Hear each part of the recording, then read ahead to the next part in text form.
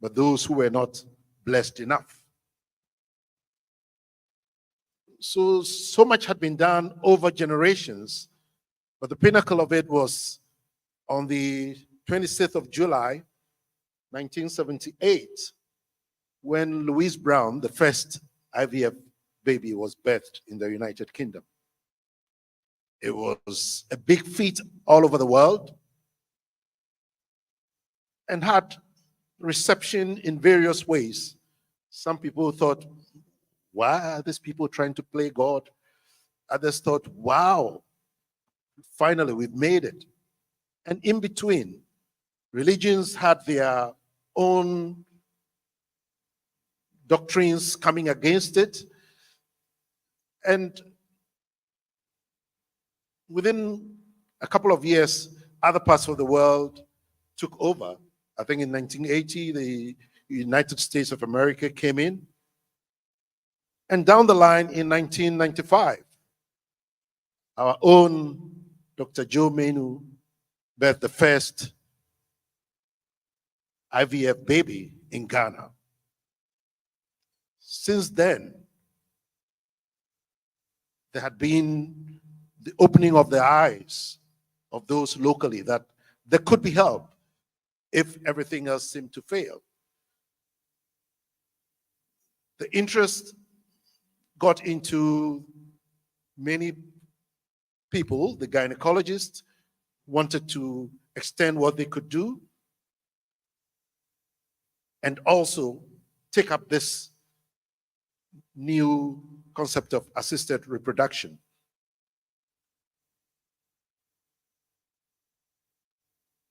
Other hospitals started springing up, and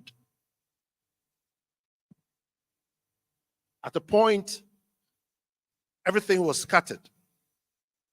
We had a few people who tried to get us together, and one of those was the pharmaceutical companies that provided medications for this system. One of them was Lyman's Medical Supplies.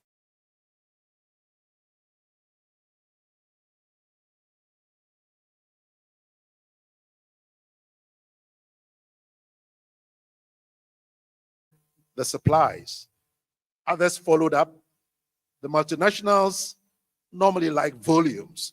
So if you're not a lot, they're not really interested. And during these meetings, those very keen would always say, oh, let's form a society. Let's form a society. But year on, this was never the case until in 2016, after getting constitutions adopted and got all those in the field in Ghana to come together and deliberate, we eventually launched Fertility Society of Ghana, for short, FERSOG. There was an interim council who were voted into power the following year and given the mandate to run this organization. In 2017, we had the first scientific session, which was the subfertile couple, current trends in management. 2018, assisted reproduction and endometriosis, the disease burden. This was a huge turnout conference. Upstairs, everywhere was packed. People were standing. We couldn't even feed them. 2019 took a new dimension. We had international presence from the International Federation of Fertility Societies, and that was also a hallmark session, because at that session, we discussed the management of infertility and assisted conception and had breakout sessions for the nurses, the embryologists, and then started discussing the curriculum for training reproductive endocrinologists and infertility specialists in Ghana. I must say that took off so well. The International Federation of Fertility Societies is thinking of sending the Ghana example to many other parts of the world.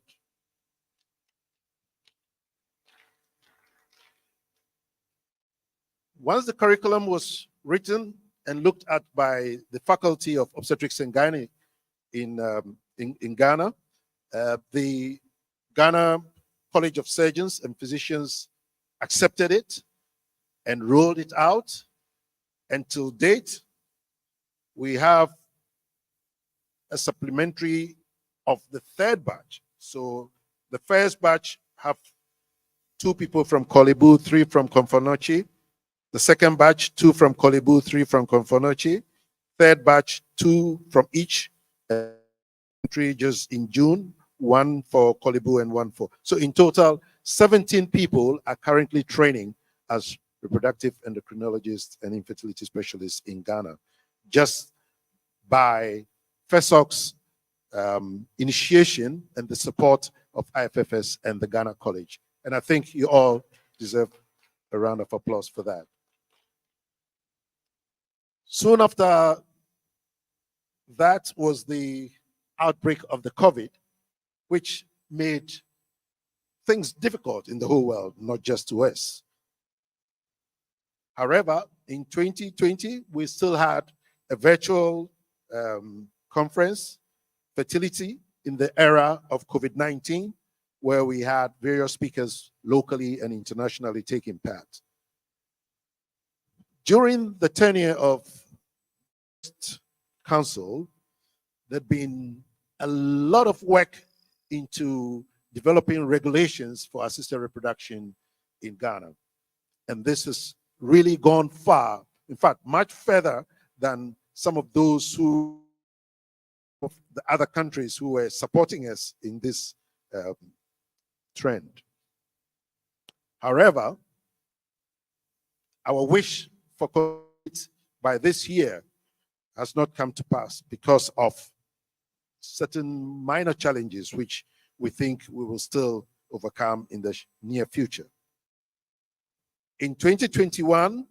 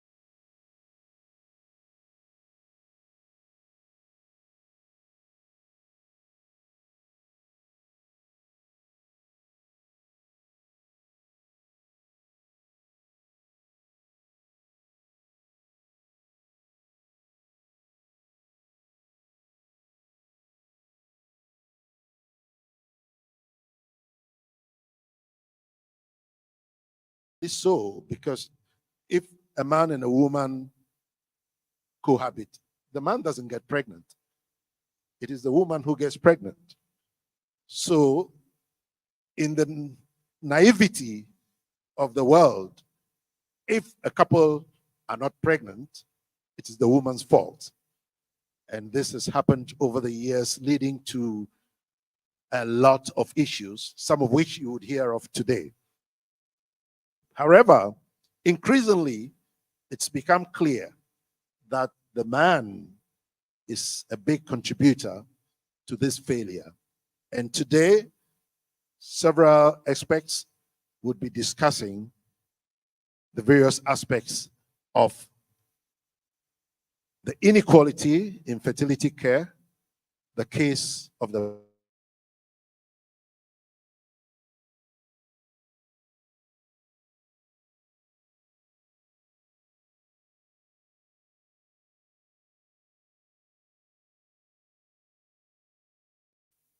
you can put out my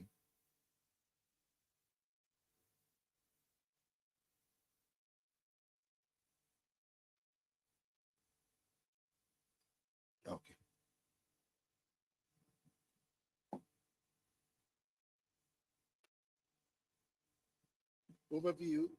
Overview of male reproductive care and male infertility.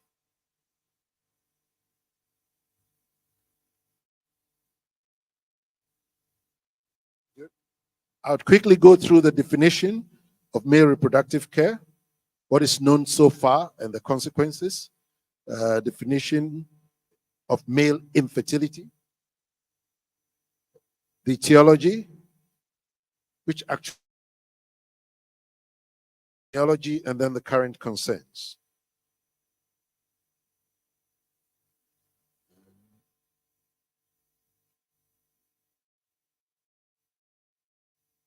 Where's the active? Okay.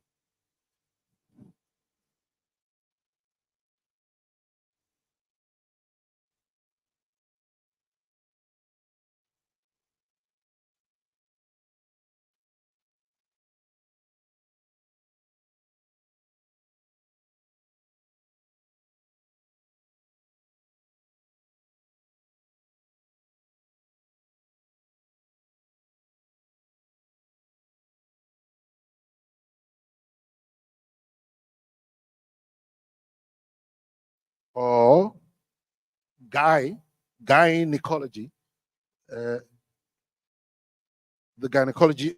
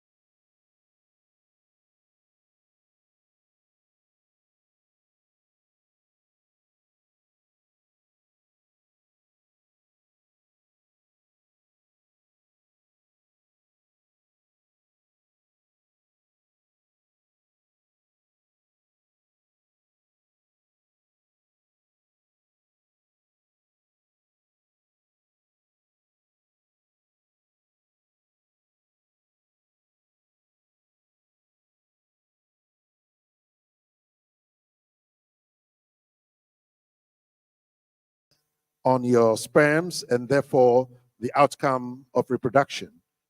There again, high exposure to temperature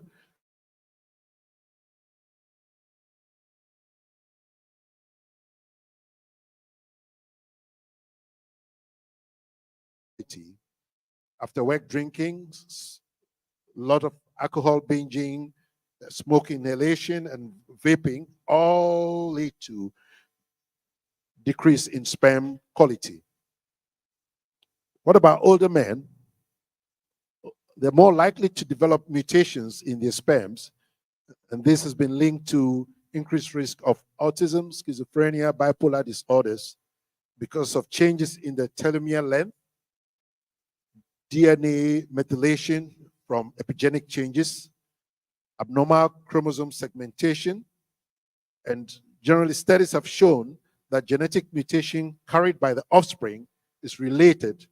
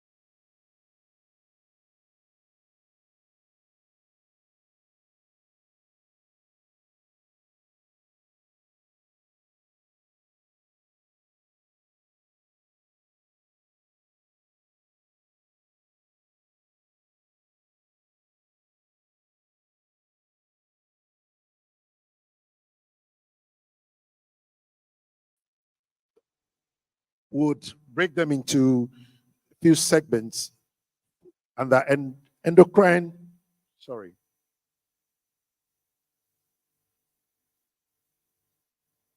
would have congenital, ion overload, head trauma, intracranial radiation, testosterone supplementation, hyperthyroidism. And then we have the idiopathic, where 10 to 20% of normal sperm parameters for the man is found, but then they are still infertile. We have the genetic, a few out there, mutation for cystic fibrosis, Kalman's Klinefelter's, Sertoli cell only, Y chromosome deletions. Then we can go into the urogenital abnormalities. Some are congenital, like the absence of dysfunctional or obstructed epididymis or vas deferens, ejaculatory duct disorders, and then the acquired from bilateral obstruction or ligature of the vas deferens, bilateral orchidectomy, epididymitis, varicocele, or even retrograde ejaculation. Then the immunological causes, lymphocytic hypophysitis, hemosiderosis, hemochromatosis, or sarcoidosis are all pretty rare, but are well-known causes of male infertility. With urogenital tract infections, these are well-known to all of us. Then sexual dysfunction, you may have good sperm parameters, but there's premature ejaculation and ejaculation, or you just don't do it enough, or erectile dysfunction. Then we can have malignancies of the cellular testicle, pituitary macroadenoma, craniopharyngiomas, or surgical or radiation treatment to this area, and then also from testicular or adrenal tumors because of excess androgens. Then medications, cannabinoids, opioids, psychotropic drugs, exogenous testosterone or androgenic steroid supplementation, and then chronic glucocorticoid therapy or GNA analogs or antagonists used in prostate cancer treatment, then ketoconazole, cimetidine. Then the environmental toxins, insecticides, fungicides, pesticides, smoking, and excess alcohol can all affect. What are some of the challenges? The burden of male infertility is worse in the developing countries as compared to the developed due to the constraints of medical resources, high cost of treatment, as well as cultural fears, taboos, and stigmas make it difficult for the men to come out of the closet and even be investigated. And then with male infertility, the exact prevalence is still doubtful, as it isn't really a reportable disease where you can pick out infertile women easily. It's not easily found with the men. Furthermore, payment for male infertility is usually private and not reflected in medical insurance statistics. So when you look in the literature, there's enormous variation. You can get a rate of 4 to 6% in North America, whilst Nigeria puts 42.4% as the rate of male infertility. It's estimated that 1/6 of all couples worldwide have an issue with infertility, and the male factor is significant in 50% of cases, and 20 to 30% of this is solely from the man alone. There are some current concerns. There's globally a decline in sperm counts, and this has been found with countries that have kept data over the years, like Denmark and the Netherlands have very good statistics, as well as Iceland. And in 1940, the average sperm count was 113 million per male. By half a century later, it had halved to 66 million. Between 1972 and 2000, the decline was at the rate of 1.16%, and from 2000 to now, it's at the rate of 2.6% per annum. That's frightening. What are some of the contributing factors? The increased long-term exposure to environmental toxins as the world gets more polluted. So we are the main cause of it. Then the improved global medical health. As people are living longer, even older men who should stop fathering still are feeling healthy enough and want to have more children. So you have more problems. Then there are other important associations. Infertile men appear to have an increased risk of developing cancer compared to the general population. And the risk is highest in azoospermic men. In fact, 5 to 8% of patients with testicular cancer have azoospermia. That's the other way around. There have also been recent findings since the COVID pandemic. It caused reduced fertility and sometimes even complete infertility in those who had very severe COVID.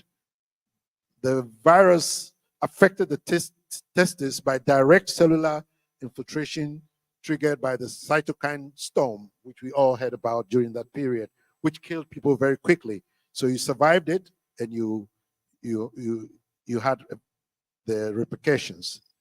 And this was made worse with the antivirals and the immunological therapies that were used during that time. Ladies and gentlemen, so what should we do? It is unfair that partners contribute 50-50 to the problem of infertility, but the burden had been on the woman all these years, decades, centuries, and still ongoing. We know that worldwide it's improving and couples go for consultation, but in Ghana, still today, if I'm not wrong, about 80% of the women will come alone before you call for the husband to also come. And I think it's because these facts are not known by the general public or even the men themselves. So there's a big gap of knowledge that we as practitioners and those interested in reproductive health care have to send out there. During this program, other experts will come to talk about other aspects of male infertility, and together we'll all chat out a plan as a society on how to break the stigma and also disseminate the information out there that men need to be more careful, especially in the 3 months prior to wanting to have a child, and also make sure that the woman alone doesn't carry the burden. Ladies and gentlemen, thank you for your attention.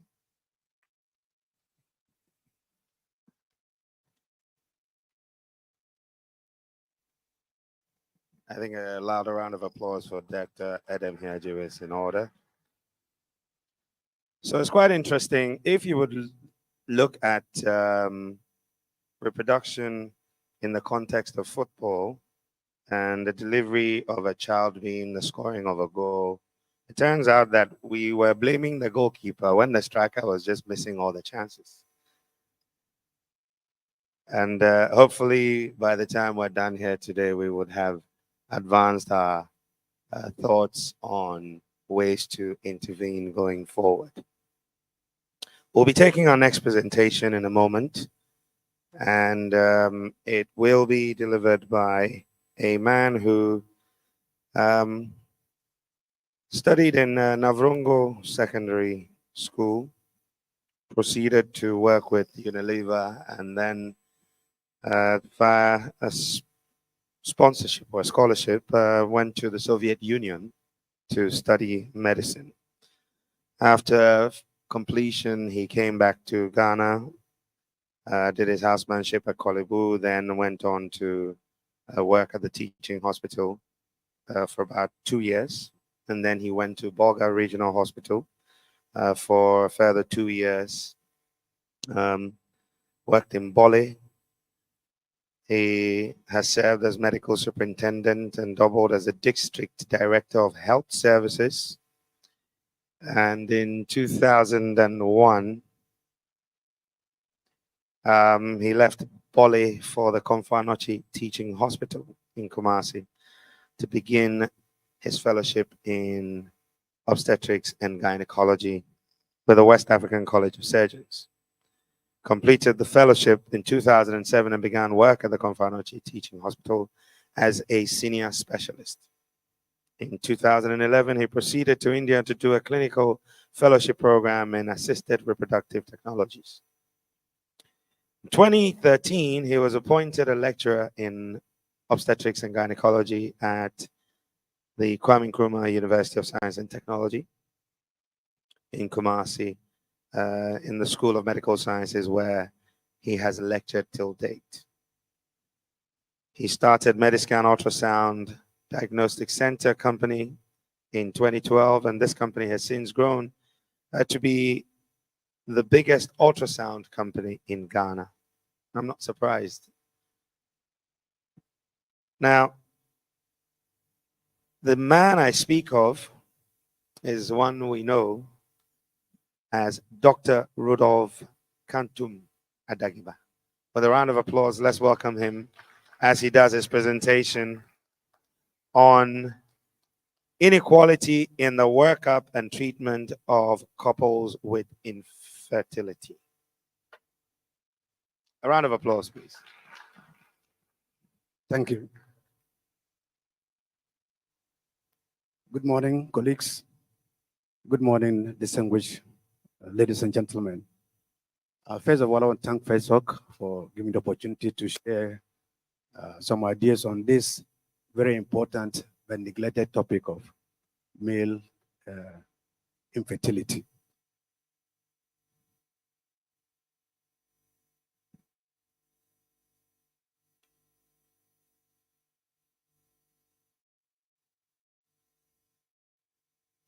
Is the presentation on?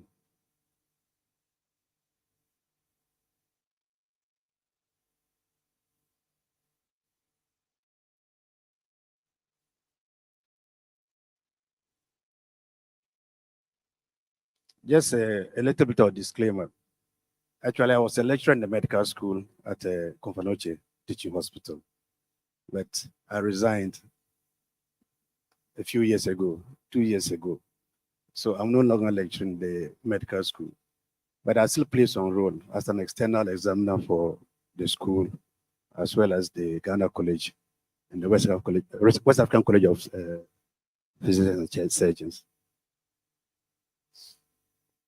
So I'm going to talk on inequality in the workup and treatment of couples with fertility. So we're just going to touch, by way of introduction, on the basics of fertility workup. Fertility evaluation are a form of preconception care, which should emphasize on the overall health of the couple, not the woman. The male factor, and we have to look at this, that's what all of us have been doing. Is the sperm the only relevant evaluation that should be done? And then the need for a paradigm shift in looking at the male factor evaluation.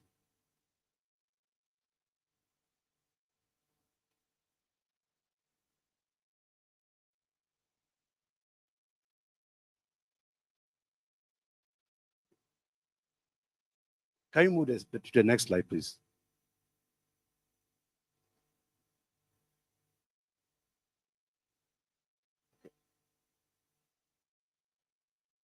Okay, so look let's look at this way.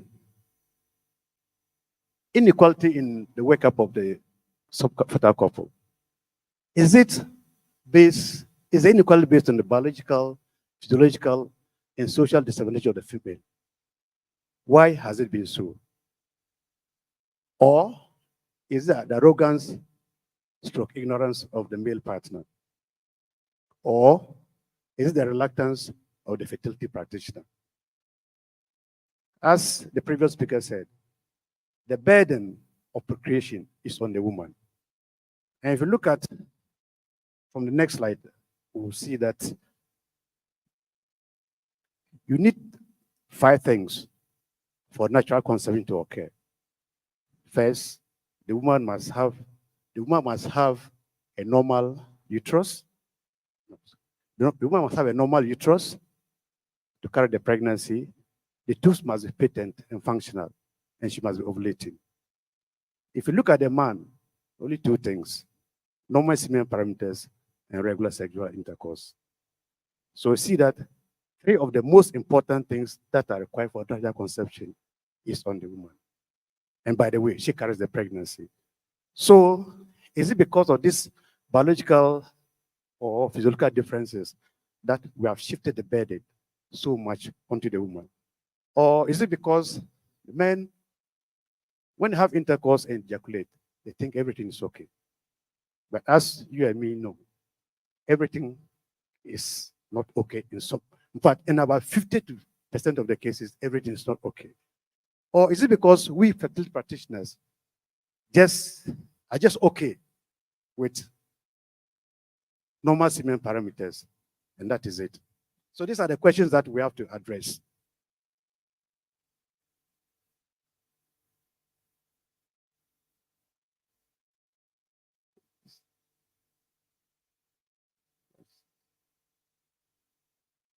Okay, so I talked about this one already, so we'll go. Now, so basic evaluation is to address those things that I talked about. For the female factor, uterine evaluation, is the uterus okay to carry a pregnancy or relatively normal to carry a pregnancy, which we do all the time. The tubal factor, these are the basic things that we do: HSG, cellular sonography, hycosci, or laparoscopy with dye test. And then ovulation, proof of ovulation. Most of us do the 21-day progesterone, but there are other ways that we can determine whether the woman is ovulating or not. The male factor, most of the time, as the previous speaker said, the men come alone. So if you are lucky, on few occasions, the man will follow. But after you have done the evaluation of the woman, the only thing that we are interested in, most of us, is the semen parameters. And that is all. If occasionally, depending on where you go, a history might be taken about the man, and then an examination is rarely done. When the semen analysis is abnormal, sometimes some basic hormonal evaluation is done as well. But most of the time, the man is highly under-evaluated. So let us look at fertility care as a form of preconception care.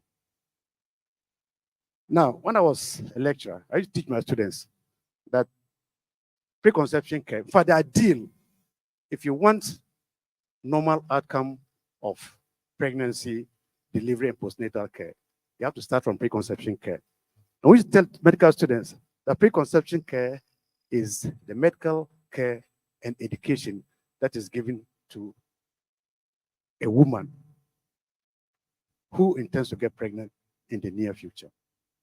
We will never mention the man or the couple. Now I feel guilty about it because I send this message to my students, and I'm sure they are also propagating it. But it should be preconception care is the medical care and education given to the couple intending to achieve pregnancy in the near future. And that should look at every aspect of the health of the couple and not just the woman. So if you are examining the woman, you should examine the man. After all, when the woman comes and the tubes are patent or the uterus is normal, you don't just end there. You still do your physical examinations. You do a whole lot of tests to find out whether the health of this woman is suitable to carry a pregnancy, deliver a healthy child to a healthy mother. So, my preconception care is very limited to the general population. Most people don't come for preconception care. Most people don't plan pregnancies. So, in the case of fertility, we are fortunate to have couples, though the men don't come, we are fortunate to have the woman at least coming so that it gives a window opportunity to take care, to optimize the woman's health before she becomes pregnant.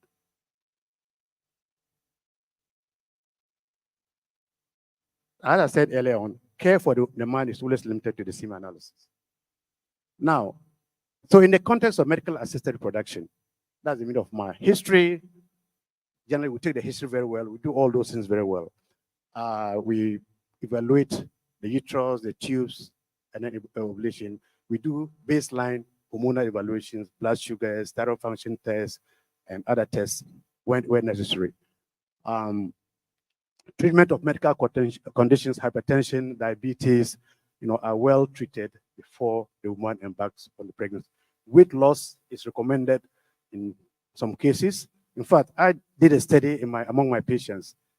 People who come to me Normally, the first visit, we do the BMI and all that.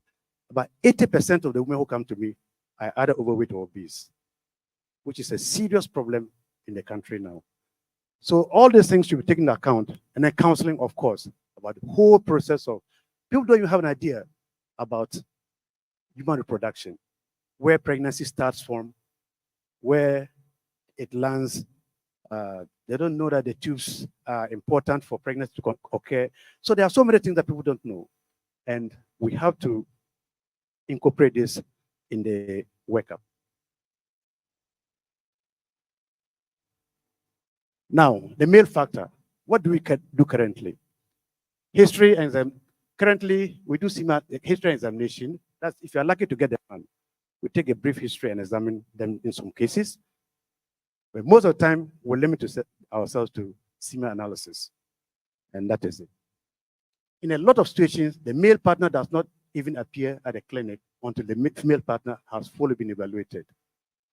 But the ideal that we should do for the man is take a history, a physical examination, selected labs based on history examination, treatment for conditions such as obesity and other medical conditions, to optimize the man's own health before we even progress with the treatment.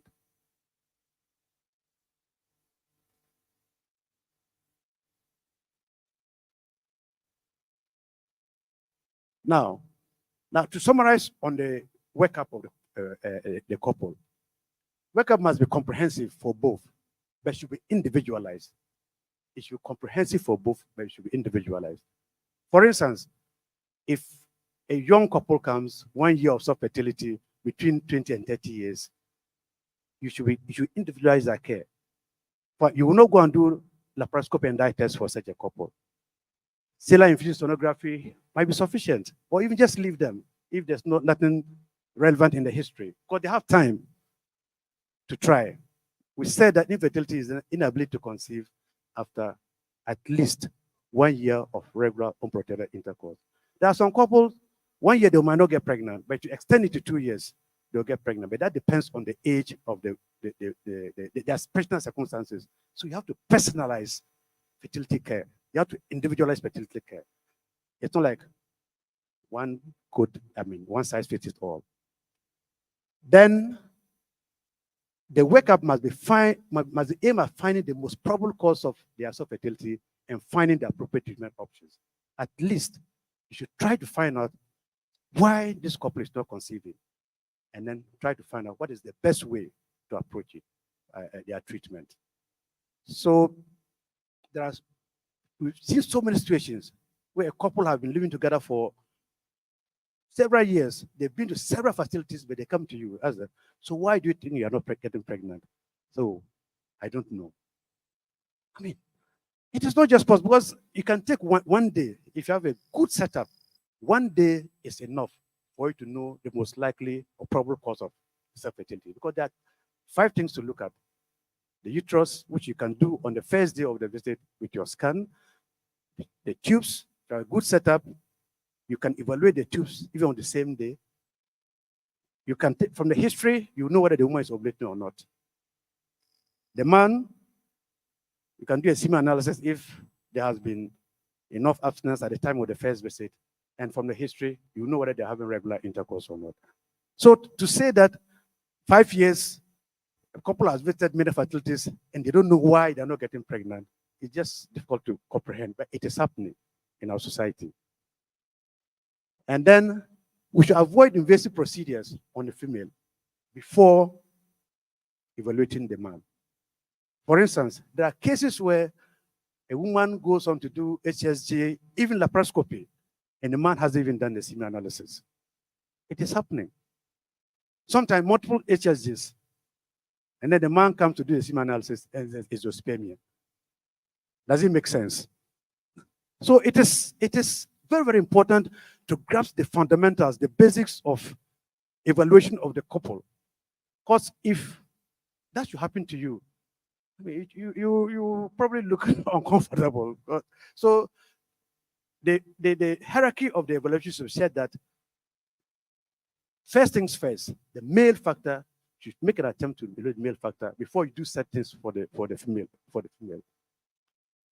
And then evaluation that on proven clinical value should probably not be, not be done. And then commercialization of evaluation. For instance, a young couple comes, the man is probably 20 years, 25 years old. Then you see people are ordering no history of chronic medical diseases. They are ordering liver function tests, kidney function tests, a whole lot of things that are not necessary. So these are things that you should think deeply before you even start writing or ordering your evaluation.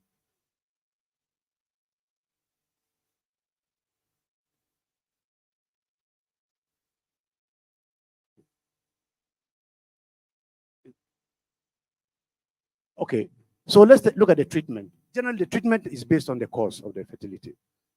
So, infertility. I mean, generally, we'll look at things like the age, the duration of the infertility, things like obesity. Apart from the 5 things that I mentioned, the other 2 things that are very important in fertility care is age of the woman, especially, and then obesity. Those are the things that can affect fertility. And the longer the duration of the infertility, the less likely that a spontaneous pregnancy will occur. So if a woman comes in her 40s, see, for the first time, the evaluation of that woman is very different from somebody who comes to see you in her early 20s or early 30s. Things like uterine fibers are very common in our environment.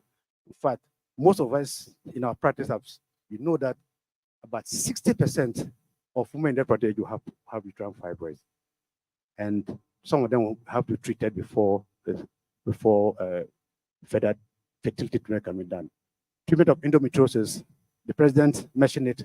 One of the main themes of this conferences of this society was on endometriosis, which is a very serious condition.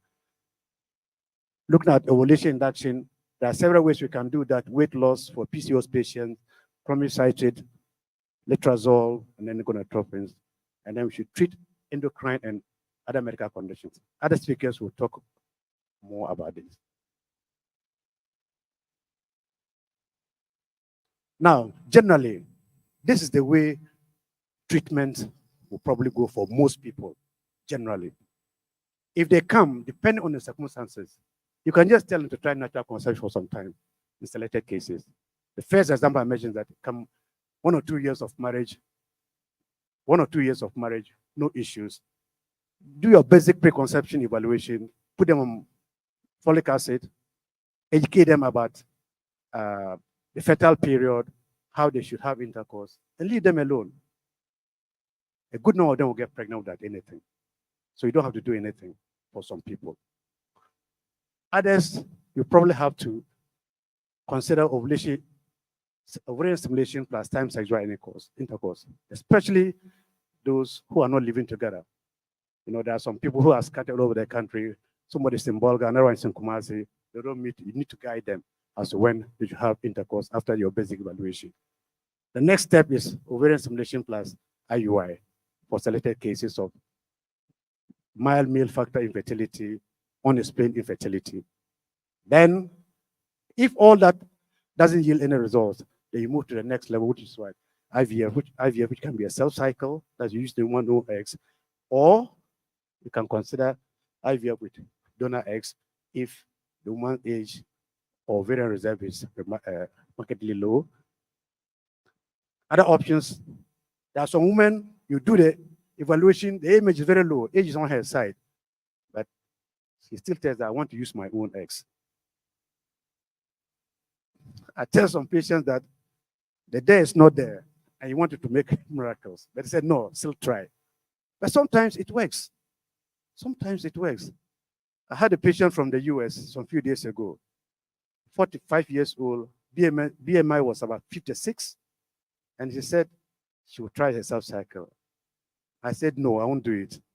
She should lose weight. She said, no, she can't lose weight. She has tried. She never. She said I should try. So I started Gondal F, 450. And I didn't believe at the end what I got. I got 4 M2 size for her. So sometimes it is in the clinician mind, it is not possible. But in such cases, you can do what? You can educate them on a self cycle, but also let them have the option of what? A donor backup if their own doesn't work. Then of those who cannot carry a pregnancy, surrogacy possibility, both altruistic or commercial surrogacy.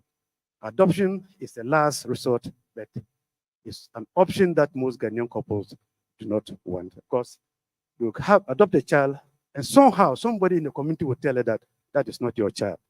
Then they'll come back to you. They'll look, the children that are adopted thought they were children. This is the situation. I've personally had so many cases of those scenarios. So it's not something that most couples will go for.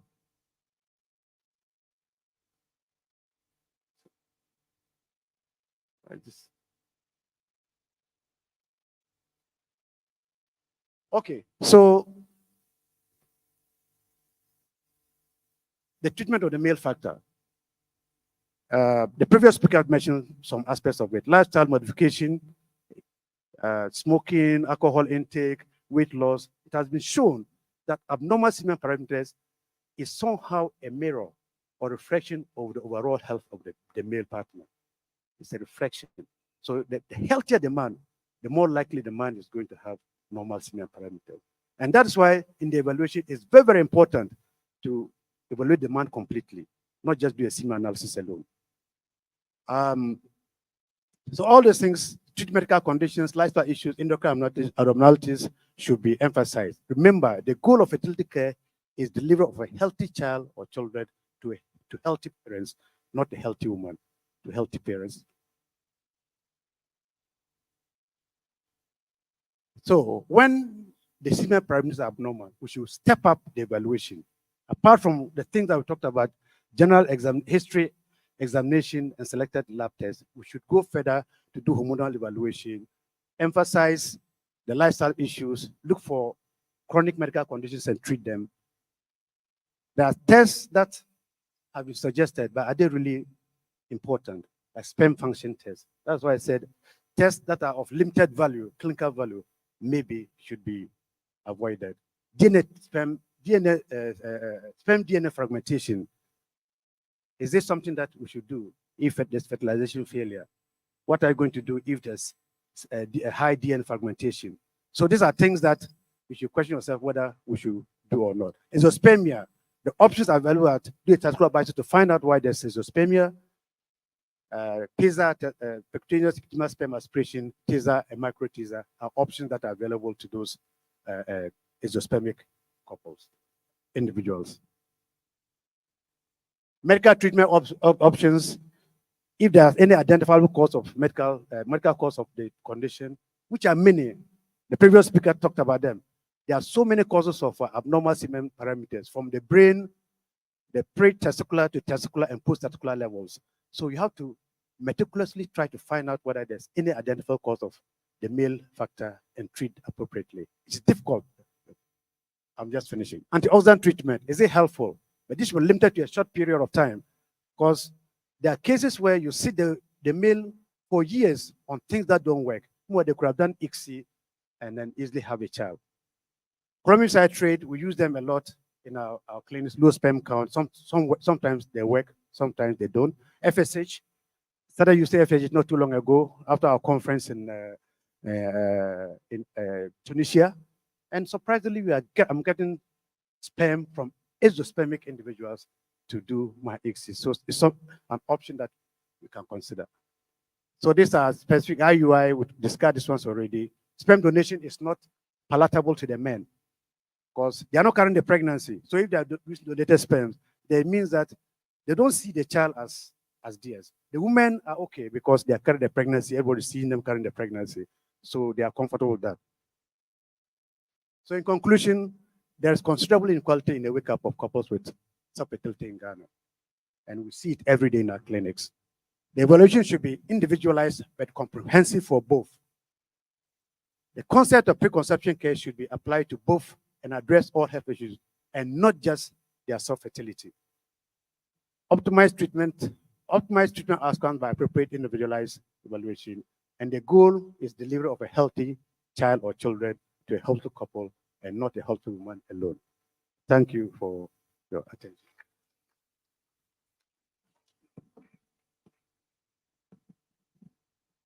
Thank you very much, Dr. Rudolph Adagaba. Now we'll move to our very next presentation. It's going to be presented by Dr. Paddy Roland Ayete, who is a distinguished obstetrician. Okay, let me take a pause. Obstetrician and gynecologist with a keen insight into patient needs, providing innovative solutions and making him a trusted name and figure in women's healthcare. Now, Dr. Aite's expertise is very, very broad. He's the CEO and medical director at Elimas Health, where he leads a dynamic team in providing high quality healthcare services.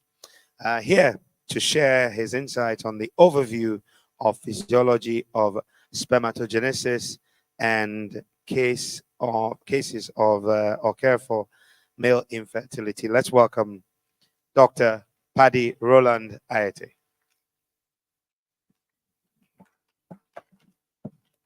I can count only 7 of you applauding.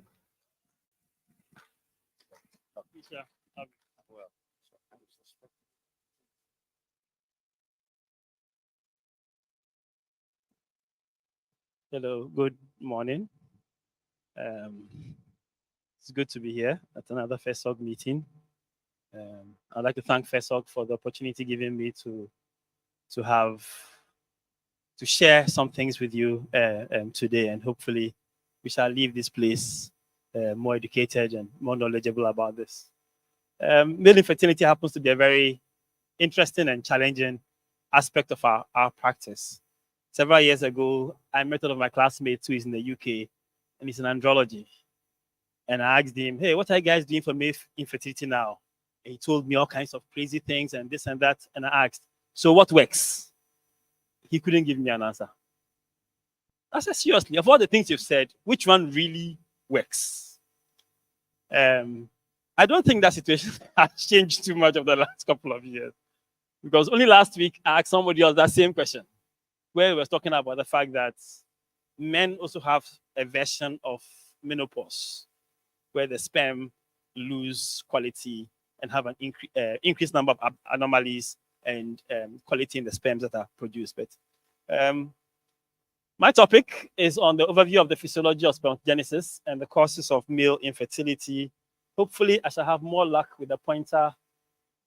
Hallelujah. Okay. Male infertility is a significant concern globally, affecting approximately 7% of all men. That 7% came from 15% of populations are infertile, and half of those are men. Understanding the physical process is essential to comprehend the causes, and our discussion will focus on the stages of spermatogenesis and the common causes of male infertility. Okay. In the direction. Oops. This way. Acha. That's the sperm. That over there is the sperm. And that is the mountain it has to conquer. There's a more detailed picture of this head of the sperm. And then now let's delve into the intricacies of spermatogenesis. Spermatogenesis is the process by which spermatozoa or sperm are produced in the testis. It begins at puberty and continues throughout the man's life. That is where the men differ from the women. And the process involves several stages. So initially there's mitosis, where the spermatogonia divide into primary spermatocytes. Then the primary spermatocytes divide into secondary spermatocytes after they go in the meiotic change. Secondary spermatocytes divide into spermatids. The spermatids mature into functional spermatozoa. So, picture is not very good. This was a nice picture. So the testis has okay, pointer. The testis, within the testis are the seminiferous tubules. Within those tubules are the factory that produces the sperm. And from the top here, the basal layer is where we have the spermatogonia. And those spermatogonia undergo through processes, and they move from this portion to the mid portion, where they become, when they get spermatocytes, they move down here. And then eventually, when they get the spermatids, they move down to the bottom. Let's move to the next picture. Hopefully, that'll be better. That'll be clearer. All right. So this is a cross-sectional slice of the seminiferous tubules. And then you would have the Sertoli cells in the wall. And then you have the spermatogonia at the bottom here. Spermatids as they come further, spermatocytes as they get here, and eventually spermatocytes in the middle, spermatids here, and then mature sperm in the lumen. The Sertoli cells form a tight blood testis barrier and divides the seminiferous tubule epithelium into the basal and luminal compartments, and that is your sperm cells are distributed across it. So, as I said earlier, the spermatogonia are the stem cells. They sit at the basal layer, and those are initially quite a number, they are just dormant. Some of these would undergo changes, and those that are able to undergo changes become what you call the differentiating spermatogonia.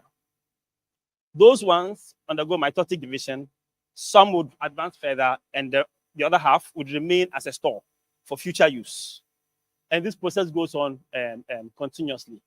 Those that actually differentiate are the ones that become primary spermatocytes.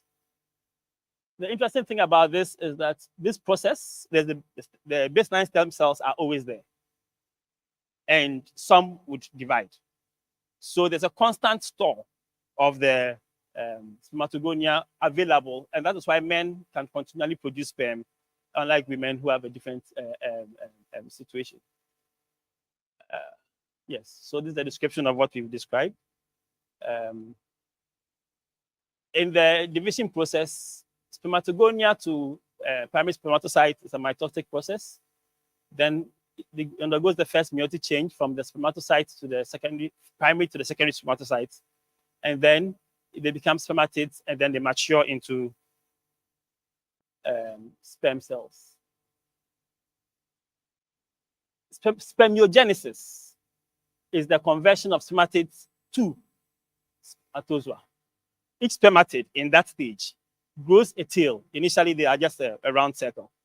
Then they add a tail, they add a midpiece, they develop the acrosome, they develop into non-motile spermatozoa, and the mature spermatozoa are then released from the protective Sertoli cells layer into the lumen of the seminiferous tubules in a process called spermiation.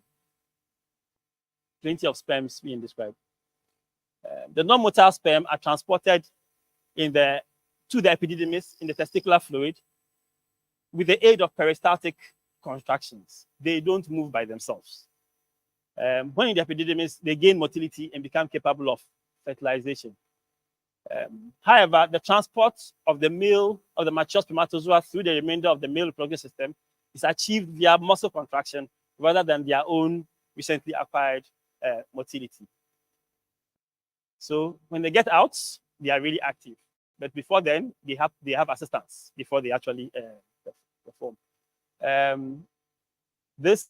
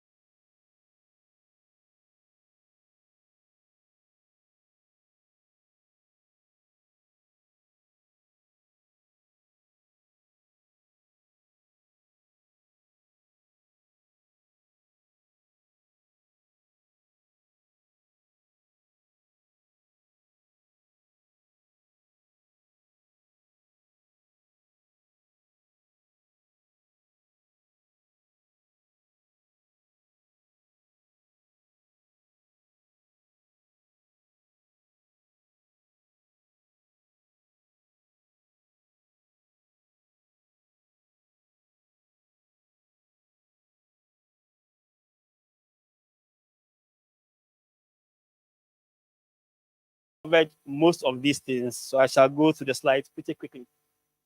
Endocrine disorders generally affect spermatogenesis. We've got structural abnormalities which prevent the sperm from actually leaving the testis, and problems like varicocele, which provides a hostile environment, ensuring that we are not able to produce good quality sperm. We've got genetic factors which, right from the beginning, make it impossible for good sperm production. There are environmental factors which we mentioned earlier: heavy metal pesticides, industrial chemicals, radiation, excessive heat. All of these can cause damage to the sperm. Lifestyle factors: smoking, drug use, obesity affect that. And then I'll talk about this a little bit later on. Can also group it into treatable and untreatable, which is not a very nice description. Telling somebody that your condition cannot be treated is not exactly very encouraging. So I have a bit more detail about endocrinological causes. And then we have, once again, genetic causes. A lot of these things were mentioned in the earlier presentation. Congenital urogenital abnormalities, bilateral obstruction and ligation for those with the acquired abnormalities.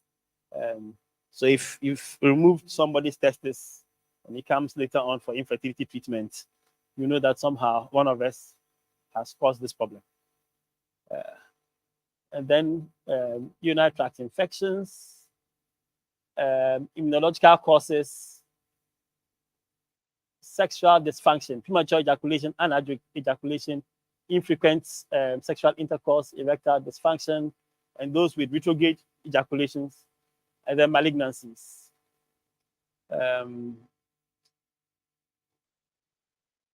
Okay. Environmental toxins. I noticed some time ago, I was having a chat with a client who had come with infertility. And I asked him where he worked. And he said he worked for a telecoms company. I asked him what he did. He said he did some IT stuff. I asked him where his office was. He said his office was in the server room. And we discussed the infertility. He wasn't really my patient. He came to see me for something else. Then I asked the question, how many are you in the server room? He said there were like 5 guys. And I said, how many of those 5 guys have fertility challenges? He was quiet and said, all of us. There may be something that we are not seeing here. He said, all of us. He started thinking of them one by one. I said, yeah. All of them who work in the server room had fertility problems. So if your patient works in a place that has got high electromagnetic radiation, maybe we need more attention to it. Mind me. Okay. And then medications or drugs. Some of these drugs, we are the ones who give them to the patients. Or one of our colleagues did. So,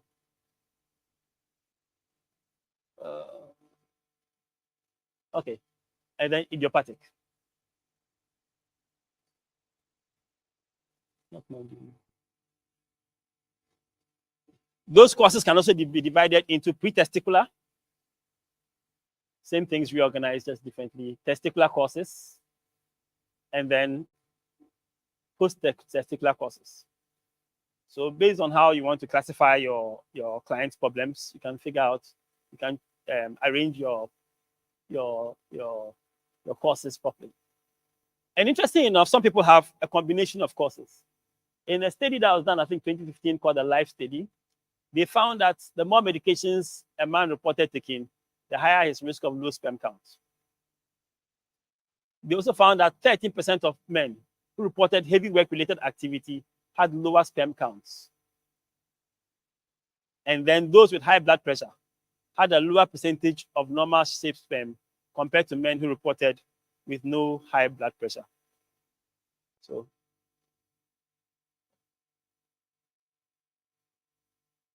interesting times ahead for all of us. So generally, in conclusion, spermatogenesis is the process of sperm cell development in the testis. It's a complex and vital process for male fertility. Understanding the causes is crucial for diagnosis and treatment.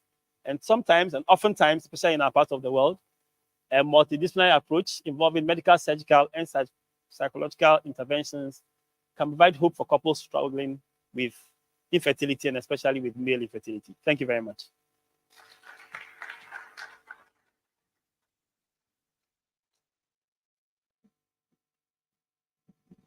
Thank you very much, Dr. Paddy Ayete.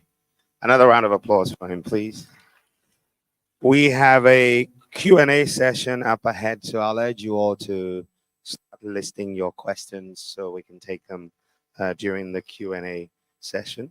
Let's quickly acknowledge and thank our sponsors for making this happen. Lemons, Ferring Pharmaceutical, BSV, WAM Pharma, Accra Fertility Center, Hallmark Medicals, Medical Experts Africa, LD Collins and Ernest Chemist, AstraZeneca, Leicester Hospital, Kappa Chemist. We're grateful for your support.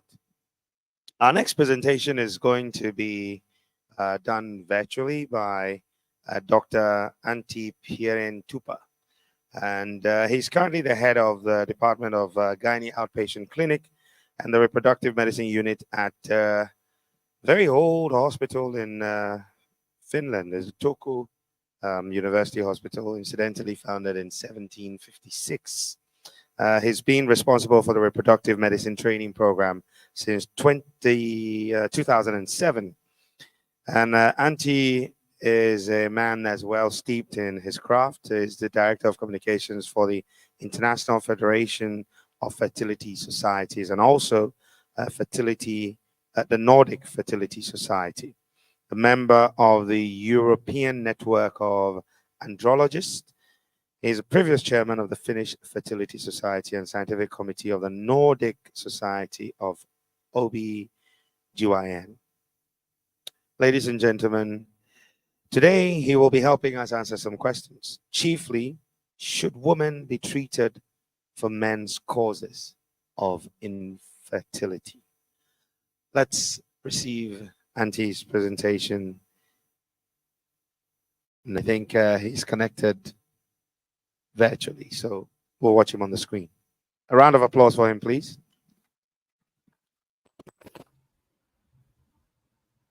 Thank you. Thank you for the kind introduction. Do you hear me?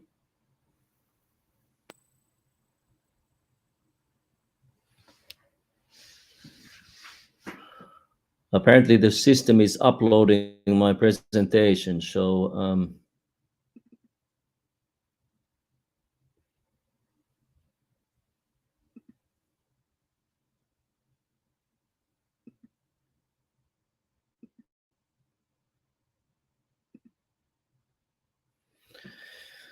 I'm just trying to make my slides visible here.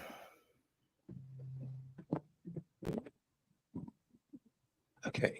Technology has a way of showing up just when you need it. Okay, let's see. He had been connected throughout the last two presentations. For some reason, we can't have him now. So we will, as soon as we get a chance, go to him. I'd like to call on Nelson from Lyman's to share a quick word with us, a bit of talk about what our sponsors, our gold sponsors do. A round of applause for Nelson as he comes, please.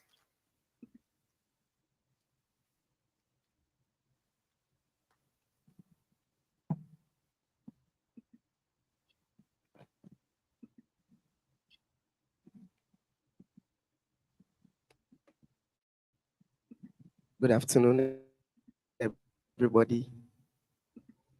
So as I was introduced, my name is Nelson Uswansa. I'm a pharmacist with Lyman's Medical Supplies. If I may please have my slides. IT.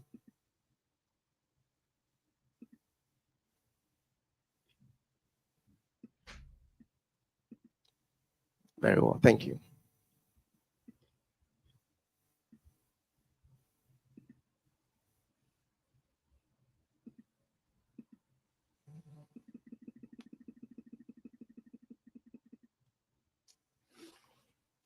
Okay, so I'll just give a brief talk about what we have with Lyman's Medical Supplies. Most of our lines are already well known to you. Since we are talking about infertility, according to the NICE Guidelines 2013, infertility is actually caused by 30% male factor, 25% ovulatory, and about 15% tubal factor. So combined, it's about 40%. But clearly, the male factor is also a very important factor as far as infertilities are concerned.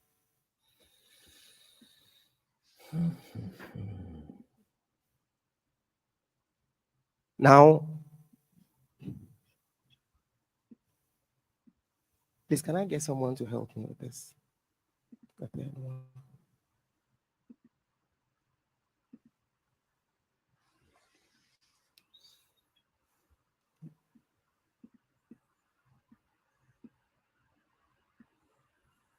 Yes. Okay. Thank you. Now, there is this concept of minimal combination protocol where you do a combination of Fostimon and Clomid.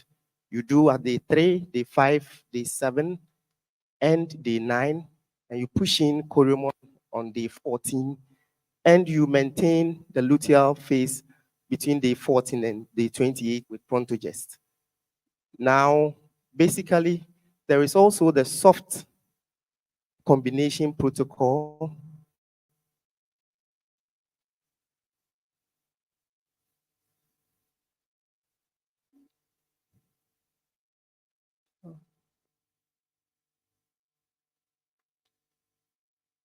Then there's also the soft combination protocol, which I wouldn't talk much about because it's already known. But in terms of the combination protocol, combining Fostimon with Clomid has a lot of advantages compared to giving clomitrine citrate alone. One, you have better pregnancy rates than clomitrine citrate, and then there is no risk of ovarian hypersecrecy stimulation, and the cost of treatment is very reasonable, which I will demonstrate to you in the course of my presentation.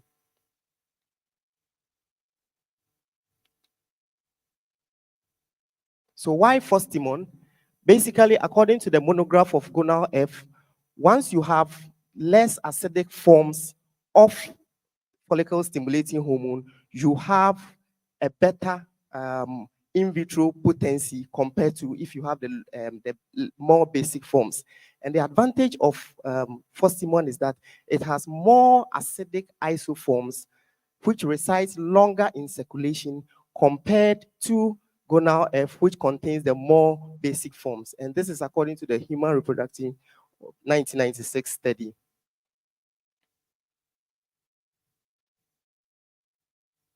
Yes, so if you compare Fostimon to recombinant FSH, you realize that in terms of the half-life, in terms of the biopotency, also in terms of the follicular threshold and the follicular growth rate, you have better results with Fostimon compared to the recombinant FSH, which has low glycosylation. So in terms of the half-life, you have longer half-life, and that means lower number of ampules compared to recombinant FSH. In terms of biopotency, it is also better in terms of the development and the recruitment of the oocytes. Also, in terms of the follicular threshold, you have higher number of good quality oocytes, which means better pregnancy rates. And then also, in terms of the follicular growth rate, you have optimum time for follicular growth, which is very good news for all of us here, which results in better pregnancy rates. Now, studies have also shown that comparing Fostimon to gonal F in terms of the cumulative ovulation rate, in terms of the cumulative clinical pregnancy rate, you have better results with Fostimon compared to the gonal F.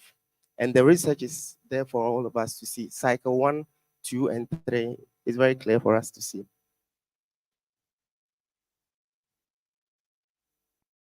Then also in terms of the mean follicles, which are greater than 14 millimeters, you have higher results with Fostimon compared to gonal F.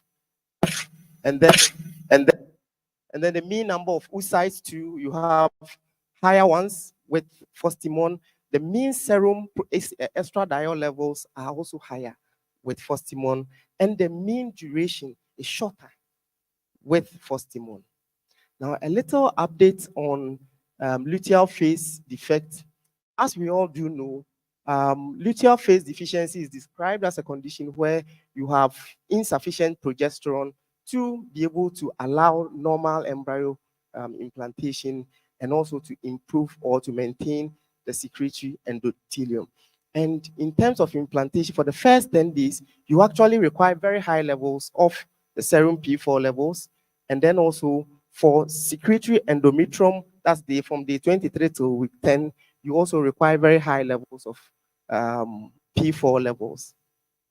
Now, according to the updates or the guidelines, women suffering from threatened or repeated spontaneous miscarriages have an impaired TH1 and TH2 cytokine ratio compared to normal women. And this is according to the International Journal of Gynecology.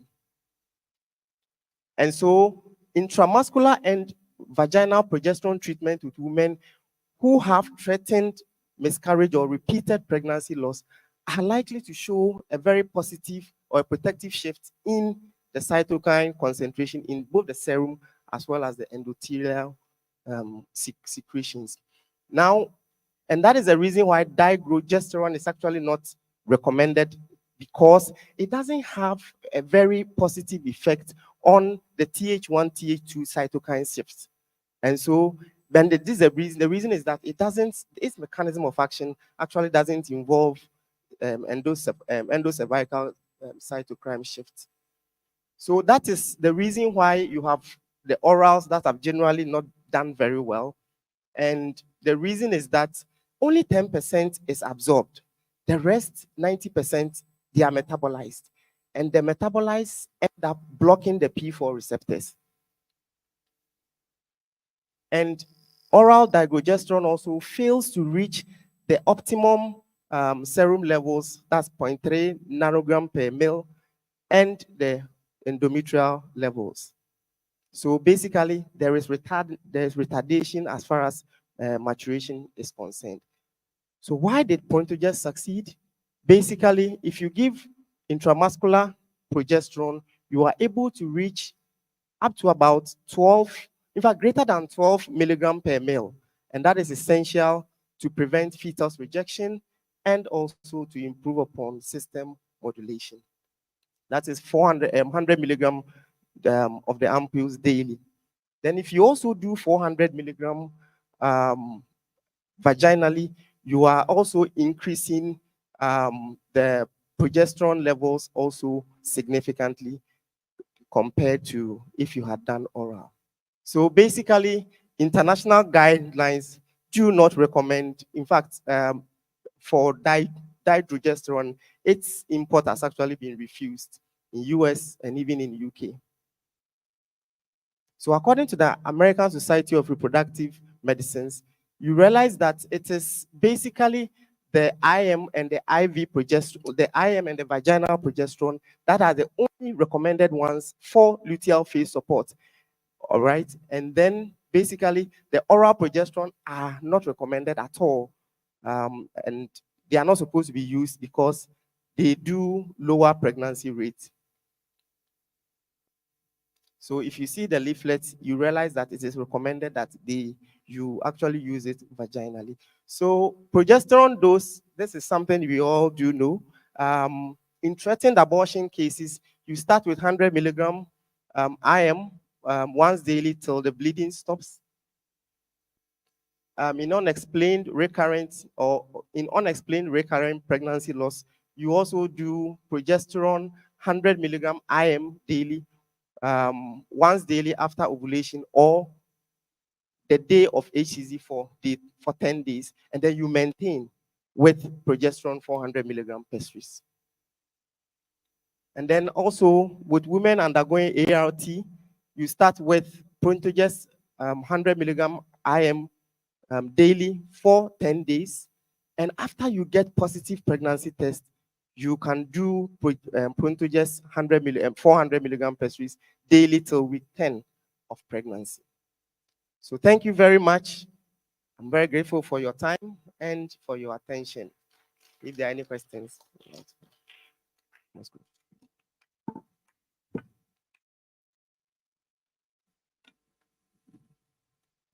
Thank you very much, Nelson Osonsa, for that presentation.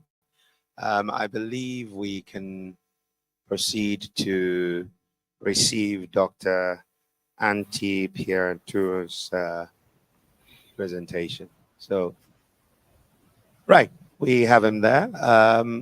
Could you test the microphone, see if we can hear you? You hear me? Yes, you hear I think me? we can. Okay. I have uploaded my presentation, but I'm unable to get it on the screen. Can you put it up on the screen?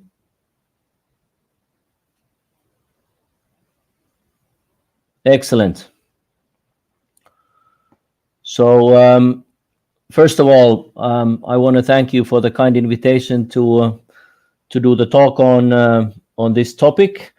I'm quite well aware of the fact that you've been discussing the male causes already on the previous talks, so I'm sure there'll be some overlap, but I guess a little bit of repetition is not too harmful. Here you can see our brand new hospital here in Turku. It's not, you mentioned the very, very old hospital that we've had. This has only been here for 2 years, so we are lucky to work in a new facility, and this is the wall of our fertility center. I'm actually just behind this wall now doing this talk.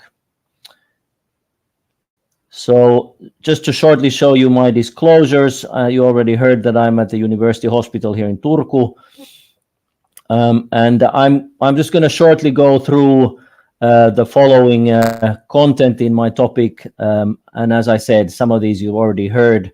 And this will indirectly answer the question that's been put to me in the topic.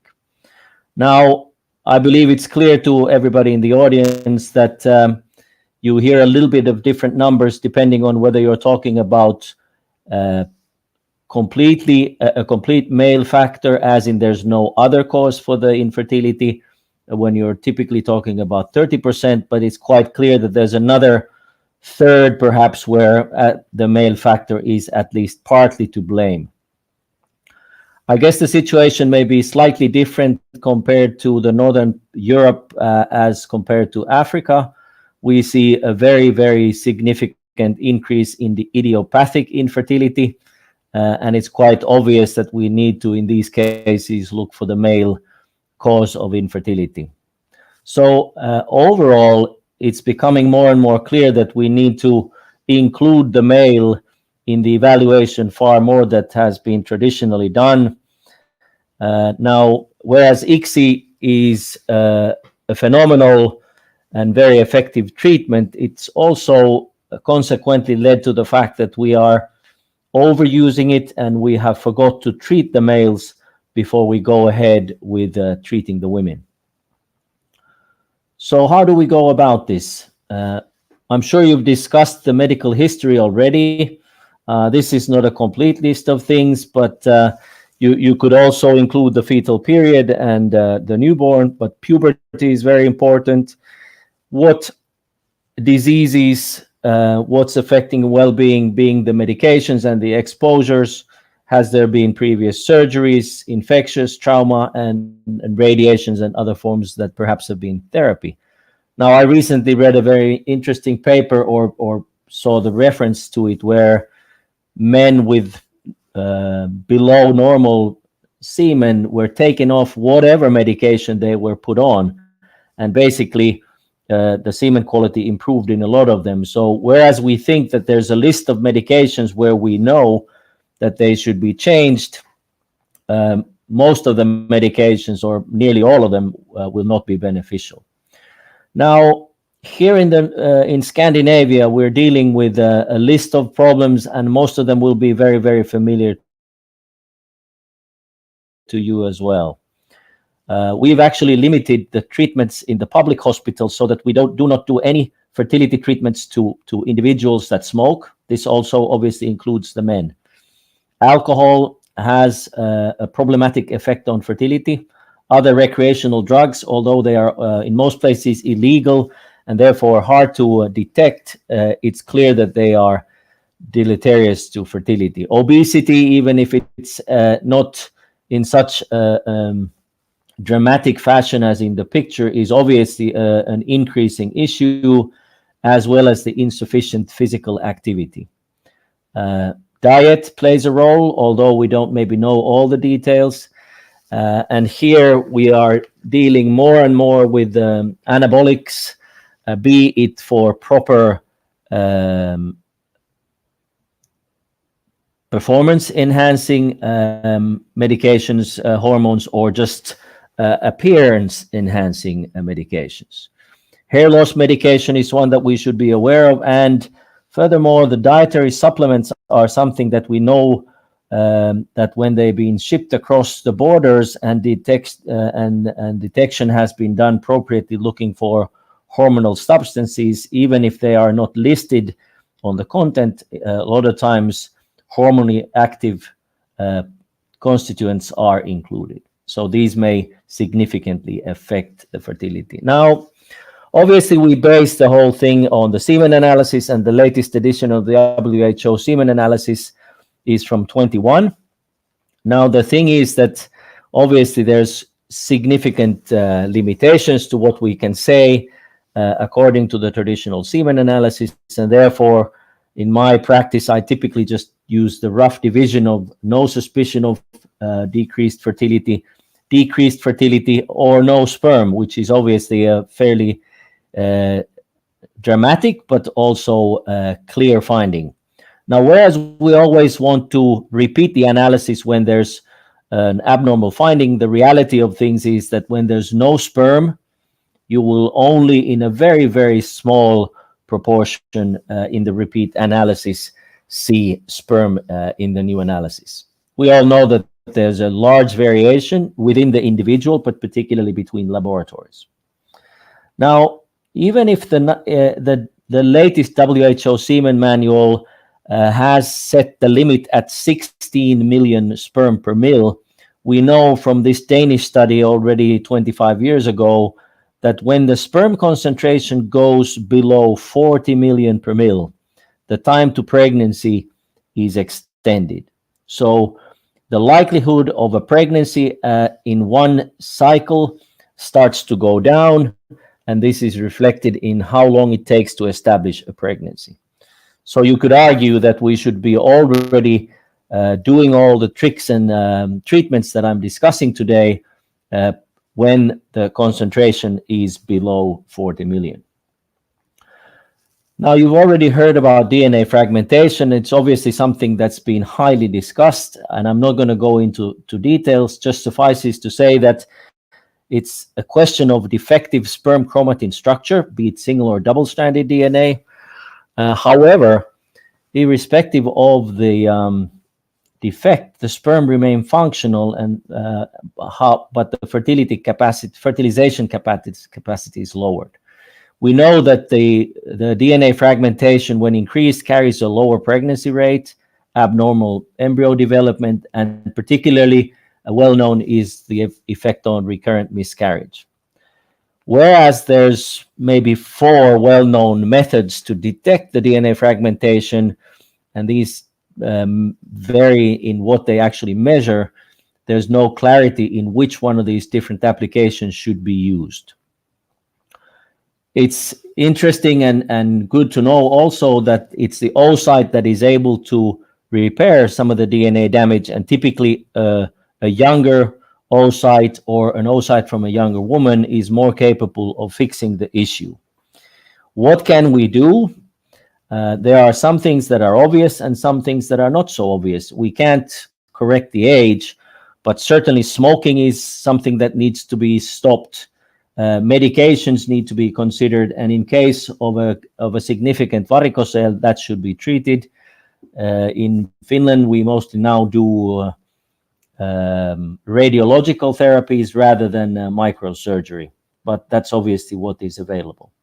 Now, the simple thing, at least according to most studies, is that when you shorten the ejaculatory abstinence interval, you're more likely to get sperm that have a lower DNA fragmentation. And in the far extreme, sometimes when we're unable to get good quality embryos, we resort to using testicular sperm for the ICSI. Varicocele, I've already mentioned. It's quite clear that the semen quality and the likelihood of pregnancy goes down in some of the men with varicocele. However, we know that the varicocele is a very, very common finding, and therefore typically you are looking for the grade 3, which you can see in the picture, where the varicocele is visible and doesn't really need to be detected with ultrasonography or anything like that. The oxidative stress appears to be the essential reason for the pathogenesis. There may be other things. So whenever you see a clinical finding with abnormal semen analysis, treatment should be justified. Typically in younger men, if a clear finding is obvious, then the deleterious effects of that will have years and years, and therefore it's quite clear that this should be treated. As I already mentioned, in addition to the microsurgery, there's the radiological sclerotherapy, which we have found quite useful, simple, at least in the hands of our radiologist, and it seems like the results are fairly similar to the microsurgery. Now, in some cases, even if you are needing to resort to IVF, the varicocele should be repaired. In cases where you see the problem on both sides or developing very, very fast, it's important to keep in mind that there may be a kidney tumor behind, and therefore also the kidneys should be visualized or imaged. So when we look at the semen analysis, where do we go? Who needs to be further evaluated? Obviously, if the analysis is abnormal, you want to repeat that, and then you need to clinically evaluate the male.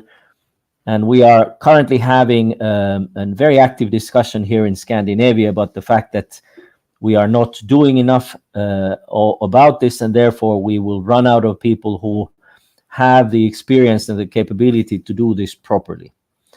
But in addition to the andrological status, which obviously has to do with the testes, the epididymis, ruling out the varicocele and using the testicular, doing the ultrasonography, the hormone measurements play a very important role, and this is just a short list of the typical hormones that we use. And if the semen quality is very poor, I've set the limit here to 3 million per mil, analyzing the karyotype, ruling out the Y chromosome microdeletions, and obviously ruling out any pathologies, particularly malignancies, need to be done using the ultrasound. Now, I'm not going to go through the treatments, but it's just to mention that if you have a clearly low testosterone and the gonadotropin levels, particularly LH, has not reacted, you can use either letrozole or tamoxifen or even clomifen if that's available to, you could call it, reset the system so that you stimulate the testosterone output, but while you increase LH, you also increase FSH, and therefore, in a lot of cases, you can see improvement even in the azoospermic men in the odd case. As the spermatogenesis takes months, as we've just heard, I typically do not do the control analysis before 4 months of treatment, and then it needs to be repeated if you're not seeing the response that you want. Some people do not tolerate these medications, and then you can use HCG with a fairly similar system. Now, FSH for the idiopathic male infertility is a fairly new topic. Here's a meta-analysis by Manuela Simoni's group where they looked at 11 studies and saw in these men an improvement in sperm concentration, in the progressively motile concentration. And when they were adding up the numbers, they got an odds ratio of 4.5 for improved a likelihood of spontaneous pregnancies, leading us to a number needed to treat of 10 men.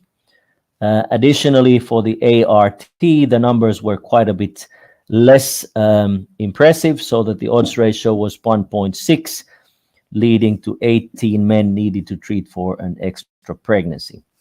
Now, this study didn't look into the differences between FSH preparations. I'm not sure there's reason to believe that exists. A Chinese study has done dose responses, and to make the long story short, when you treat long enough, that's a minimum of 3 months, with a high enough dose, a minimum of 200 units, you will see an improvement. And this will take us to the discussion whether we should be using FSH similarly to women, where the idea is not to replace anything, rather we're using a pharmacological dose, and therefore 300 units, as in this was every other day, you could see an improved likelihood of spontaneous pregnancies, and irrespective of the inhibin B levels, an improvement in the semen parameters was seen. Now, this is a continuation of Manuela's studies, as Italy has decided to reimburse FSH treatment for the idiopathic male infertility in cases where the FSH level is below 8 international units per liter. So in these cases, they are put on FSH 150 units 3 times a week for a minimum of 4 months.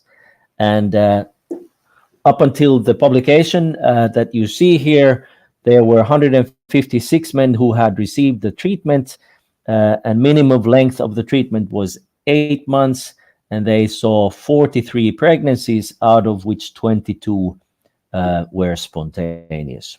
I'm not going to go through the details but the numbers are available here in the table. So perhaps more commonly, we're using letrozole. And this study looked into the idea of using letrozole not only in men where the estradiol and testosterone ratio is abnormal, but basically just anybody with a low sperm count and a system where the hormonal manipulation could be beneficial. So out of 15 men who had sperm concentration below 5 million per mil, they were put on letrozole, 1 tablet per day for 4 months. And it's just as happens in our hands that the testosterone concentration goes up clearly 2.5-fold. We typically see about a 2-fold increase in the gonadotrophins, both LH and FSH. And in this study, they saw a very significant improvement. That's 5.5-fold in the sperm concentration. So going back to the original question, should women be treated for male causes of infertility? I could have started with the answer that that's clearly not how we should go about this. So it's not what we should be initially doing. So therefore, I listed all these things previously, but it is obviously the case that once all these options and possible treatments have been gone through and sufficient time has been given for the pregnancy to be established, if there still is no pregnancy, we will resort to treating the female. So in reality, although there's quite a bit we can do and should do, there's still largely the case where we will be treating the women. However, going through all these things, I personally believe strongly that the systematically doing these efforts, we will have more spontaneous pregnancies. We can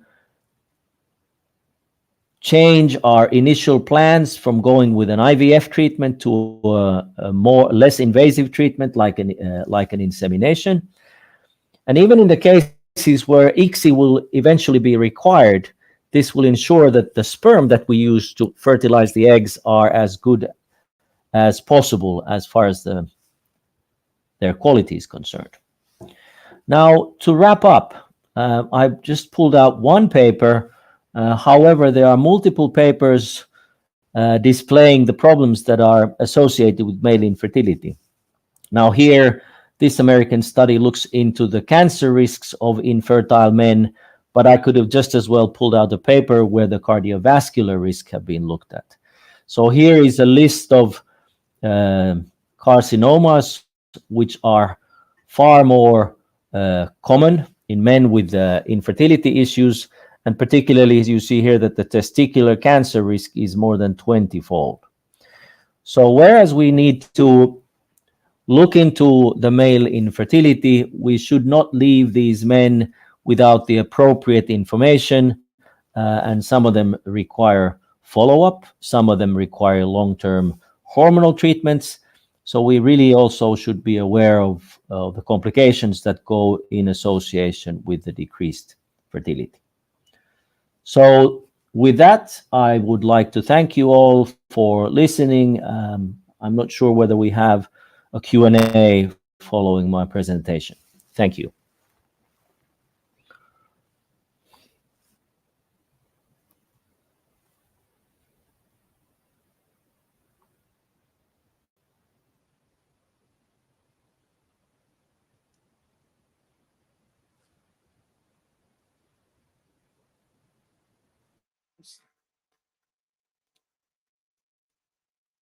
It seems the internet has different plans. Okay, well, we can see movement. So, Auntie, I think you were just wrapping up there. We missed a bit of it. So if you could go over that.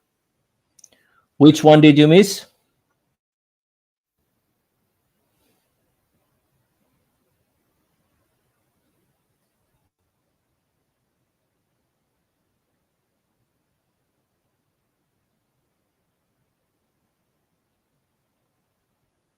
Okay. Well, I guess we're still going to have him logged on because we'll go straight into the Q&A session. So if you have any questions, please raise your hand and we'll get a microphone over to you. And hopefully you can keep your questions short and concise so that we can get as many questions answered as possible. We've got one right here. I think we'll take them in batches of 3. If we don't get up to 3, we'll quickly move on and take the answers. So as Dr. Hiaji was speaking, and then the last presenter also spoke, you talk about the effect of environment and all on the semen count and the problems. I mean, I kept thinking about, so where are sperms going? That's a question I kept asking myself. So I want to know, what is the true effect of alcohol on semen parameters, and how much is too much? Thank you. Okay, thank you. We have another question here.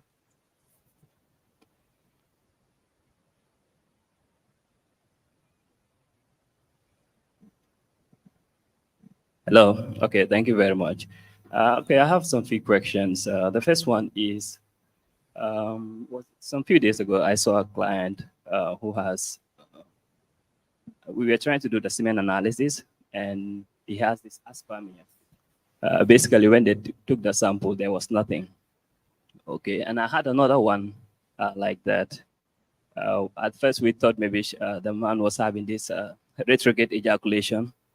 So after trying to take the sample, we took the semen sample and also the urine, check for retrograde ejaculation, but it wasn't confirmed. So in such cases, what are the options for them, especially if somebody comes with aspermia? And then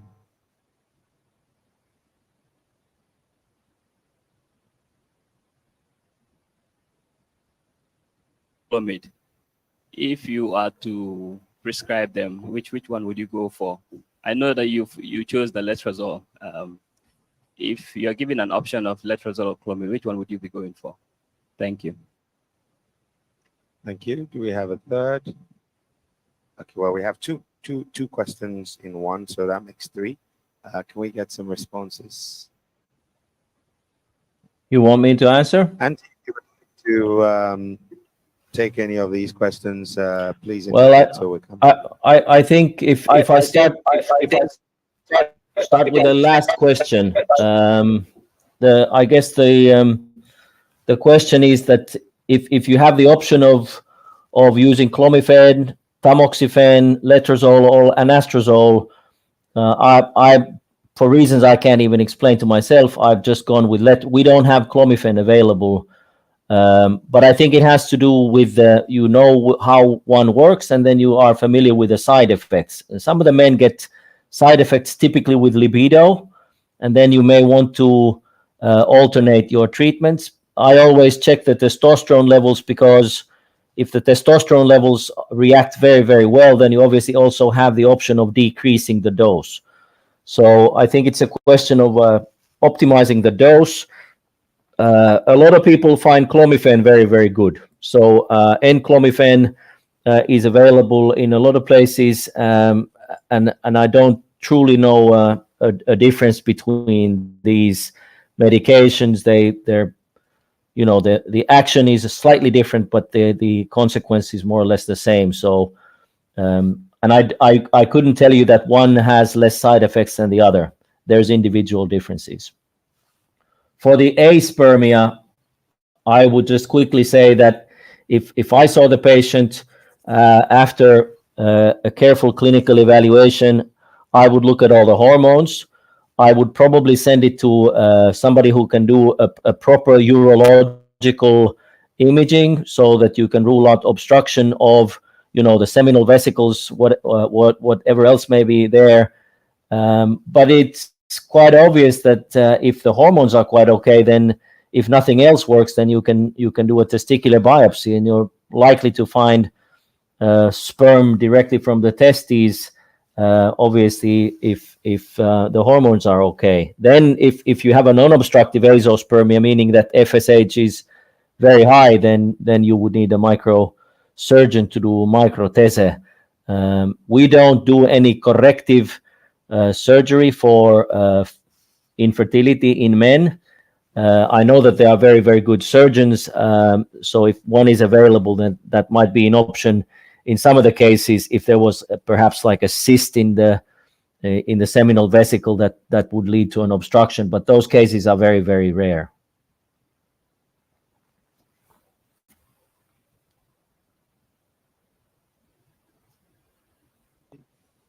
I think there was a question about how much is too much alcohol.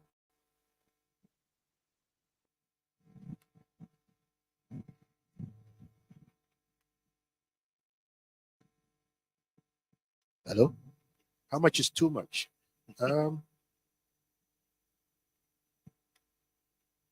Most research would give them in units. So they may allow maybe 2 bottles of beer to 2 glasses of wine, not 2 bottles of wine, to 2 tots of whiskey or brandy. So they are in various gradations per week. Yes. This is per week. So it looks like it's too low for most people. They would want to be able to take more. But I guess if you're struggling with having a baby, just forget about the alcohol till the outdooring. Then you can have it all put together. So it's very dependent and what your choice is and what you would want to take. But I think moderation has always been the rule in whatever you do. So if anything is thought to be bad and you are aiming for something, put that aside and get on with other business until you finish. Then you can get it. So I don't have a specific amount for each one, but moderation or abstinence is probably the best in these circumstances. Thank you. Thank you very much. Let's take another round of questions. Any more? Okay, we have one right at the back.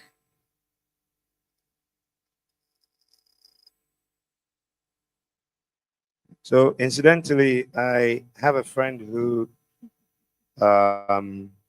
attempted drinking a very small cup of one of these alcopops. he literally hugged the wall, and that's how he could walk. So maybe for somebody like that, that's too much. Even if he has to do that once a year. And then there are people who pride themselves in being able to hold their drink.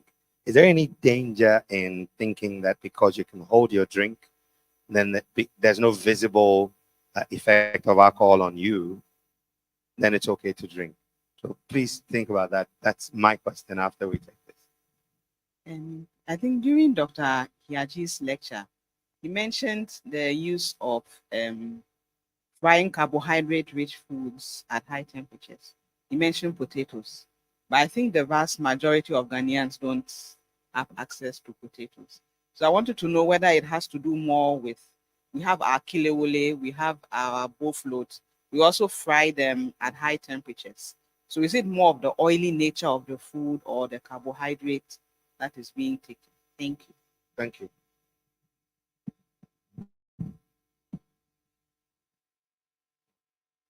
Hello. Yeah. Incidentally, that study was in the US, and these potatoes or French fries, as they call them, and they realized that when you heat carbohydrates to very high temperatures, the acrylamide, which is genotoxic, is produced. It's much higher. But I believe, well, immediately what I thought was in our area. So I was wondering, will Agbelikaklo, for instance, give that? How much do we heat our koliko, our fried yam and things? Would that be a problem? And then I quickly looked around the UK, where fish and chips is like the popular, all teenagers will binge on that. But do they have a high infertility rate? I think sometimes research looks for something and finds it, but you have to,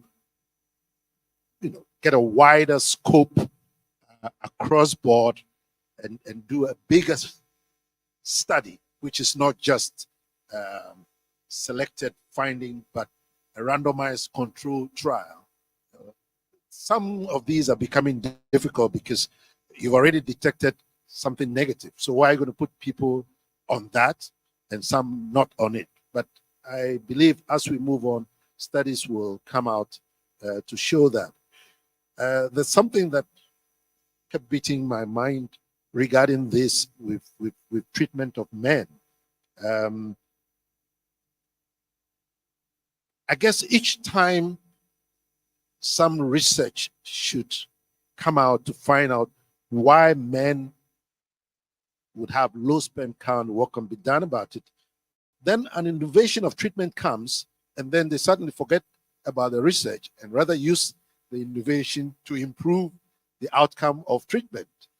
I remember I was in an Esre campus conference in Thessaloniki many years ago, and there was this question put up at the end of the conference that, if men have very low sperm count, it may be that they have some genetic issue as well. But then you can do testicular biopsy and get some specimen, some sperms, and fertilize and get a baby for the couple. And so the question was, if you did that and it was a male child and he inherited your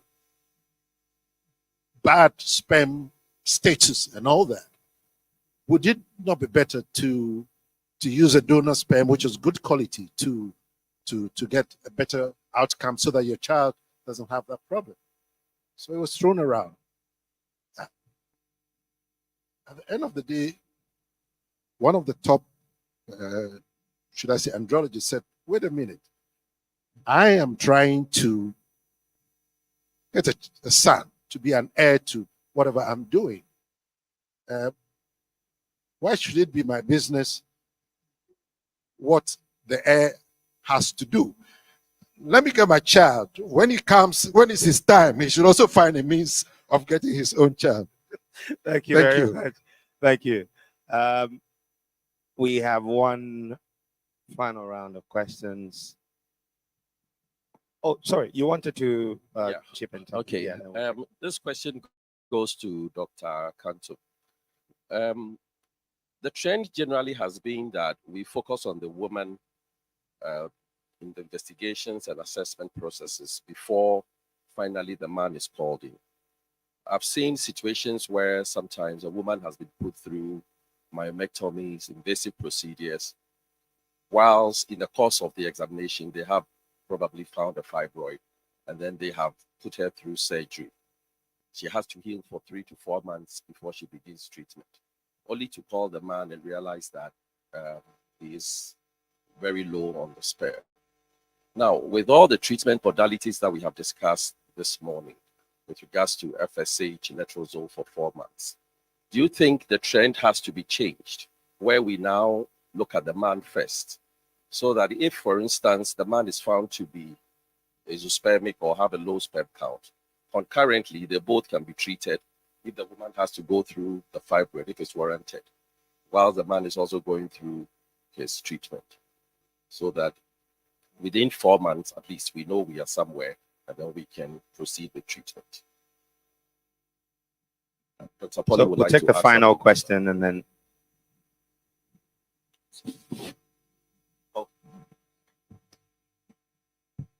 Sorry. Mine is just an observation to buttress the point my colleague just made. I'm sure a lot of you will share with me this common experience. A woman normally comes first. And if you ask about the man, he tells you, you finish with me first. Because it's like, if you provoke the man, his response is that, okay, if you think the doctor wants me, then I'll go somewhere and prove to you that I can make babies. So the women themselves sometimes want to put the man at the background, get themselves fully investigated before they call the man in. So it looks like the attention, I wish this gathering had rather invited husbands so that we can appeal to them, so that they understand the role they have to play. But the women will always show their husbands. They are even the first people to tell you that he has a child somewhere. And sometimes I ask them, does the child look like your husband?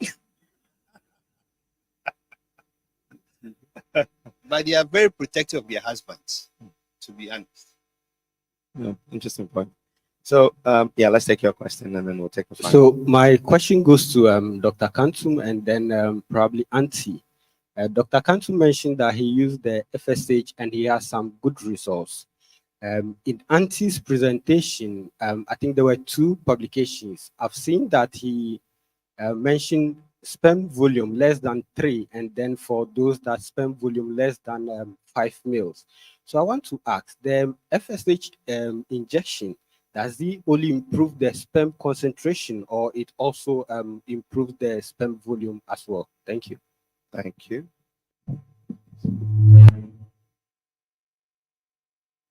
So I work in the children's hospital. So we do okidopegs for children on the senders testes. So I want to find out whether there is a stage where we can save the sperms, so that in future, especially those children, when they grow up, they will have a better reproductive health. Okay. And then the final question.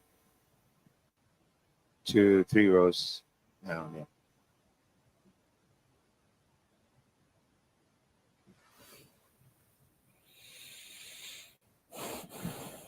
Okay, I have an observation or a comment and then a question. So with regards, what we were talking about with women or males or husbands not typically wanting to attend a fertility clinic. In my practice, what I do is that I kind of make it compulsory for the first visit. So when a woman comes and says, well, I'm having this difficulty, I try and explain to her that I need to see your for the very first visit, try and come with your husband. Like my other colleagues have mentioned, usually it's faced with some resistance. But when I make it mandatory, that I will not see you. I mean, not in that way, but I mean, it's that I will not see you until your husband comes. They come with them. Yeah. For the very first visit. And then I get to explain what this whole thing is. I let them understand that it's a couple's problem, not a female problem. And usually after that first visit, even though I don't insist on the men coming the second time, they tend to come. I think they get quite a bit of insight. So I think as practitioners, if we kind of find a way of insisting, they would, because they always come. They come with their husbands all the time. Once I make it mandatory, and my staff know, if you book a lady for me alone, unless, you know, sometimes you have instances where maybe the lady's in Ghana, her husband is in the UK or some other country, and they can't come, then I would see the lady alone. Otherwise, I tend to see them both.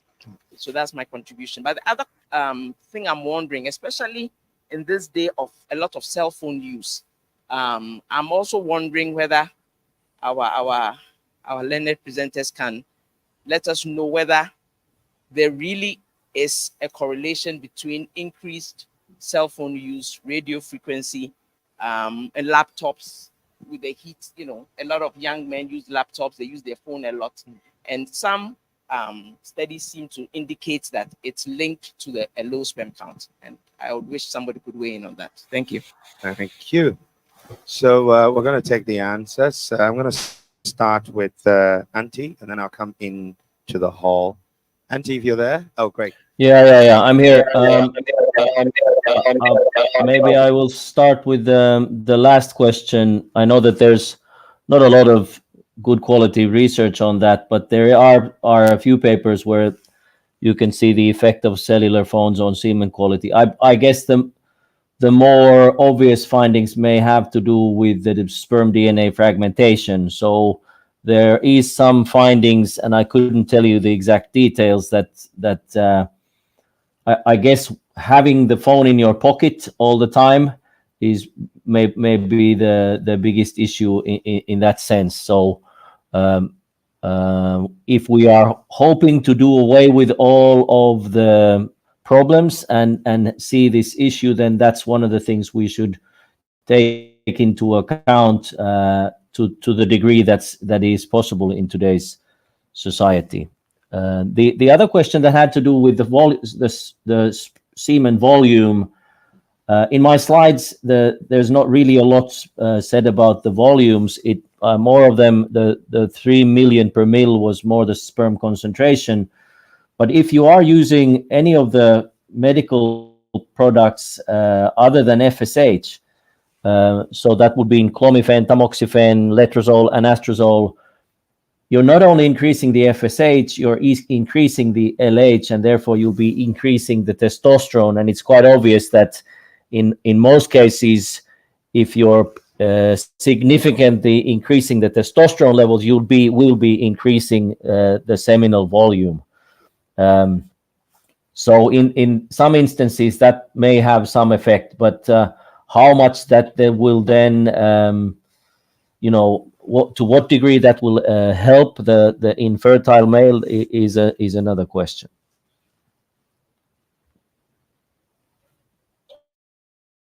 I think there was a question directed at Dr. Adegaba. Yeah, thank you for your questions. Yeah, I think who to see first shouldn't actually be a big issue, because when you are trying to conceive naturally, it's the two of you who are trying, isn't it? So if you face a wall and then you decide to seek care, why should you send one and stay back? So it has to do with the thinking of society, the male dominance, male power, and all that. But as the colleague there said, it has to do with the discussion at the first consultation, even if the man comes alone, the woman comes alone. How many people know that what is ejaculated at intercourse, only 10% of the volume is produced by the testes? They don't know. 65 of what is the ejaculate is from the seminal vesicle, and 25% from the prostate gland. So if you don't educate them that the source of the ejaculate is not coming from a testis only. In fact, about 90% comes from a different source, which doesn't contain sperm. It's just to facilitate the movement of the sperm. When they begin to understand these facts, then they say, oh, there may be what I'm ejaculating is the problem. So it has to do with one societal perception of who is the cause of the problem. And traditionally, that is the way it has been, which we have to correct. That is why advocacy is very, very important. The men who come with their wives, they get to understand that, look, these are the facts, the medical facts. The fact that I'm able to have intercourse and ejaculate doesn't mean that I will not have a problem. So I think, in my practice, I think the consultation should be concurrent, so that if you identify problems with either partner, they start treating them concurrently. If you do your relevant evaluation for the male and there's no problem, fine. I mean, you can, because the female evaluation is more extensive because of the fact that she's going to carry the pregnancy and all other things that we know of. So I think that the evaluation should be concurrent, but counseling is very, very important so they understand. In fact, even the investigations, if you explain to them the physiology of human reproduction, they will readily do the things that you want them to do than, you know, if one is coming and the other one is, and sometimes they can be suspicion. They can be suspicion if you talk to them separately. So in my practice, typically I see them together and explain everything. If there are 20 issues that need to be discussed separately, you know, like you discover a problem with one partner, for instance, like one partner has HIV or another infection, you may want to excuse one partner and delve more into it. But to avoid mutual suspicion and then also to initiate treatment quickly, if you find problems in any of them, I think you start together. I mean, that is my take on that. If the woman says, Dr. Paul's question, if they want to finish with me first, I think it still has to come to the counseling. If you, for instance, if you give all this explanation and then you ask the woman, okay, I've seen cases where you've done a lot of investigation on the woman and the man comes and says spermic. Does it make sense for the woman to go and do HSG, laparoscopy, all those hormonal evaluation, and comes and the man says spermic? So I think it all boils down to one, education our society about infertility, and then letting men know that just ejaculating is not doesn't mean that you don't have a problem. And concerning the FSH, Dr. Anti has already mentioned that. But when it comes to fertility care, yes, you want sperm, but you want healthy sperm. So those with non-obstructive azoospermia, it's difficult to get sperm. Even micro-TZ, the yield is just about 30%.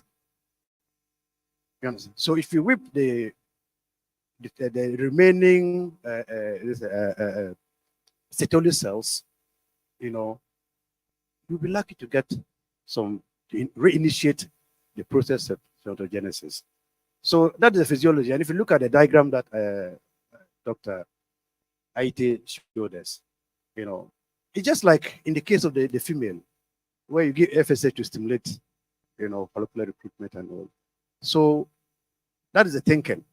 And currently with the advance that we have got, yes, the volume may be important if you are aiming at natural conception, because that is the transport medium for the sperm to get into the vagina and swim into the. But what we have right now, ICSI might be enough, even in the case of non-obstructive azoospermia. Thank you. Thank you very much. So we're going to go to there's a question online. Question for Dr. Anti. So I think we'll just take that from Dr. Safaga and then we'll go to him. Okay, thank you. So my question is a bit of concern. We are talking about these agents that would raise testosterone to, oh, he's gone. He's around, okay. So has anybody looked at the prostate health, the impact of the rise in the testosterone as we're solving this problem on the health of the prostate? Otherwise, we are going to trade one problem to buy a bigger one. And then it is very heartwarming to know that in Italy, the national insurance or the state reimburses even recombinant FSH. In Ghana, not even a fertility workup is covered under any form of health medical insurance. So today we have Inshira here from the media. We have other high-ranking policymakers here. It might be an opportune time to say that we need advocacy to cover fertility care in Ghana. Thank you. Thank you. Over to you, Dr. Antti. So the question was concerning the prostate health, if I understood it correctly. So I guess there's not a lot of research going into using the hormones for hormonal treatments for infertility, but I think it's very important to remember that the treatments that we use usually do not last for years, and the prostate conditions develop over multiple years. Now, I guess there would be the older gentlemen that are requiring treatment with a younger wife, that this may be a real issue, but most of the patients, at least that I see, are young when we consider the prostate. I guess another very, very consoling piece of information was the fairly recent paper in New England Journal of Medicine, where it was not a group of infertile men, but it was rather had to do with the testosterone treatment. And in that testosterone treatment, in that study, although the primary endpoint was the cardiovascular risks, which were not increased by the testosterone treatment, but neither was there an increased risk in the prostate endpoints. So from putting together the fact that the testosterone treatment doesn't look dangerous and our treatments are not very long, and at least my practice is to monitor that the levels don't go supraphysiological. With this setting, I'm not really worried about the prostate. I would only wonder about the prostate if the treatment lasted for several years.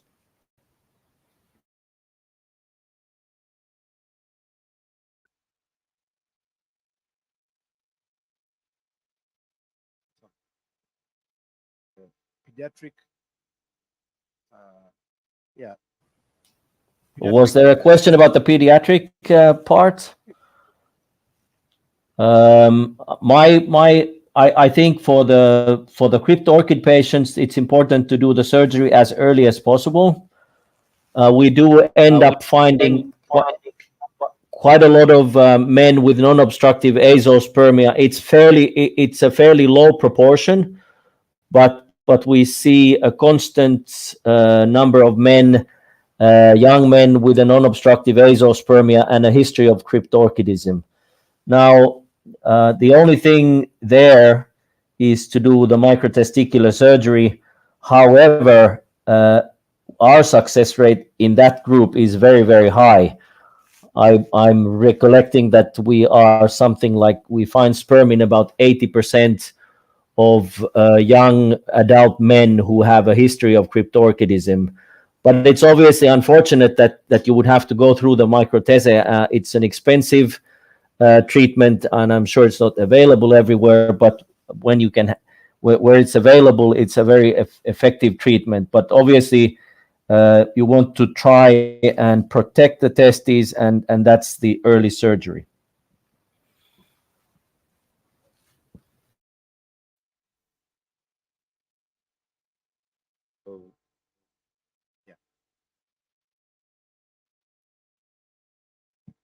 Yeah, this question goes to Antti. Just in relation to what you just said, the teaching was that if you left them in there would have a higher risk of cancer. Prof, am I right? Yes. So up to what age can we, because it set me thinking into, if you find a late cryptorchism, should you be asking for micro-TZ to save some sperms for future before taking them out, or what? How Okay. often they become cancerous? Yeah. Can you? Well, I haven't seen I haven't seen a case where obviously clearly well known that there's a high risk of testicular cancer in that group. I think you need a careful follow-up. But if you did end up and perhaps an early phase microtese is something that, if available, should be considered because you do run the risk of having to do an orchidectomy. We do have, I think we have maybe 2 or 3 cases where we've had a suspicious lesion in the testes, and we have had, together with a urologist, we have done both removal of the lesion and checked with the pathology that is not a malignancy. But theoretically, it's possible to remove the testes and still look for the sperm even once the testes is taken out. Obviously, you would have to do that immediately after the crypt orchid testis has been removed. We've planned that once or twice, but we never actually had to do it. So putting the two together, the cancer risk or a suspicious lesion, and trying to spare the fertility, that can be done. And the Japanese have published a few papers, what they called onkotese. So in suitable cases, that's an option. Yes.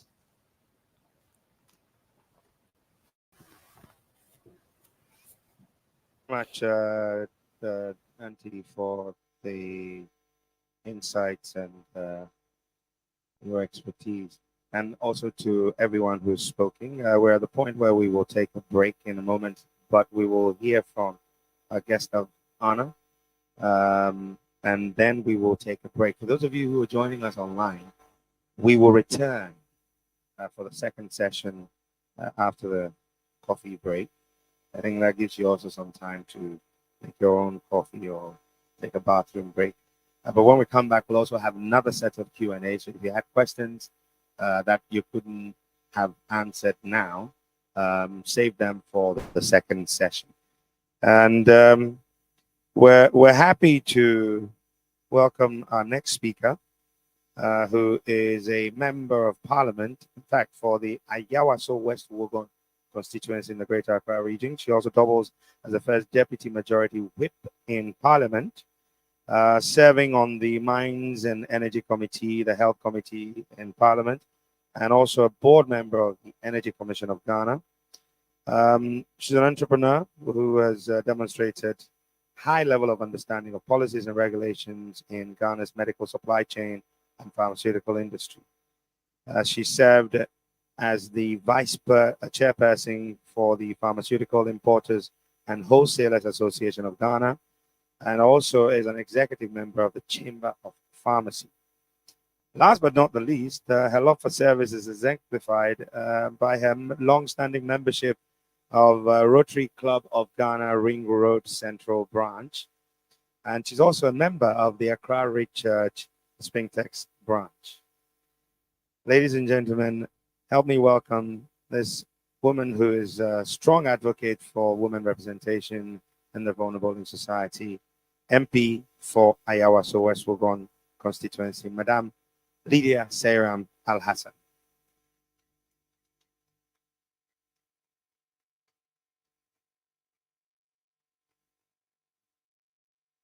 I think there are only 7 of you who've been applauding all morning. Oh, now it's 8.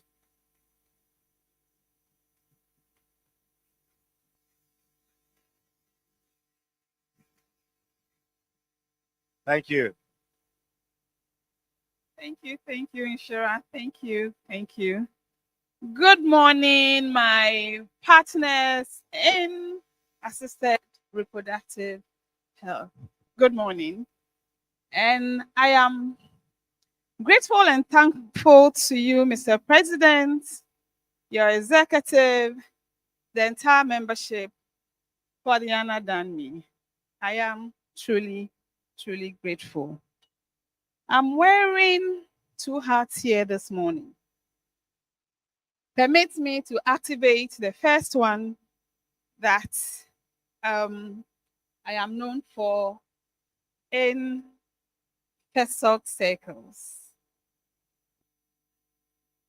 I truly, truly appreciate your unwavering support. I am grateful to you. I also want to apologize sincerely. A few weeks, a few months ago, there was an issue. Some of you were affected. Some of you had to pay more. Some had challenges when the almighty Koyomon was missing in action. I am here to say that we have Koyomon in abundance now, for that matter, and to cushion you up for the losses. Although the rate, as we know, has started going up again, we have decided to reduce our prices to make up for the losses that you've all incurred during the period.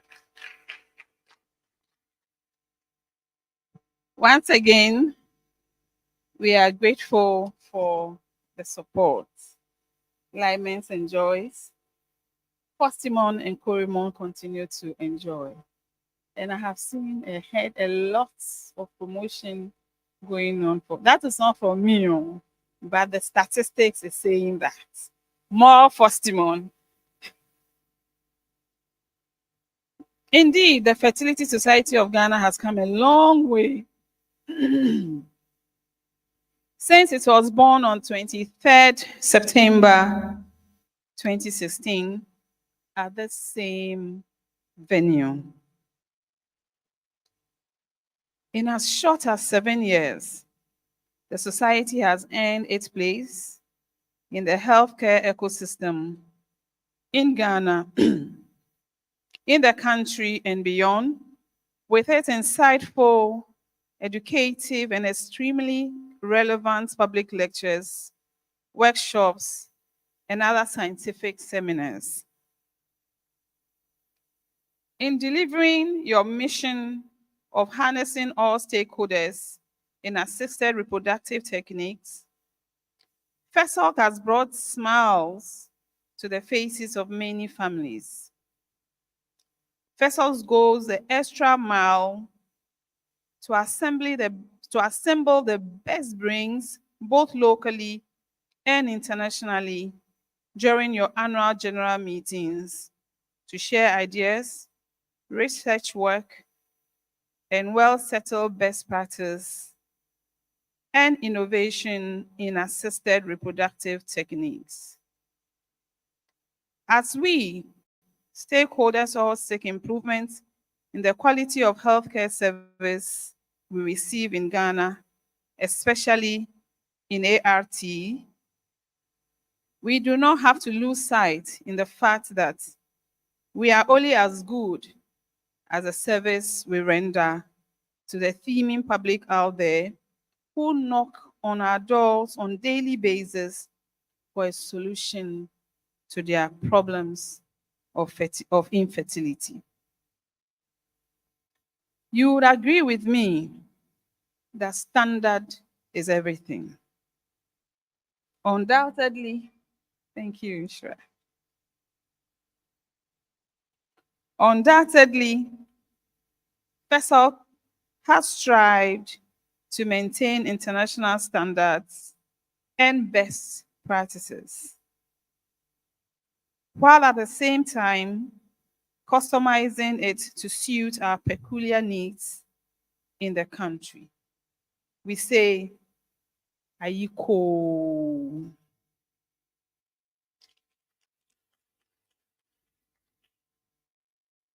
Clearly, the patient, the ultimate beneficiary of our services, must rate us high. And I have no doubt that that is the case. There is, however, no room for complacency. We might strive to better our patient outcomes, improve our success rate, and I am of a firm conviction that your future outlook is bright, and the skies cannot even be your limit. This year's theme, inequality in fertility care, the case of the male factor. The society could not have settled on a better theme. We need to address a deep perception in our society today that infertility is only attributable to female factors, when research shows that male factors equally play a significant role. I pray that this AGM will pave the way for the society to shed light on new technologies in assisted reproductive techniques, with emphasis on male reproductive health, and possibly enable stakeholders and policymakers chart a course to change the narrative. And I can see that that is already ongoing. I want to use this opportunity to thank you and wish you a fruitful, successful, productive AGM. And before I take my seat, this is small kokonsa from the office from the office of the Deputy Whip.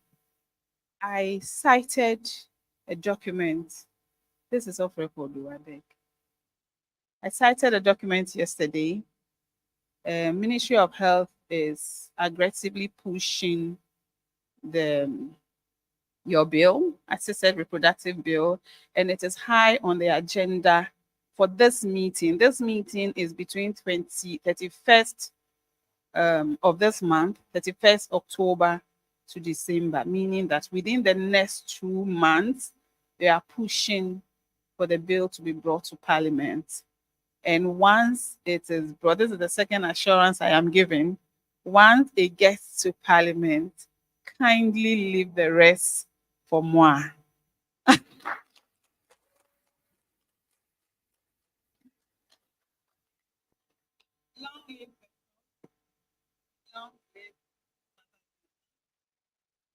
May our good Lord continue to bless us all. Thank you very much. Thank you very much. Unfortunately, for Madame Sarah Malasan, my colleagues, I am not saying me, my colleagues are terrible at keeping secrets. So I'm urging you to remember that this is privileged information. Allow things to unfold. At this point, we will now take a coffee break. We'll be out for only 20 minutes. It's 10 to midday. So we should be back here 10 past 12. And those of you joining us online, please take a short break and then let's join again for the second session. The coffee break is in the courtyard, so you'll have to go exit the building and descend and grab a drink. See you in 20.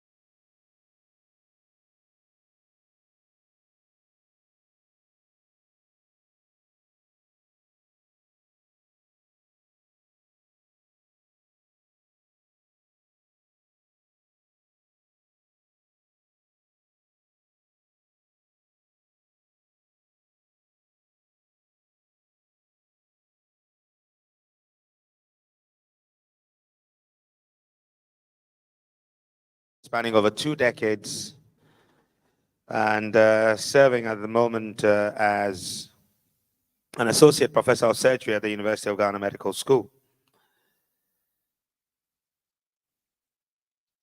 As a consultant urologist, he has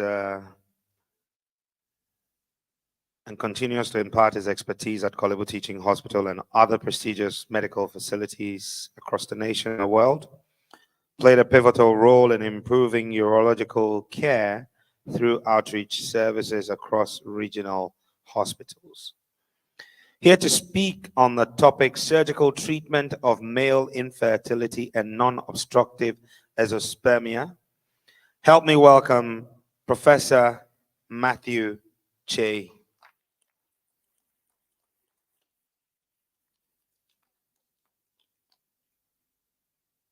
I think it's Professor Matthew Kwame Yamwa Che.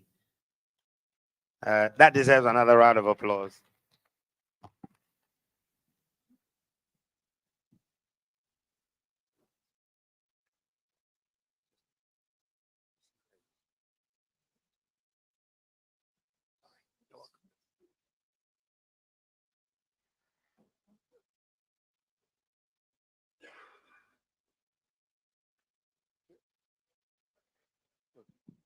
Thank you very much. And I appreciate the invitation to be here this afternoon.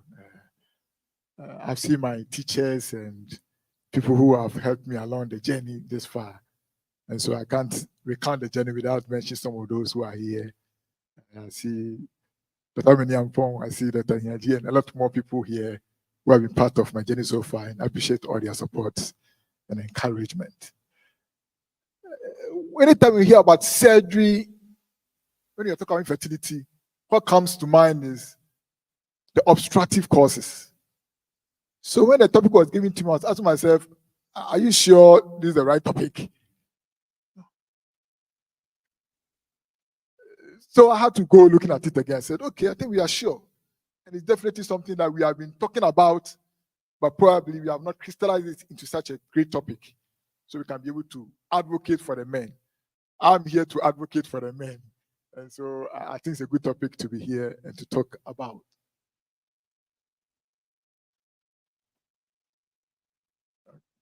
Okay. Goes to sleep. Okay, good. As has been said all over, infertility issues confront both men and women. And all the statistics shows that 30 to 50% of the cases, the man is involved. So if you go to any home that there's no child, then 1 out of 2 or half 50-50, the man could be the reason for this challenge. We are looking at the male. So the issue is, how does the male, contribute towards this infertility issue? And I know Dr. Paddy has taken us through all the causes and the various causes. So just a summary of some of the causes why the man may be the reason. This can be discussed at all levels. But when it comes to talking about the male and surgery, before we make any move at all, we need to make sure that we have gone through the algorithm of making sure that we have assessed the man adequately. I believe this has been highlighted much in the morning. But definitely, a history is important. We mentioned about lifestyle changes, obesity, the smoking, the environment, alcohol, we have discussed it quite extensively. So all these are issues that we need to pay attention to when we are discussing the issues of surgery for the male. So as was said, we just don't take the man and say that you are going for surgery.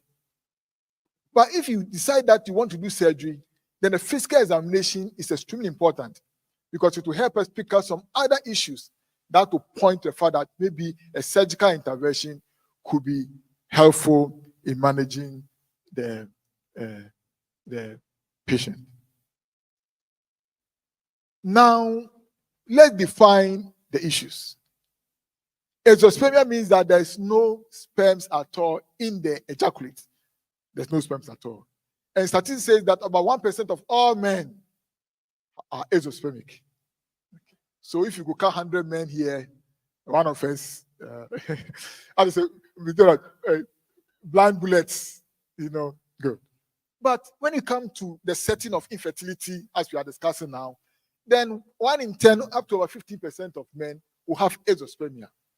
So if a couple walks into your clinic and they are talking about not being able to have a child, then 10 to 50% of them, at the end of your analysis, you realize that the man is azoospermic. If the man is the reason why they have come for the consultation.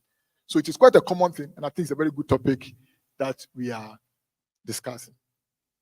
If there are no sperms, then the two definitions must be addressed.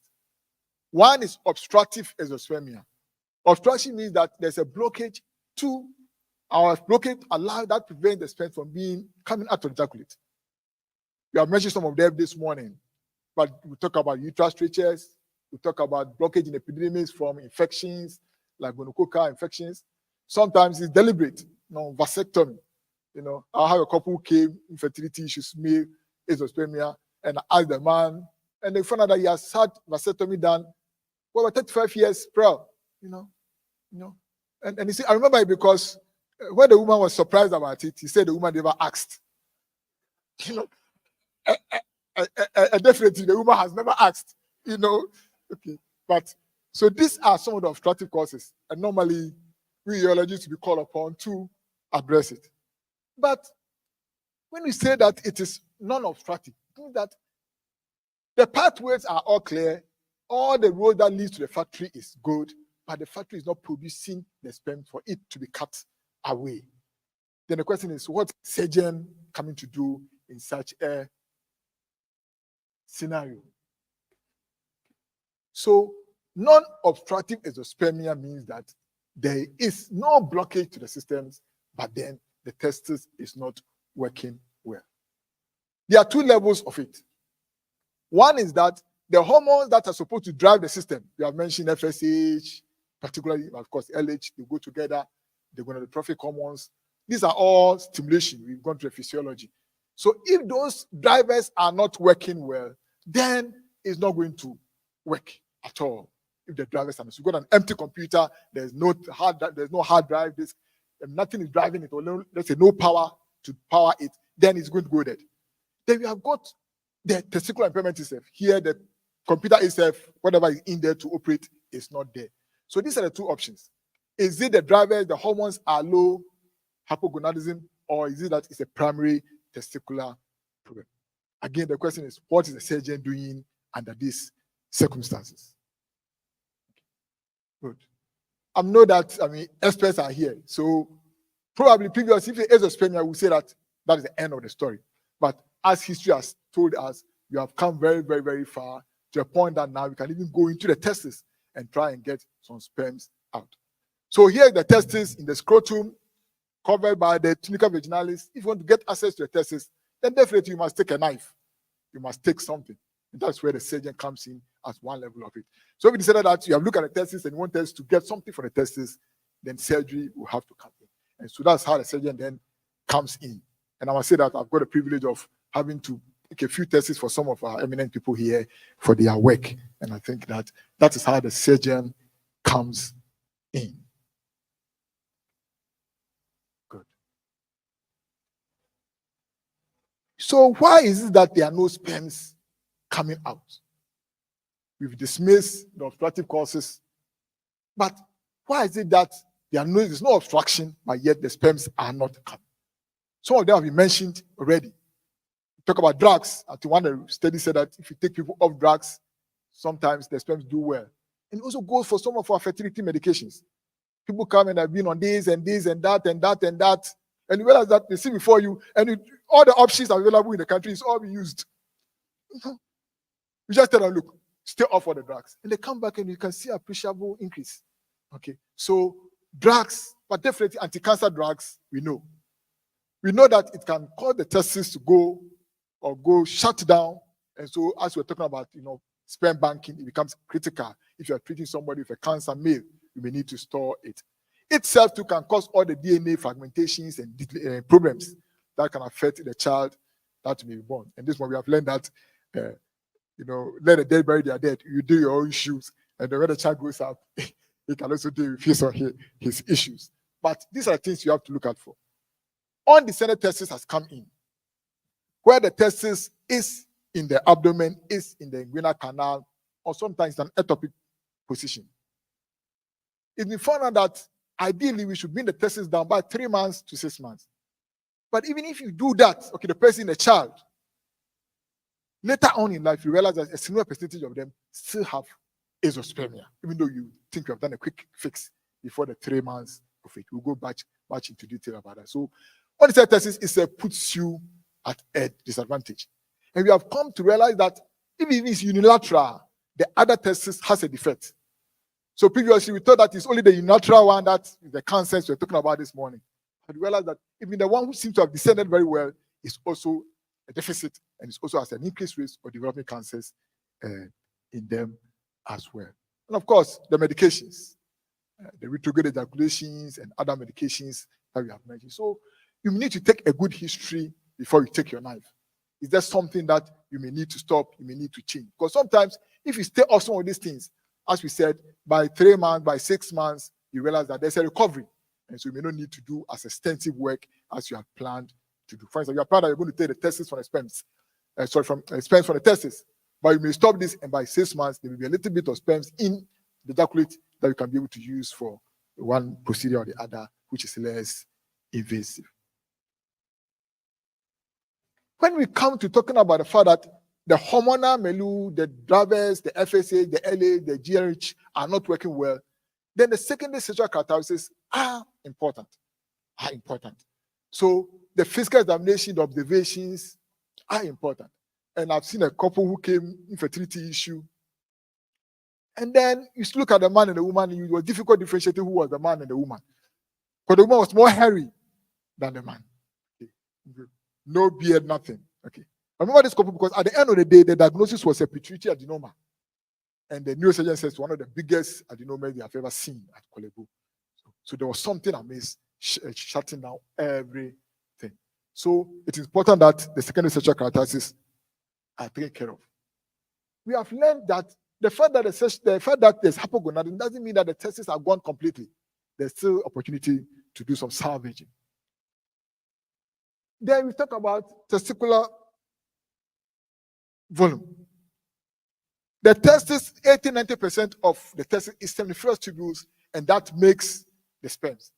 So every decrease in testicular size is a reflection of loss of spermatogenesis. So we can use the testicular volume as one of the surrogates to tell us that probably there's a primary defect with the testis. So as you go and realize that now people are saying that probably there's no need to do testicular biopsy. If FSH is high, LH is high, and your testicular volume is reduced, it is almost pathognomonic or diagnostic of the fact that there's a primary testicular failure. So that if you decide that you are going to the testis, then you are going to see whether you are going to salvage some sperms for the IVF. So that if you go and do a biopsy and later on, discard everything, then probably may not be that useful as the current discussions have seen. Then varicocele. Traditionally, we have been doing the varicocele surgeries, or you talk about the antegrade sclerotherapy for varicocele because there is an oligospermia. That is, sperms are in there, but they are very few, less than the parameters. I know that somebody will talk about sperm parameters, so I'll leave that for them to deal with it. But definitely less than the 50 million per male that you are working with currently. So varicocelectomy was being done for people with sperms, but low sperm count. But increasing evidence shows that even when there's azoospermia and you do a varicocelectomy, for some of them, there can be an increase in the quantities. Enough for you sometimes to get some in the ejaculate, or sometimes even to do successful sperm aspirations or excisions and get some sperms. But this is only useful if there's clinical varicocele, grade 3 and over. So there must be evidence that on ultrasound, the volumes or the diameters are more than 3 millimeters, then they are useful. If they are subclinical, then probably they're not being useful at all. So we are driving at how does the surgeon come in the setting of non-obstructive azoospermia. So as I said, if you do varicocelectomy, you can get some improvement. We are seeing that 20% of men may have some varicocele, but as more and more fertility people appear to you, that percentages go up and up. So the first step is look at the hormonal milieu. We have talked about FSH and LH. If FSH and LH are normal and the testicular volume is normal, then you're looking at likely to be obstructive. Then this is not a discussion for this morning. So it is important that we take note of that and we talk about the fact that testicular biopsy probably may not be a good idea. There was a question here, who do you examine first, the male or the female? And anytime I've taken students on, I just tell them, ask them. All that the man needs to do is to, the privacy of his own home, produce the semen, and then take it to a lab. But I ask them, can you take it the process of trying to find out whether a woman is the problem? And we start, yes, remove your bra, remove your pants. When we go to, by the time we start the process, they realize that no, this is too invasive, So the fact that a woman has come to you for fertility treatment, remember that the man can be assessed in a much more privacy without too much invasion. And I think this has been discussed extensively here this morning. So most studies, most research will say that if there's an issue, the man should do the quicker one first, because that is quicker, less invasive, and it can give us a lot of information that we need. We have said that you need to do semen analysis on 2 occasions. But currently, we are saying that you should rather centrifuge the sperms as well. Because sometimes, even if you say there's no sperms at all, when the sperms are centrifuged, as much as 30% of cases, you may actually end up having sperms in there. And then that can change your plan of what you want to do then. So centrifuging is important. So they have introduced a new term now. If you centrifuge and then you get a fetus of sperm, then what you're talking about is not azoospermia, but then you're talking about cryptospermia. Then you can decide what are you going to do with this. So centrifugation is important. And when this is done, people think that probably they can still use some of these sperms for the onward process without doing any invasion of the testes for that purposes.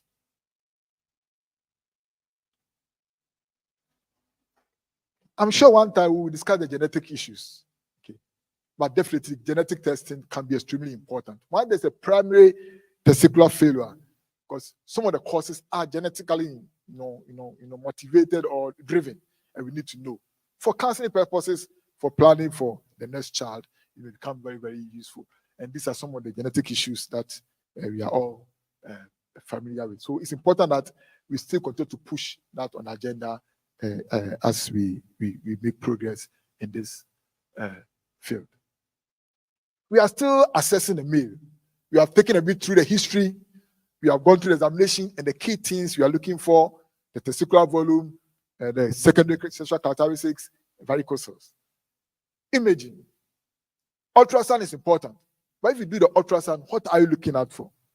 For the testicular ultrasounds, the volume of the testis is important. People say if the volume is less than 15 mils, then there's a problem. So the volume is important. And the length, the length of the testis is also important. If the length is short, less than 2.5 centimeters, then that's also a problem. So not only the volume, but from one end polar to another polar. If it's less than 2.5 centimeters, then you are likely to deal with a primary testicular failure. We do scan for the scrotum and they say that they are, microliths. There are particles in there, and so it's chronic, orchitis and things. Studies have shown that if you can count more than 5 of these microliths in the testis, then you are coming to a point of testicular failure. So these are the things that we should look out for when the ultrasound are coming. What is the volume that they are telling us? Are there any varicocele? That is important. Okay, and are there any microliths at all? And what is the length so far as the polar lengths are constant? We were talking about surgery in obstructive azoospermia. It was mentioned that probably now most people will not do some of the anastomosis and things because the outcomes have not been too favorable. But I think one of the discussions was mentioned that if there's a cyst, seminal vesicular cyst, prostatic cyst, then that can be dealt with and we can achieve something. Sometimes all we do is an ultrasound guided aspiration of the cyst, or sometimes we remove the cyst and then the cyst is not sperms, but it's causing a space occupying. So once you aspirate it or you deroof it, that space leaves away and the things can be able to flow. In that case, transrectal ultrasound then becomes extremely useful in that situation. So for obstructive azoospermia, transrectal ultrasound is very, very useful. So you can see something, you can do something about. Normally the epididymal or blockages, they are difficult to do something about them because of the microsurgery. But if they are cysts and congenital abnormalities, you can easily deal with them. So scrotal ultrasound, transparent ultrasound, if indicated, can be very useful in this regard. So we've done a history examination, we've done the imaging. Now you can decide that it's time for an intervention and treatment. And here we are talking about the surgeon being called to be able to do that. So what are our rules? We are talking about retrieving the sperms. And so we talk about sperm retrieval as our rule surgically. And then we also talk about the fact that if it's secondary failure, then a varicocectomy could also be something that we can be able to embark on. And so these are the two major reasons why a surgeon will be involved in non-obstructive azoospermia. I'm sure a lot of us have been involved in sperm retrieval, but it's good to just put one or two, points to assist us in our management. So that we are looking at getting the testes getting sperms from the testes, right there. The idea is that the concentrations that are coming out of the testes are so minimal that by the time they trickle down the road, nothing appears. So if you can go down upstream and go to the source or the fountain of the testes, maybe you can pick something up and then use it rather than stay at the downstream and holding your bowl waiting for sperms to come. And so that's the idea. So there is the testicular sperm aspiration, where you put a fine needle in there, not fine needle, but a white ball needle there to aspirate some. We can also do that on the epididymis. So that is one level. We also have the conventional testicular sperm aspiration. Conventional one. That's what most of us do. Okay. And it's important because when you compare the conventional to the micro dissection, you realize that the micro dissection offers more. While conventional may be giving you about 30%, micro dissection may be giving you about 50% to 60% of sperm retrieval. So what do we do currently? So we go to the theater, we do the conventional incision, take the testes, and the biologists will now take it and go and look at the microscope and come and tell us that, oh, what you gave me, there's enough. But micro dissection says that, look, bring the microscope to the theater. Use the microscope to look at the testicular tissue and then pick what you want. And it's important because if you do an extensive excision of testicular tissue, you end up making the person, you lose testicular tissue. So then the person becomes menopausal or andropausal because you have taken the testes out. So he came to you, erections were good, fertility was bad, he leaves you, fertility no show, erection disappeared. You left the worst off and you found them. And so let's identify the good ones, pick them up, and leave him in satisfactory sperms, testicular tissue to help with it. Finding it has been good, less invasive, but unfortunately the outcomes has not been that good, or the yield has been very low. We'll talk about them as we go on. So this is how the surgeon comes in when it comes to testicular retrieval. But we are saying that before you embark on this, please, if there's opportunity to correct something, allow a correction. We talk about lifestyle changes, alcohol, we talk about spacing, ejaculation, all this must be dealt with before you do that. So if you have 3 to 6 months, then your yield is likely to be much more higher than you had planned. So allow room. In other words, if they come and you find something in the history, please just give yourself opportunity for 3 months before you go in to do that. Of course, I know the preparations of the woman, everything takes a bit of time. So hopefully by the time we are ready, this period will have elapsed. If you have done a sperm excision before, then the recommendation is that at least 6 months before you go back in there, because there will be scar tissue and other things. After 6 months, things will be much more supple for you to be able to identify a new site for your work. We were discussing if there is low testosterone level, what impact does it have on our success rate as sperm retriever? And I think Dr. Kanto said about that. That it's been shown that if the man is hypogonadic and you're able to increase the testosterone level, then your chances of picking something out in 3 to 6 months is going to be higher.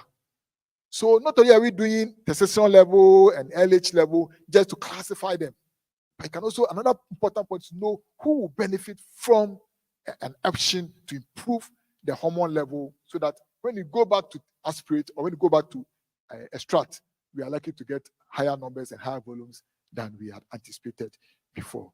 And there are so many studies point to the fact that if you're able to improve the testosterone level to normal, we are likely to have a higher yield than going straight on to be able to do that. We talk about the ultrasound and its importance, so we're not going to talk about it. We talk about the varicocele again, we are talking about the preparation. These are all things we are looking for and dealing with them before we come to do our surgery. So these are the preoperative issues that we need to deal with, and it's important that we do that for success at surgery. So now let's come to the procedure itself. I know we are all doing it, but we just want to look at some salient points that we need to pay attention to. So testicular sperm aspiration. It's a wide bore needle. It's important. Okay, so we need that because we don't want to squash the sperms. We don't want to suffocate the sperm. So it must be wide bore enough for the sperms to go without difficulty. This can be done under local anesthesia. And that's the advantage of this one over the conventional method where you have to be done under spinal anesthesia. And people who have to do actually the microscopic will recommend that you do something general, something much more, because it takes a bit of time. Sometimes 4 hours, 5 hours, you are still there, and the spinal will have weared off. So if you are doing micro dissection with a microscope, the general anesthesia is preferred based on the time that it will take you to be able to do that. And studies have shown that if you don't have time, your yield is low. Okay, so please don't start doing that at 3 p.m. And you have to pick the children or pick your grandchildren at 5 p.m. You will not succeed. Okay, you need time. Time is of essence, so we need a bit of time to be able to do that. Definitely more recovery, minimally invasive, but the yield is lower. Okay. Conventional is what we all know. We said the scrotum, tunica vaginalis, and at the equator of the testis, we make an incision, and normally we bivalve the testis so they can be able to get some. As I said, when you do this, we are doing a random sampling and getting feedback, and so that is the challenge. The challenge here, as we said, is that is the hypogonadism, which we need to be careful. We also destroy a lot of blood vessels. So beyond where you have done your excision, you end up with ischemia and destruction of a larger field of the testis than actually you have taken. So what you have removed is not the amount of testis you have destroyed. Beyond that is vascular compromise and ischemia, and much more are destroyed than you have taken. Good. So that's the conventional one. Sorry, the pictures are not too clear. But this one we are quite familiar with it.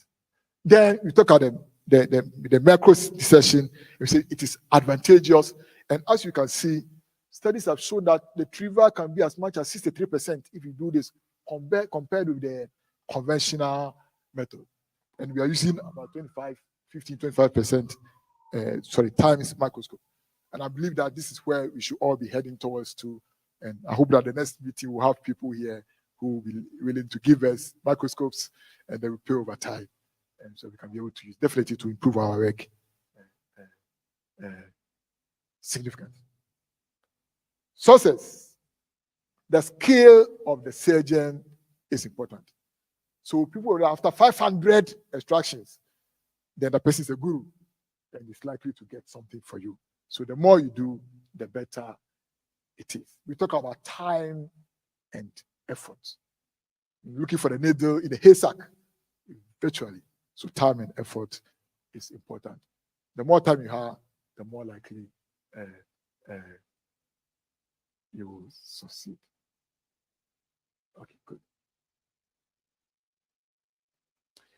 General anesthesia, a small incision, and then, of course, you look at the tubules and pick up tubules that are likely to have sperms. Large tubules, dense tubules contain sperms, and you can actually pick individual tubules for your purposes. Good. From this point on, I will leave the embryologists to deal with that. But it's important that in addition to what we are taking and giving to embryologists, we send staff for the histopathology, because we are talking about tumors, carcinoma in situ and tumors. And in some places, it's a medical problem. If you have done a testicular biopsy and they come back from 2 years or with a testicular tumor, you'll be in big trouble. So there must be a validation. So yes, the embryologist have his sample, and the pathologist must also have their sample, at least to tell us that there's no tumor, and you give an idea about the pattern. Because if you want to go back, you may want to look at the pattern of distribution of the sperms to help you succeed in your next attempt. So it's important that samples go for the pathology to validate and to to store the information for future purposes. Good. So from here, we'll leave the biologists to do their work. Okay, good. Infection is a risk. And so people will have used antiseptic solutions just to wash before they close. So please, you must make sure that there's no infection. Because if there's an infection, you've taken tissue, you've got ischemia, and they end up with an infection, or orchitis, then you lose more and more tests. So if you have to come back a second time, probably there'll be nothing to find at all. So your first time, it was a failure, but you see that there's a lot of sperms in there. You go second time, third time, and there's nothing at all, because your first intervention has left the testes worse off. And normally it's advised that for success, you should go for the bigger testes. We are saying that the larger the testes, the better it is, because every loss is sperm loss. So if you have to do one test, please, based on your examination and ultrasound, start with the bigger testes, because you are likely to see. Except that the previous surgeries and other things that you think may have compromised what you are supposed to do. Of course, normal closure, absorbable sutures, normally helpful. But some people have found out that if they use non-absorbable, it's helped them.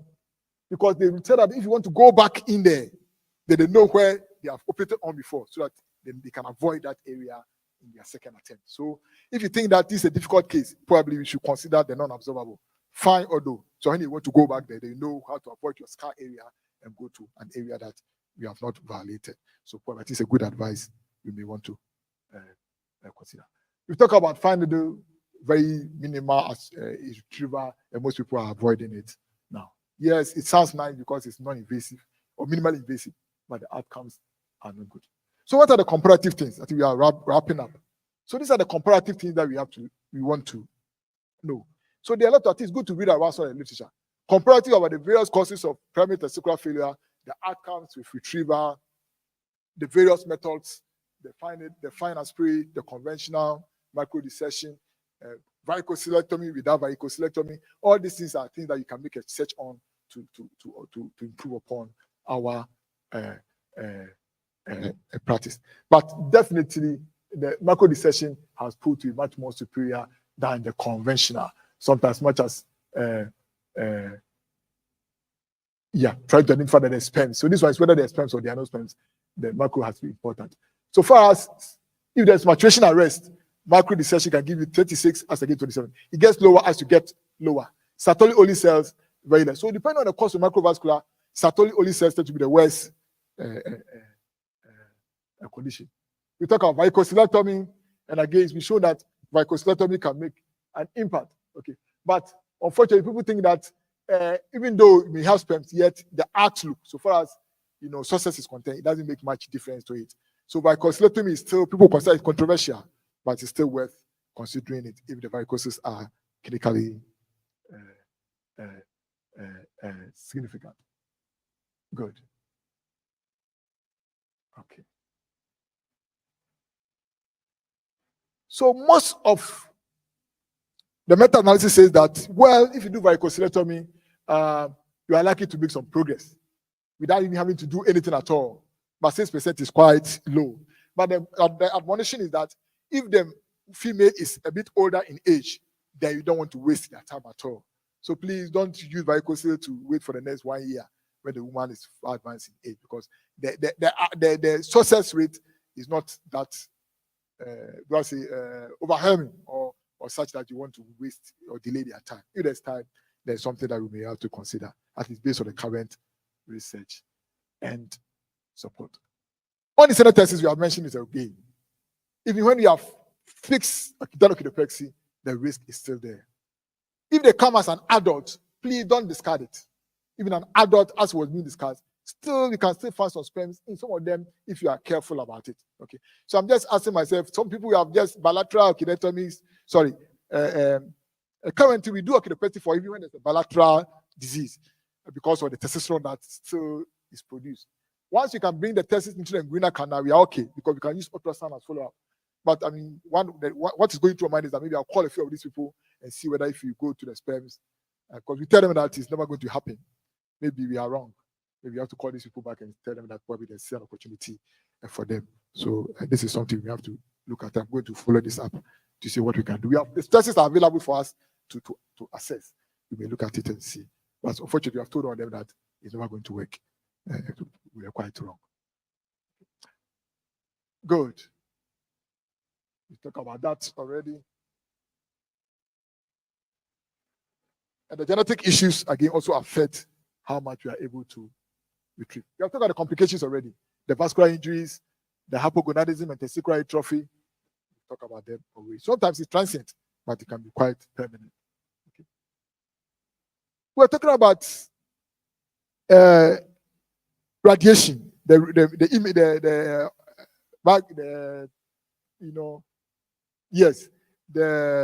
phones and everything else. Even in identifying the seminiferous tubules to deal with, they realize that the kind of light you use has an impact. And so people are dropping and looking for different light sources for the assessment. And so I think this is a field that we should look out for. Our conventional light, they think is not good. Halogen, we have problem with it. And people are looking for other. So very soon, we have to find different theater lights for this particular purposes. And so this is where the future is all about. So what we have done is to just look at why a surgeon may be involved when we say that this is a primary testicular failure. To help aspirate or get sperms from the testes, varicocele if it's important, and of course the orchidopexies and then testicular aspiration for what appear to have been a fixed testis already. And this is why we come in. Because if there's an obstruction, we are seeing that normally they don't yield much. But if there's a congenital thing like the cyst, then probably the surgeon can also be very useful in the obstructive sense. I think now we can all define the role of the surgeon in this particular situation. Thank you very much.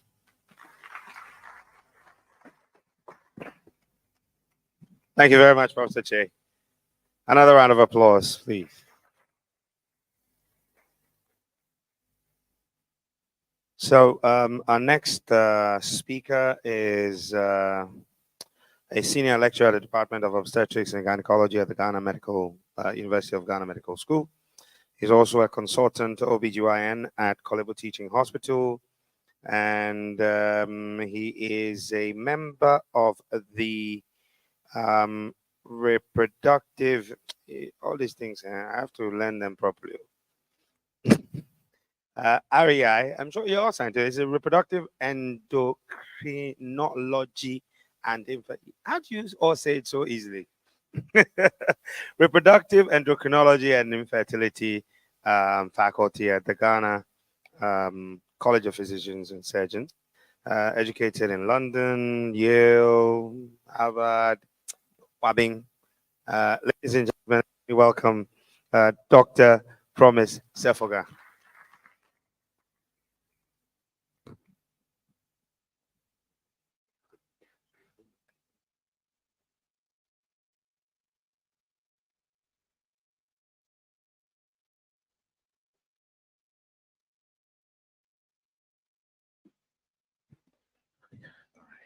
Thank you.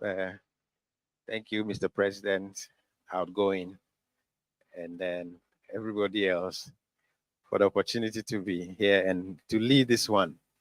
So I'm supposed to talk through the WHO references and link that to, for semen analysis, and link that to ICSI for male factor infertility.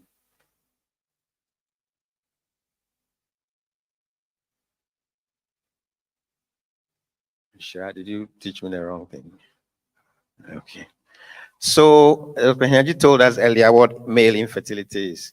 So, it's basically the presence of one or more abnormalities in the semen analysis, or a deficiency in sexual ejaculatory, which is why premature ejaculation in a severe form would count towards male infertility. Because Professor Che told us one day, some people, before they get to the perineum, they have ejaculated. So then there's no way you can get a sperm to the target. And so 1 out of every 6 persons, we've been told, and then male factor, we are told that overall is accounting for about 50%. We'll look at some local data that says something slightly different. And in Ghana, sperm quality issues are related to lifestyle, as we have been told. So there is some local data to support all that we have heard. apart from the count and the parameters we see, there will also be issues relating to the formation and then the concentration and then the microenvironment of the sperms. Now, we looked at some data over the past 3 years. 511 couples who are seeking infertility treatment, and 28% would have what you consider normal. So the 50% we know is actually nearly 70%. And this is local data that we are analyzing currently. And beyond that, majority of them are in this age group.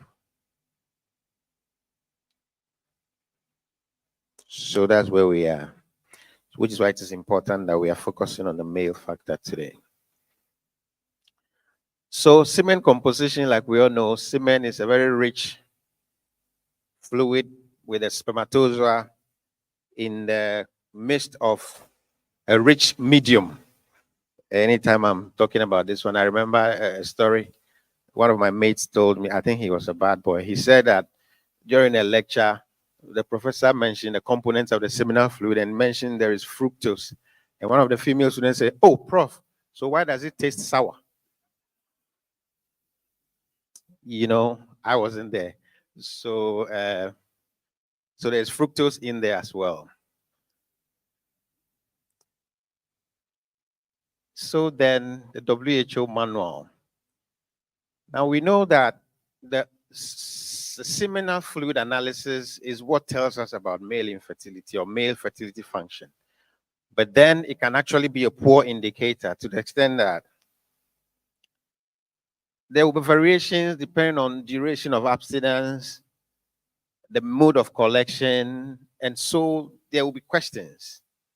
So even the way the processing is done in the laboratory setting can be problematic, which is why WHO would assemble a panel of experts from time to time to see how to streamline and set standards for the laboratory preparation analysis so that we can better be able to interpret. So the aim of these manuals that WHO generates is the standardization of the laboratory procedures to help us examine properly and be able to make meaningful clinical judgment. The very first edition of that was some 43 years ago, and it's come through till now. We are dealing with the current one, which was disseminated in 2020. And this basically looked at semen analysis results of fertile men. And the purpose is so it will assist us in our diagnosis. At least we need some measure. And then we're able to assess male reproductive health to guide clinical management. And then the choice of ART procedure, i.e. conventional insemination or ICSI. And then so we can also monitor how the patients are responding to our treatment, our clinical interventions. And of course, now we're talking about male contraception. So we need some measure to be able to see if the interventions are working in that regard as well. However, every previous edition would soon become faulty because we realize that there's something we did not cover adequately. And so WHO would empanel their team to relook at it. And so the fifth one had data on about 1,800 subjects. And these were people from 4 out of the 7 continents. And interestingly, you know, Asia is the largest continent, followed by Africa. Those 2 continents were left out. And I probably think it has to do, to some extent, with the lack of data we generate. We do little research. We publish little. So they search, they don't find, they will go on without us. You know, and so that was realized and became a huge critique for the 5th edition. And so the 6th edition made the extra effort to include nearly the same number from 2 different continents. This time around, Africa partially, and then I think, South America.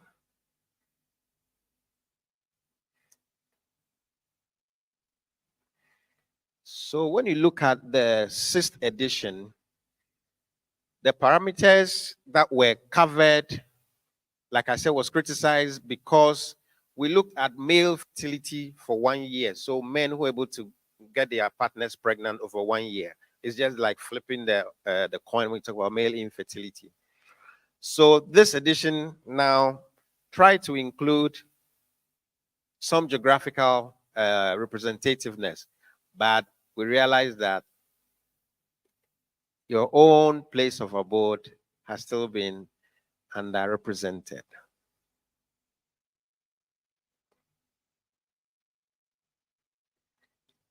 So when is it ever going to be all-inclusive as you would expect it to be? Albeit these disadvantages or these limitations, the new guideline has some important inclusions. The semen order, for instance, was captured because it has been found that how the seminal fluid smells can be an indicator of some STI or other health-related conditions in the man. But the debates we engage in around that is, what if the clinician has anosmia? You know, they can't smell.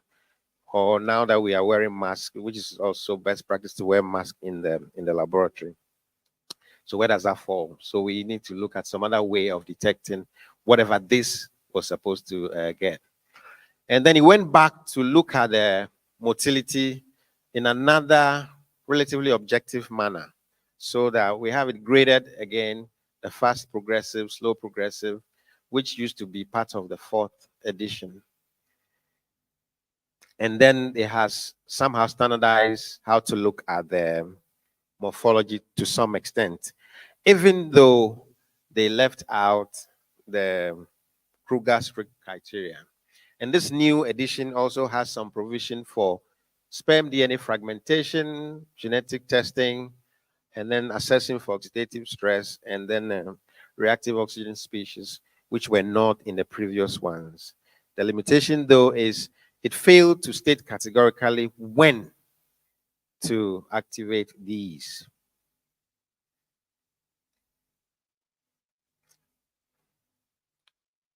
So the previous, or the 5th edition, for instance, had the figures which are largely the 5th percentile of normal. So for instance, if we say there's minimum semen sperm concentration 16 million per mil, that is just the lowermost. So the review panel thought it's wise to just do away with these, because they are just reference thresholds that are meaningless, because you need to look at a more comprehensive way of assessing and making a diagnosis. So this new edition dropped these.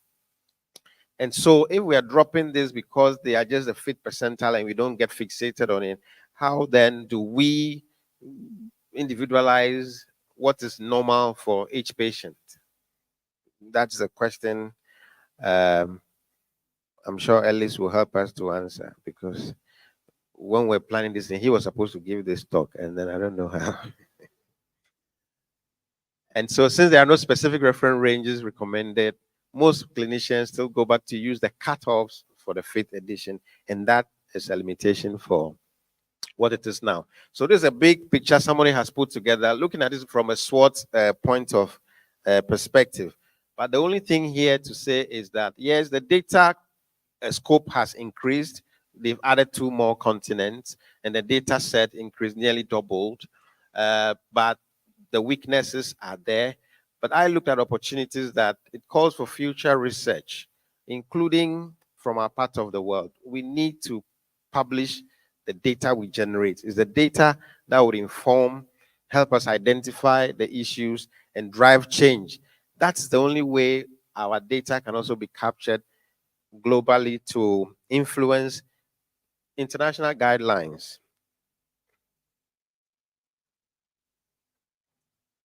Yeah, so the new guideline, like I said, so the 5th percentile is what gives us the concentration. And then, so these are just the barest minimum. So we are not supposed to be fixated on that. So Boeri and the colleagues did a study that looked at the impact of this new reference criteria, who will benefit from the new threshold. And they found that if you take this man and analyze his semen with the past 3 editions and now, out of 3 men, 1 of them was found to be having a worsening seminal analysis parameter. And that correlated to a worsening of their reproductive function. Yeah. I mean, one of the advantages is that it streamlines whatever should be examined for in the course of semen analysis now. And that takes us to talk briefly about intracytoplasmic sperm injection, which is a very great innovation that emerged on the landscape. It was first tried in 1987, but they only succeeded at getting pregnancy in 1991 by this Belgian doctor, Giampiero Palermo, and the baby was delivered in 1992. And that has come to solve the problem of low fertilization, which was frustrating, you can imagine, in the absence of ICSI, how they were managing. And so the last 2 decades have seen very rapid increase in its utilization globally, and even including Ghana. In the Middle East, we are told that nearly 100% of their cycles are ICSI. Nearly 100%. Latin America, 85%. The US and Australia recorded sharp increases over a relatively short period of time. In the US and the UK now, it's above 90%. And the reason is because of the rampant use of PGT. You know, if you're going to do PGT, you needed to do ICSI to make sure only 1 sperm fertilizes the egg. How about Ghana? So when you see this, I know that we are in Ghana, isn't it? So in the case of Ghana, there is no published data which is available. And so I just did a random look at 3 of the leading facilities across the 2 largest cities in Ghana. What are the 2 largest cities in Ghana? Oh, you don't know? Okay. Kumasi and Accra. Kumasi is where Dr. Kantum is from. So one facility is doing 86% versus 14%. This is our own Ghana now. More than what we saw from Latin America. Another facility is doing 58% versus 42% conventional. And another facility is doing 32% versus 68%. And these are arguably the 3 largest centers in Ghana. So what does it mean? I think it is coming in handy largely, first of all, due to availability. It appears those who don't have it are not doing it. So it's just a matter of time. If you have it, you will be doing it.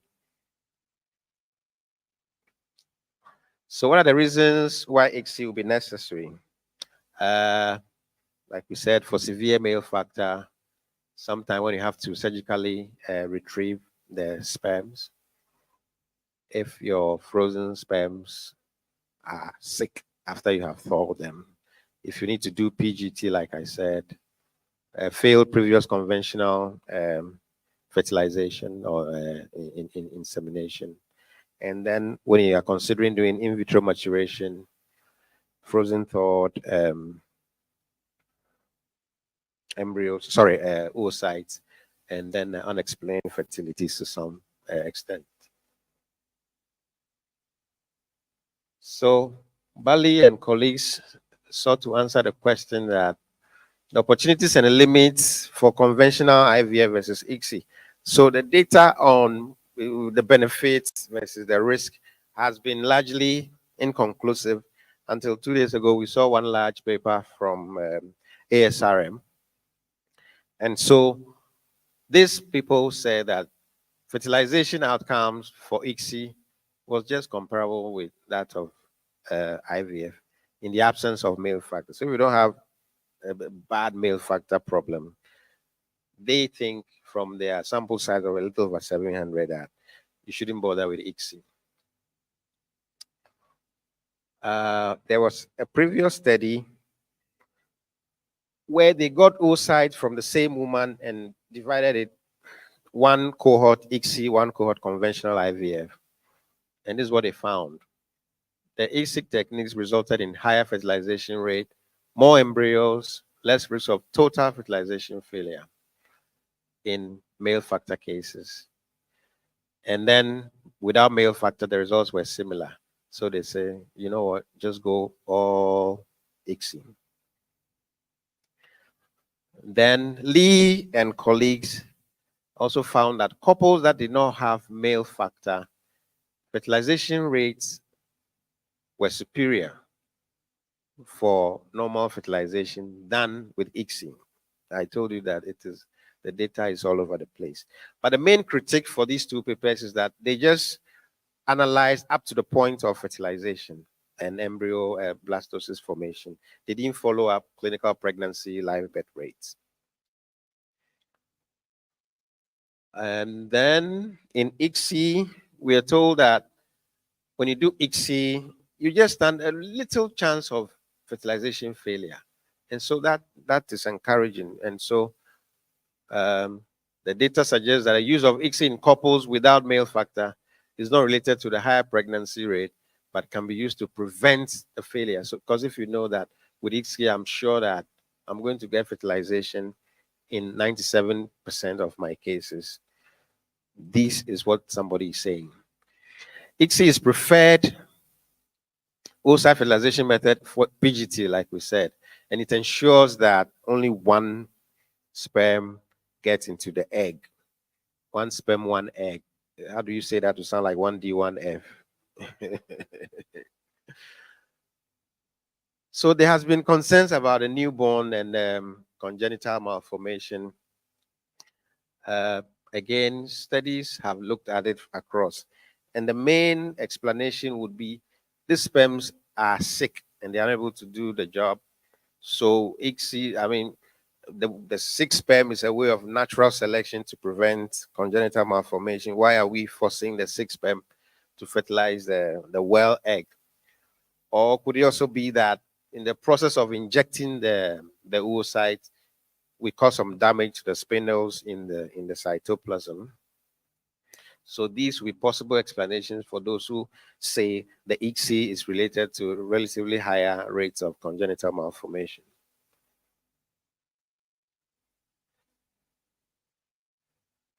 So many authors have associated that to be higher. They linked cognitive abnormalities to ICSI. And so it has been recommended largely that couples with fertility should be advised that there's some increase in malformation regardless. We know that generally ART slightly raises the risk for congenital malformation. And this is saying that ICSI takes it a little higher. This is the big study I was talking about, which we just saw 2 days ago, published by ASRM. And they just sought to investigate whether the risk of major congenital malformation was higher with newborns through ICSI versus conventional fertilization. And this was using the birth register of Sweden, Norway, and Denmark. So you can see large data sets. What did they find? So they compared the rates across ICSI in a fresh cycle, IVF in a fresh cycle, natural conception, and then ICSI that had been cryo-ICSI, a frozen egg that was ICSI'd. And the main outcome was the presence of congenital malformations. And here is their finding. The major congenital malformation rates were 6% fresh ICSI, 5.3% fresh conventional IVF, natural. And this was statistically significant. In the cryo-ICSI, it was still higher than the natural. So Children from ICSI had higher respiratory and chromosomal malformations. Hypospadias were higher if the ICSI was due to male factor, male, so the thing affects the male organ, And then the indications they found from that study that the indications for ICSI changed over time as male factor infertility did not remain the primary indication because we are doing it for various reasons. So we are adding on to the indications and we are doing more ICSI. So they concluded that the risk of major malformation in live birth singletons is slightly higher when you fresh ICSI compared to fresh IVF. And so these should guide us in our choice of fertilization modality. When I looked for ICSI outcome paper from around here, the only one we saw was coincidentally the same one myself, Dr. Hianji, Dr. Kantum, and other colleagues authored, where we looked at the outcome of the ICSI when we did a TC and found that pregnancy rates were 52%.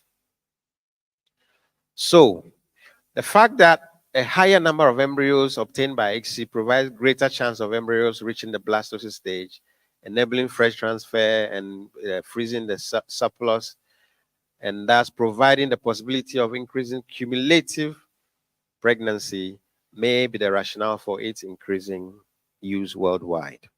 And that is quite agreeable, isn't it? If you're able to get plenty, then you can freeze more. And then in case of repeated implantation, you have embryos to go back to use. However, the efficiency of the treatment includes not only one aspect, but all the other associated factors, including the cost and access. So it's necessary not to consider only the laboratory and clinical outcomes, i.e. pregnancy rates, live birth rate, but also technical capacity of the professionals and associated cost for the patient. And then currently, both ASRM and ISHRE are unanimous. They said that ICSI remains the preferred choice, even for non-male factor indications, but you can't justify adequately. So I don't know what that means. Now, the question to all of us is it ethically justified? When we are talking about ethics, we are evoking the no malfeasance, do no harm pillar here, to use ICSI in the treatment of couples with no male factor. And this is a question that, if I get a chance, I'll pose to the council members for FERSOG. And then the cost factor, ICSI raises the cost. And that happens because it involves some additional work for the embryologist. The micro manipulations and investment in the device and the consumables. So they say it raises the cost by about 30%, depending on where you are. So that needs to be factored in. So I conclude by saying male factor is a significant cost. The local data in Accra said 72%, about 71, 72% of all couples coming for fertility treatment with 511, 71 point something percent are male factor. The mainstay is what we have now, which shows that our data is not in there. So it calls on us to up research so that we can have our local content data to guide our practice. Male factor, non-male factor are increasing, becoming the indications for ICSI.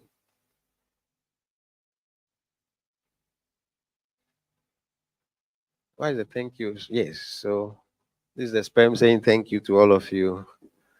And then I would also, there's a slide that says thank you to all the people who helped me. Oh yeah, there you go. Yes, so I need to say thank you to the entire REI faculty, Dr. Panting in particular, who assisted with this preparation for this particular one. Leicester Hospital, Fine Ruma, and Shape Healthcare, who is represented here. Shape, give us a wave. All right, thank you.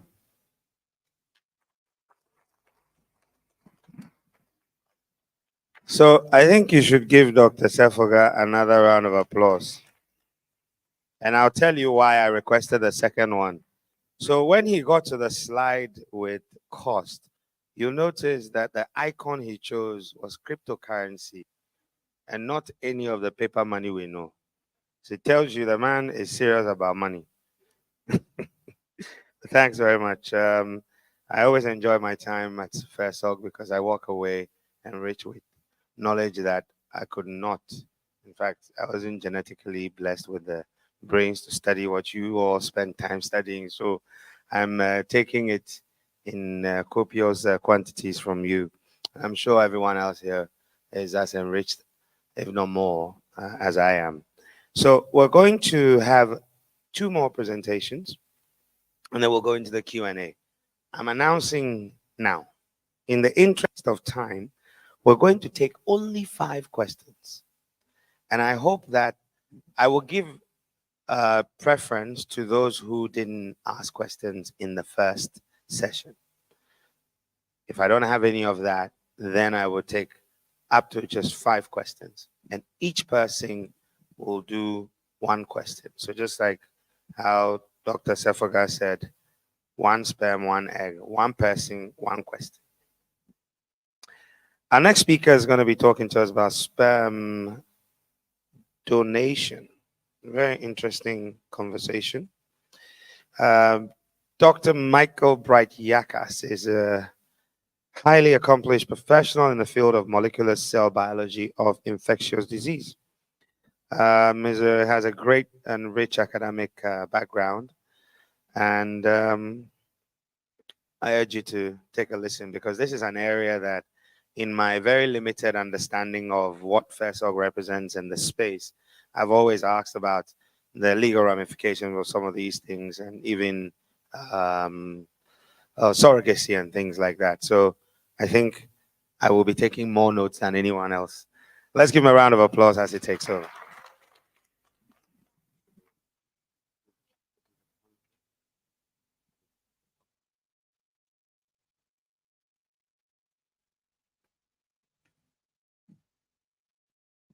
Thank you very much, Isra, and good afternoon to. So I'm going to give a short talk about sperm donation. As we've heard since morning, we're trying to solve the male problem. So when all the solutions that has been proposed seem not working, what do?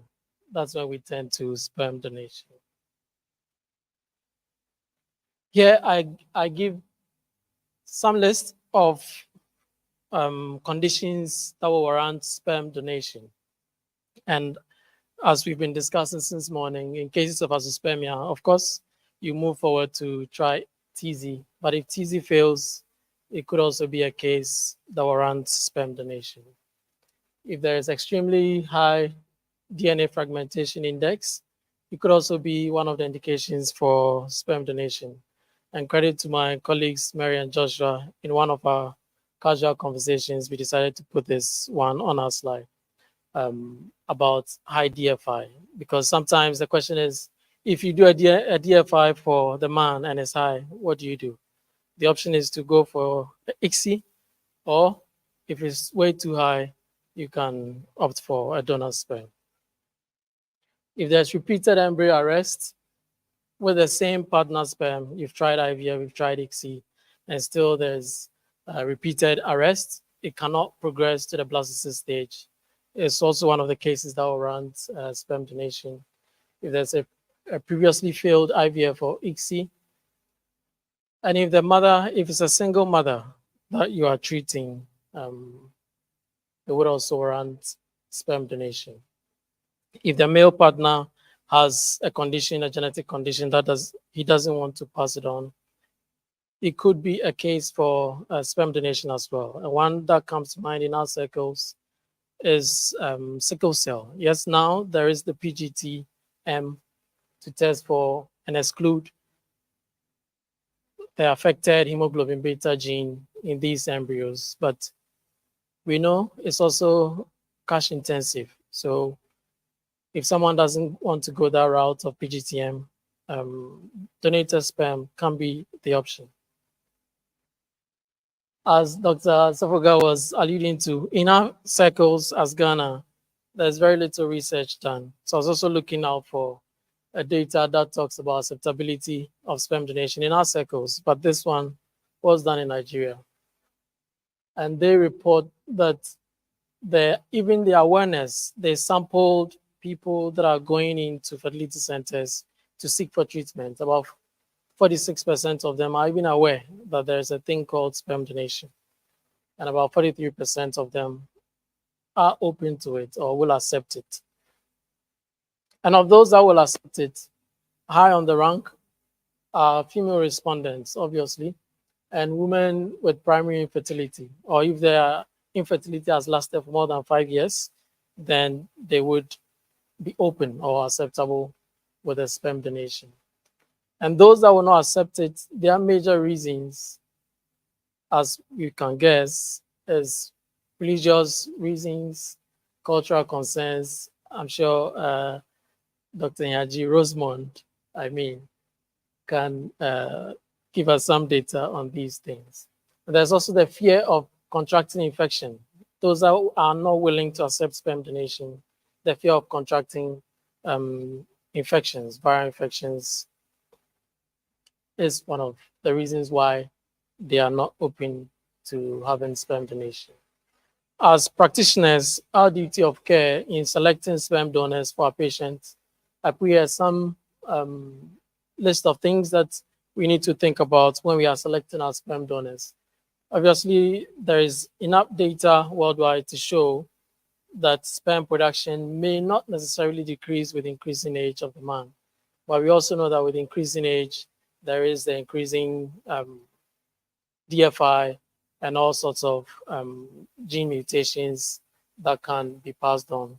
So ideally, the sperm donor you are selecting should be younger than 40 years, and it should have done a complete viral screening. So for HIV, hepatitis B, C, syphilis, a blood group, electrophoresis, to rule out sickle cell, and all these things. We should also be checking out for physical signs of genetic abnormalities, because we know that in our circles, we are not doing any form of genetic screening of the sperm donors. And so we should be looking out for physical features that may suggest some form of genetic abnormality. We know the typical moon phase of Down syndrome, and then also for albinism, unless you want to accept them as sperm donors. But with that experience, mostly it won't be acceptable by most women. There's also the psychological assessment that is encouraged we can do, because you realize that in the Western environment, they would encourage them to even see a psychologist, or yes, a psychologist for a psychological assessment. They'll make them write some handwritten notes that all seem to suggest their cognitive functions. Because if you've seen a lady list their criteria for a sperm donor, you realize that cognitive function stands high on top of it. We should also be interested in having excellent sperm parameters. So apart from the parameters Dr. Safoga spoke to us about as embryologists, or on the lab side, what we are looking out for is that there should be a 50% or more sperm survival. So if you want to use somebody as a sperm donor, the survival after thawing should be about 50%. And I'm asking you whether we should include DFI when we are screening for sperm donors. It could be one of the topics we can discuss later.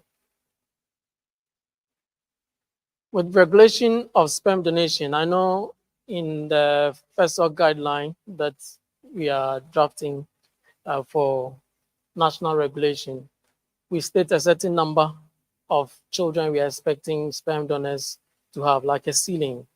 I don't quite remember whether it's 10, but I think there is a number like about 10 that sperm donors, you should not have more than 10 kids. But there's also a way to calculate for it. It was not just quoted out of random. Generally, in a population of about 800,000, we say that sperm donors are not allowed to have more than 25 bets. And absolute mass consent forms are needed on the side of the sperm donor as well as the recipients as well. So consent forms are essential because it saves the clinic as well. We should also endeavor to maintain a strong database of our sperm donors. In our circles as well, anonymity is what we do, but in a few instances, we've had patients or women who would prefer to receive sperm donation from someone that when the child reaches 18, she can reach out and say, hey, we had a child and look, this is your child now at 18 years. But in our circles, it's only anonymous sperm donors that we do. Now, my talk requires that we talk a bit about international guidelines or international best practices, such that we try to ascribe, or if we are not reaching these targets, we try as much as possible in the coming years to push towards that. In the West, they do cytomegalovirus screening. Well, in Black populations, CMV prevalence is not so high, but in Europe, CMV prevalence is quite high. And it comes in play, or it comes in handy, especially when we are importing sperms from Europe. That's something we do quite a bit.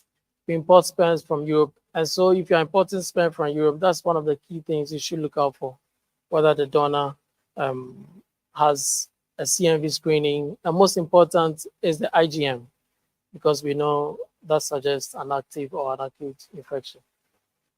There's also the karyotype that tells us about the numerical chromosomal disorders and some common genetic diseases, including cystic fibrosis, Tay-Sachs. These, again, the data suggests that it's not so prevalent in Black populations, but also comes in handy when you are importing sperm from Europe for sperm donation. There is a condition called a non-syndromic hearing loss. And I put this here for GJB2, which is one of the connexins proteins, basically like a transmembrane protein that helps in intercell communication. There is a study that was done in Ghana by one of my good friends, Dr. Adade, and it puts the frequency, the carrier frequency of non-syndromic hearing at about 1.5%. And I'm alluding this to the prevalence of SCD in Ghana, which is about 2%. So I'm asking myself whether it won't be a good thing going forward when we decide to screen for the genetic conditions in our sperm donors, not to include GJB2, which GJB2 mutations that can affect hearing in the children. It's also important because GJB2 prevalence in Europe is quite high. In about 3,000 Europeans, one of them will carry the mutation in GJB2. So again, if we are importing sperm from Europe, you should be interested in GJB2, whether they've screened for that. And in the absence, when all these things that we are not doing, what can we do in the absence of all these? And I put here that we should take a complete family history, because if you ask the person, the sperm donor himself, about his personal experiences, if he is fine, possibly in his family, direct siblings, there could be a problem. And that's how you can catch some of these genetic abnormalities. In the lab, or also in the IVF lab, this is what is international best practice, that you keep sperm samples separate in separate dewars from your oocytes and also from your embryos. It's not advisable to keep the sperms and the embryos or oocytes in the same dewar. And use of freshly donated sperm is not advisable. We know, because with infectious diseases such as HIV, there is that window period. And so if you are taking fresh semen today and using it today, if the person had HIV, say a month ago, you will not pick it, but the virus is still present and can be transmitted in the recipient or the woman that you are going to give this sperm to. So the use of freshly donated sperm is strongly advised against. And the way to cure this is to quarantine donated sperm. So if you screen the person, he's passed all your blood tests and psychological examinations you've done, his sperm count is good, you take the semen, you freeze it, and you put it in the quarantine tank. So you have a dedicated DIWA that you are calling quarantine. And that's where you are quarantining all your donated semen samples. 6 months down the line, you call the donor to come back for retesting. I know in our environment, it might be difficult. And probably a way to go about it is to split their payments until you come for the 6 months screening, then you take your second half of payment or something. I think all these things is to improve our practice. So we need to find ways and means to go around it. Now, talking of the recipient, we said that there's decision on the men as well as the women who are receiving on the receiving end of donor sperm can be emotionally draining. So ideally, they will run some psychological counseling. Consent forms are an absolute must.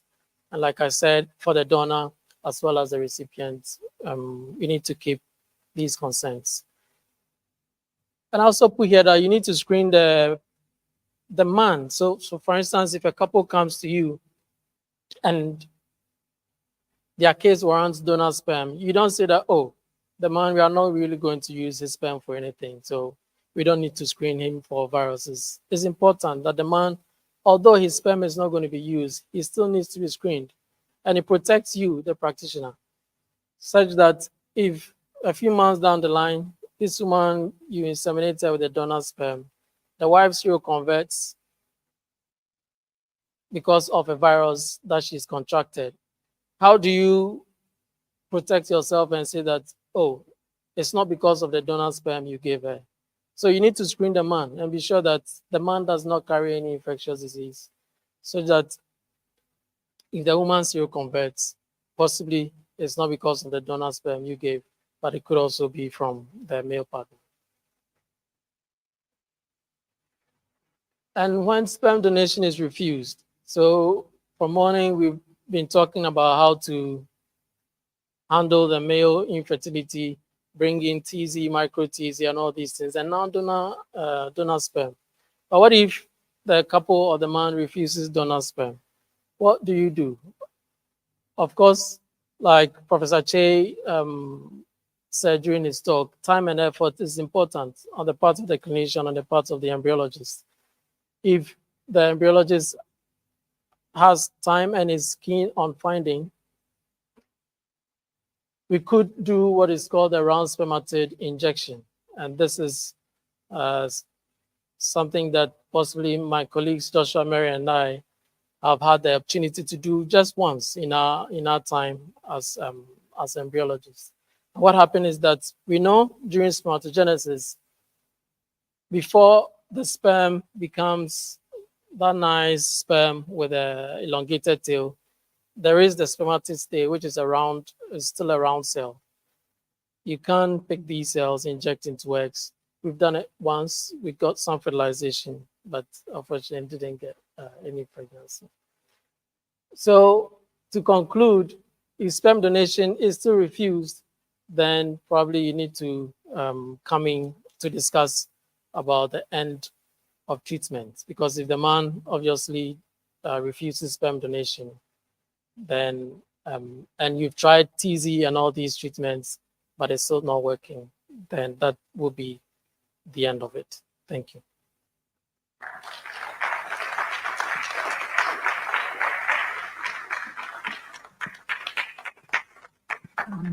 Thank you very much, Dr. Yakas. So we're going to take one more presentation. after which we will go into our Q&A, and then we have a couple of sponsor talks coming up, and then we'll head into lunch. If you're not nice to me, I will keep us here for a while. And so I'm the guy between your lunch and everything else this afternoon. Our next speaker is Dr. Rosemond Akpenahiaji. She's a lecturer and a researcher at the University of Ghana and a medical sociologist and anthropologist by profession. And to add to that, my soon-to-be best friend, because I've been looking for anthropologist and sociologist friend, but I think they hold the key to understanding quite a lot of stuff, and that's why I think she's aptly here to speak on the social cultural issues related to male infertility. Let's welcome her with a round of applause, please.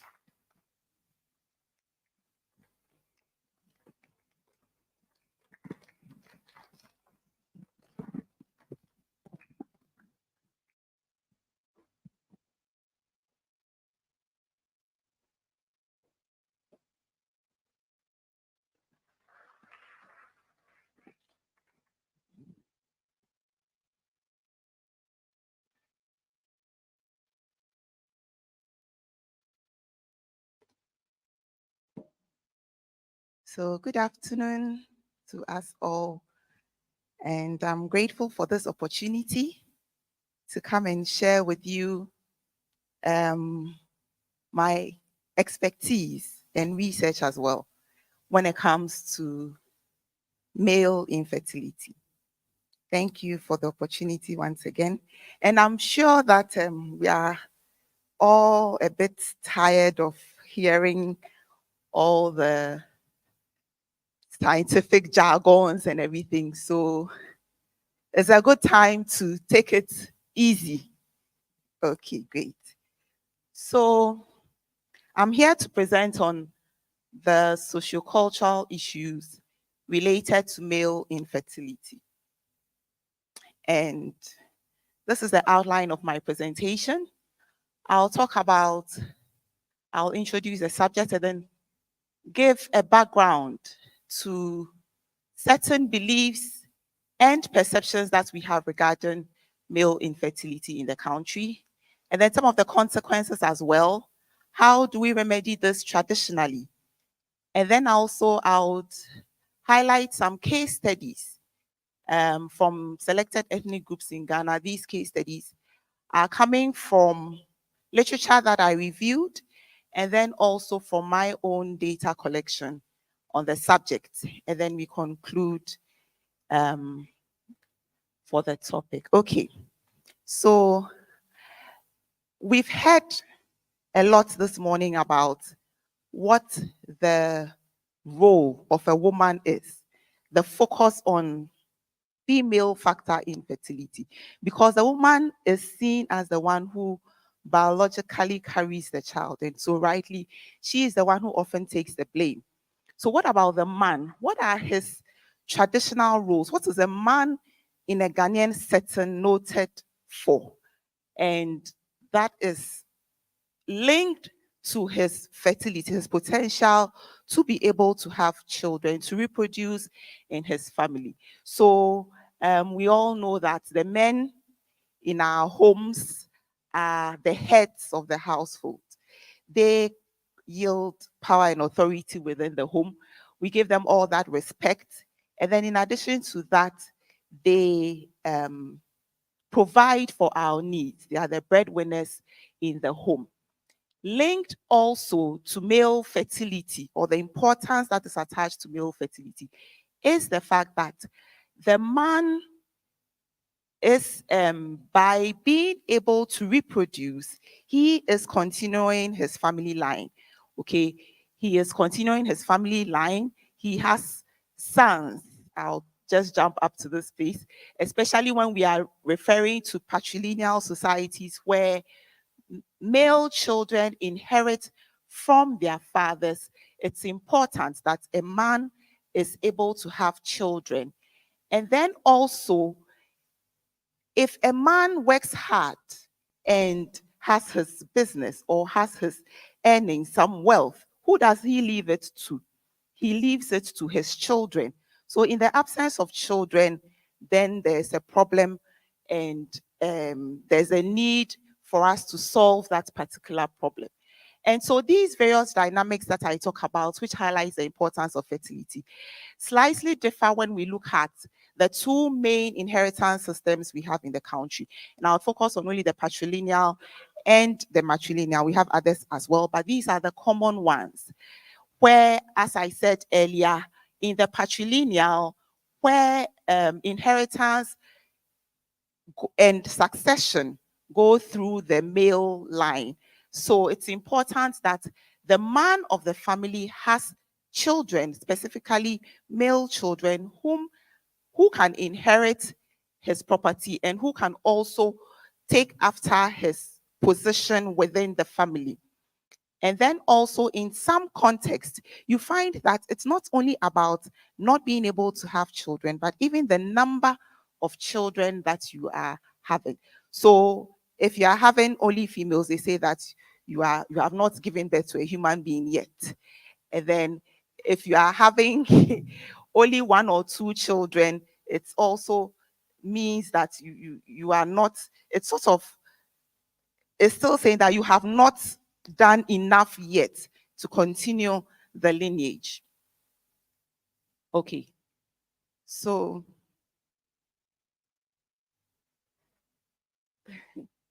moving on.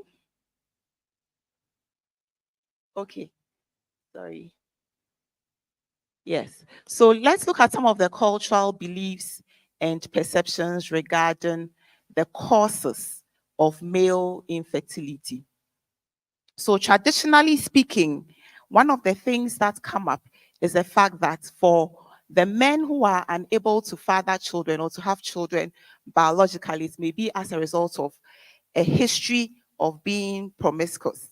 And when you were younger, you were having a lot of girlfriends and jumping around from one to the other. I think that biomedically speaking, it makes some sense in the sense that if you have had multiple sexual relationships unprotected, and then you carry along an STI, which is not treated for long periods of time, that can actually affect your fertility potential. And then it's also believed that probably this woman is not meant for you, and their ancestors have not approved of this particular marital relationship, and that's why they are not blessing you with children. So you need to go and find a solution to that. Or it could be a generational curse. And so in this family, you don't marry into this family. In the past, when we're having background checks into families, some of these things came up. We realized that this family, there are no children coming from here. So you don't marry into such a family because it's believed that you've been cursed. And then the witchcraft aspect also comes in. This is where some people believe that, some men believe that other members of their family have used these powers in witchcraft to cause them to become infertile because they want them to use their wealth, their resources to take care of their children. So if you have your own children, we will not have enough money to take for you to use to take care of our children. So it's better we prevent you from having children so that our children can benefit from your wealth and your resources. So these are some of the traditional beliefs. And what are some of the consequences associated with the male infertility? One of the common things that comes up is that male infertility is often conflated with impotence. I know Dr. Sefagar mentioned something of the sort when, of course, if you ejaculate even before you get to the goalposts, then what will happen? Definitely, we can understand the issue of infertility coming up. But the problem here is that it's the belief that everyone who is not able to have a child is also not able to perform sexually in bed. And so phallic competence, you're not able to satisfy your wife in bed. And that is how male infertility is seen or is understood within our traditional context. And another consequence, is that it leads to a loss of respect from your spouse. Although this is something which is not publicly exhibited, right? Because it is wrong for a woman to disrespect her husband in public. She'll be seen as someone who was not brought up properly, right, by her family members. It's a curse to disrespect your spouse in public. So in the home, that is likely to happen, where a man loses his respect as head of the household. And so we see also that men suffer different forms of labeling. By labeling, I refer to name calling, right? A label that has been attached, a name that has been given to the man simply because he's unable to have a child. And it's also accompanied by stigmatization and then isolation from peers. Isolation comes in because of the fear of contagion, as if to say that if I associate with you, you will infect me with your inability to have children. And also that if it is because you offended the gods and the ancestors, and I'm seen associating with you, then the gods and ancestors are also going to be annoyed with me for associating with you if you haven't appeased them for your wrongdoing. Okay, so I'll be giving examples when we come to the case studies. Now, what are some of the remedies that, traditionally speaking, a man who was unable to, or he's unable to father a child biologically, what are some of the remedies that were open to him? Polygyny or polygamy, as is more commonly referred to, where a man could have several wives or multiple wives. But the problem here is that if it is indeed a male factor infertility, how does marrying another woman solve that problem? Okay, and then also there was a practice whereby a man had rights over the children that are born to his spouse, to his wife, irrespective of where the child came from. So if a woman had an extramarital affair, and as a result of that had a pregnancy, had a baby, the man had rights to that child and not the one who actually impregnated her. So the man would accept such a child because in a way it helps to cover up the stigma. It helps to cover up the stigma that would have come as a result of the fact that he was not able to have a child. But it's not in all, it's mainly in the northern parts of Ghana, northern communities, that this right in genetism is acceptable. But more commonly in the southern parts, we have the practice of fostering, where if you're not able to have a child, then take care of your brother's child or your sister's child, right? Pay his or her school fees, pay their medical bills, give advice and things like that. And once you are able to do that, it gives you status, it maintains the respect that you have within the community and before your family members. Another way that traditionally male infertility was remedied is through the use of, by performing traditional sacrifices,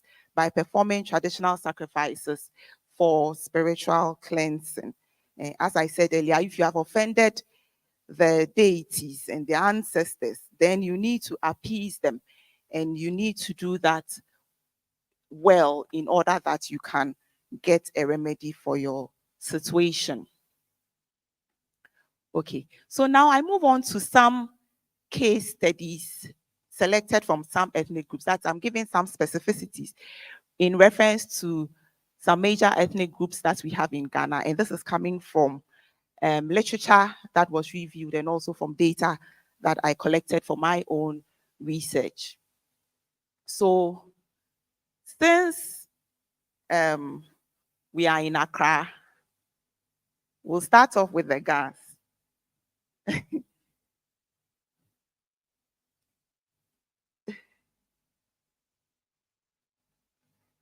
We'll start off with the gas. Okay. So we'll start off with the gas. And we see that from the data that I collected amongst, there's a Ga community on your way to Kokrobite. In there somewhere, there's a Ga community, the typical Ga community, very friendly group of people. I collected data from them, and they informed me that for them, what happens is that they have names that they call men who are not able to have children. So typically they call them Kene. Kene. And the names are in the form of teasing, they are teasing them. So apart from that, they also question them. So maybe in conversations, then they'll ask, Bodenche, Olio Adun, which means to it, do you rear a monkey? Like they don't even see you taking care of animals, then how much more a human being, right? And they also say chachu chebo, chachu, the ants, yes, chachu chebo. So it means when you sleep in peace. There's no ant biting you. No one saying, Daddy, Daddy, I'm hungry, Daddy, I want this, Daddy, I want that. No, you are at peace. So, but then chachu chebo, right? So they use that to tease. So when they are having their conversations, they are talking, and then you also want to maybe chip in something. Then they silence you by teasing you in that manner. Even to the point that they have games, and they have a football game whereby they have a match between fathers and non-fathers. In an attempt, they feel that by teasing continuously, you would do something about your situation. If we look at the traditional roles, the leadership roles, I talked about the man as the head of the family and also the man as the head of the lineage. And these roles are even seen during various rites of passage, such as funeral ceremonies, naming ceremonies, marriage ceremonies. The important role of the head of the family comes out. So I ask, if a man does not have a child biologically, does he have the right to perform these duties during such celebrations? And they told me that, oh yes, why not? He can go ahead and do it. But at the end of the day, we'll talk about him. We'll still talk about him and say that he should do something about his situation. And so for them, what is that something that they do about their situation? They would go out to test and see that, okay, if I have an extramarital affair with this woman, what happens? And then they go to the third one, and then they go to the fourth one. Probably it's only then that they decide that, okay, let's go to the hospital also to check. But not for the first after, if you've been with your wife for X number of years. No. I need to check and be sure that it's probably my fault before I seek medical intervention. And for them also, because they do not accept a child that comes from an extramarital affair from the woman, from their wives. And it's mainly because if, let's say that as a woman, you go out there, get a pregnancy, come home, you have your baby, with time we'll see that this child is not yours because the shape of the head is not your shape. Or the way the child is walking, that's not how the gait and everything is not a reflection of their father. So for that, it's something which is not acceptable within that community.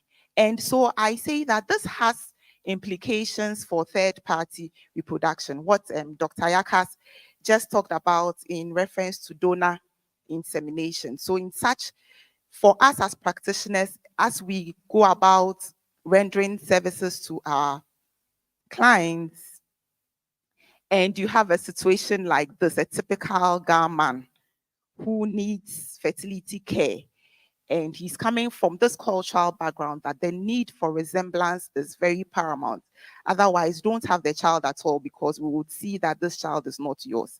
So it's important for us to provide fertility care that is in line with their cultural beliefs. So that's for the GA. We move on to the ACAN. And they are a large group. I cannot touch on all of them. So I'll just do a general assessment. Coming from the background that these people are matrilineal, whereby children do not belong to the husband, and rather they belong to the sisters, the wafasi, the sister's brother, the wife's brother, sorry, right? So that is traditionally what existed. And coming from that background, let's see how they also relate when it comes to male infertility. One of the main functions of a man in a matrilineal society, as with others, is to socialize the children, right? So you have to train up the children, and they are seen as disciplinarians. When the child does something wrong, you say, wait for your father to come home, and we will see, because it's the father who is the disciplinarian. So for a man who is unable to have children, he has no right to go and be correcting other children within the community. If somebody's child does something wrong, who are you? You don't have a child. Who are you to come and correct the person and correct the child to do the right thing? Again, there's also a loss of respect from his wife and her family members, although this is not publicly displayed. In fact, in the past, it was stated that in such situations, the women were strongly advised to find themselves another husband because the children belonged to their lineage. And so they were more concerned about male infertility than the man himself. Again, we find that traditionally speaking, men continue to play important functions during naming ceremonies, puberty rites, marriage ceremonies, and funeral celebrations within the Akan community. And the practice of fostering, as in taking care of a child of your sibling, is what helps that particular role to continue to go on. Because if you are able to take care of your brother's children or your sister's children, it means that you are responsible. And that's what we are interested in. You are someone who is responsible, and based on that, you earn the respect and the status that comes along with that position within the society. And so again, over here, I would conclude that you would see that if based on these various things that define the ACAN, we can see the acceptability of assisted reproductive technologies amongst these group of people because of their focus on the fact that a responsible man, right? So far as you are responsible and it brings you some respect, and based on that, you can live your daily life within that community. Now, my people, the Ewe. So amongst the Ewe as well, we see that there is some labeling that takes place, although it's not explicit. So there are secret names, name calling that with the GAS is very open, but with the Ewes is secret. And so they so when you are passing around or something, they could pass comments about you, right? Some of the things that they say is that your matchstick has fallen into water. In this day and age, we don't use matches anymore. We have lighters. But if your matchstick falls into water, we know what that means. Or they'll say that your gun is spoiled, right? So those are some of the secret names that they call men who are unable to father children biologically. When it comes to their role as head of the family and of the lineage, we don't see this affecting them drastically because of the fact that these men are often people who are also responsible and they are committed. And for that matter, they are seen as capable of occupying such positions within the family. It is only in very few cases where it will be said that, well, you have not been able to demonstrate your ability to take care of a child. So how much more taking care of an entire lineage or clan? So that will make it difficult for you to occupy headship positions within the group. What are the solutions that are available to you as an infertile male in an Ewe community? The fact that your wife can have an extramarital affair and bring the pregnancy to the home is one of the other, is something which is permitted, although it is hidden. Okay, it is hidden. No one talks about it. No one will dare talk about it. And you, the woman, you also dare not talk about it in future. Because, as I said earlier, women, you are supposed to respect your spouse. If you don't do so, it means that you were not brought up properly by your parents. When it comes to funerals, the men who die without having children, they are socialized in such a way that they will not be reincarnated in the same way. So what do? They put a broomstick and they insert it into your penis to tell you that when you come back, make sure that you don't you don't do the same thing. And so when it comes to fertility care, medically assisted reproduction, based on the importance of the lineage, this is a typical patrilineal society where males have an important role to play through inheritance and succession. It's important that the fertility care that we offer is also bearing in mind that, let's say, if you are going for a donor insemination, it should come from a relative.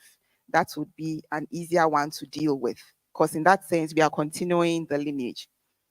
Finally, I would talk about the Talensi and the Nabdam in the north, in the Upper East region. I can't just concentrate on the southern sector. So the Talensi and the Nabdam in the Upper East region. This is a very typical rural community where levels of education are still very low. So we would see it in the ways in which they deal with male infertility within the communities. So taking from the earlier slides on causes or perceived causes and everything, you'd see the consequences also being in line with it. So they talk about the fact that when you die, funeral rites are a very important part of our culture. If you are not, I mean, we see it. We thought COVID would help us tone down on the way we perform our funerals, but we have come back with even bigger force when it comes to our funeral celebrations, right? So funerals are very important. For a man who dies without having a child, he is not given a full burial or what they call a proper burial. He is dressed up as a woman, and he is the funeral rites that are performed for him are performed as though he was a woman, because the belief is that it is women who are infertile. So if you are not having children, then we will treat you like a woman. And so there's a lot of humiliation that goes along with it. In fact, apart from burying them in isolated lands, so they bury them on the isolated lands, because the belief is that if they bury them within the community, they would infect the land with their infertility. So the land will also become infertile. As farmers, they need good fertile soil to be able to get bumper harvest, right? And then also they pierce their genitals with thorns. And this is to prevent, the belief is that to prevent them from coming, when they are in the spirit world, to come and torment women in an attempt to have children. So they do that to prevent them from coming back in the spirit realm to come and torment women with their sexual activities. And this is something which was unique in all the various ethnic groups. The situation about the stigma even being extended to the other family members. In other ethnic groups like the Ga and the Ewe and the rest, I didn't see that at play because the issue was that once there are other members within the family who are having children, that's fine. But amongst these people, their family members also suffer the stigma that is associated with a male infertility. Perhaps because it is seen in their various daily activities and also in their funeral rites. And they are also denied family property because, as I said earlier, what do you need the land for when you don't have any children to feed, to take care of? What do you need the property for? You don't need it. So when we are sharing property, you are not part of it. And usually the remedy is traditional and unorthodox means through spiritual cleansing, through herbal treatments and the like. So to conclude, I say that male infertility threatens conventional views of masculinity and presents many challenges in societies where fertility is a symbol of manhood.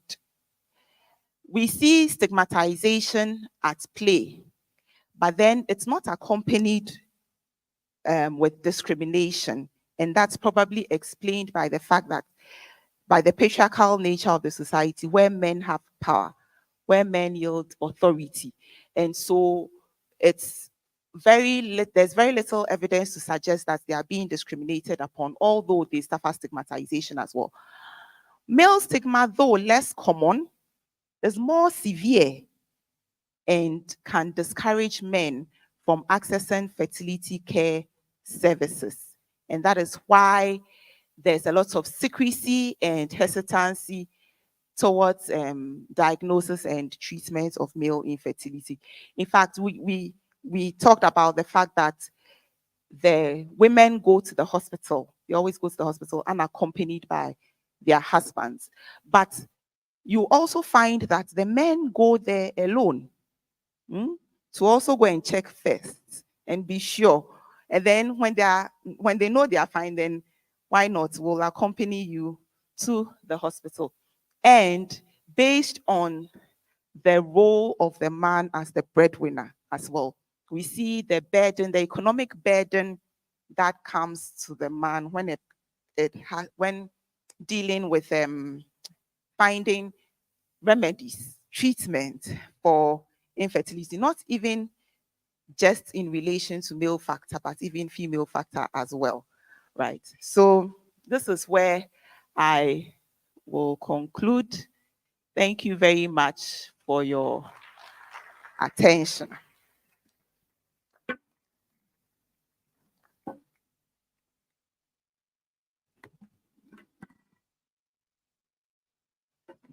Thank you very much, Dr. Rosemond Hiaji.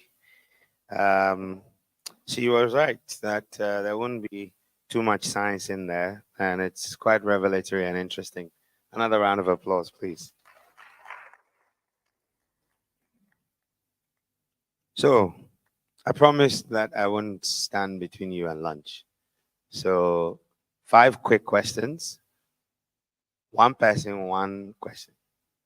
We'll start from here, and then we'll come to the front. 3 more available. Okay, 3, number 4, 1 more, number 5. Thank you. Okay, I don't have my support team here. I haven't jumped down anything in a while.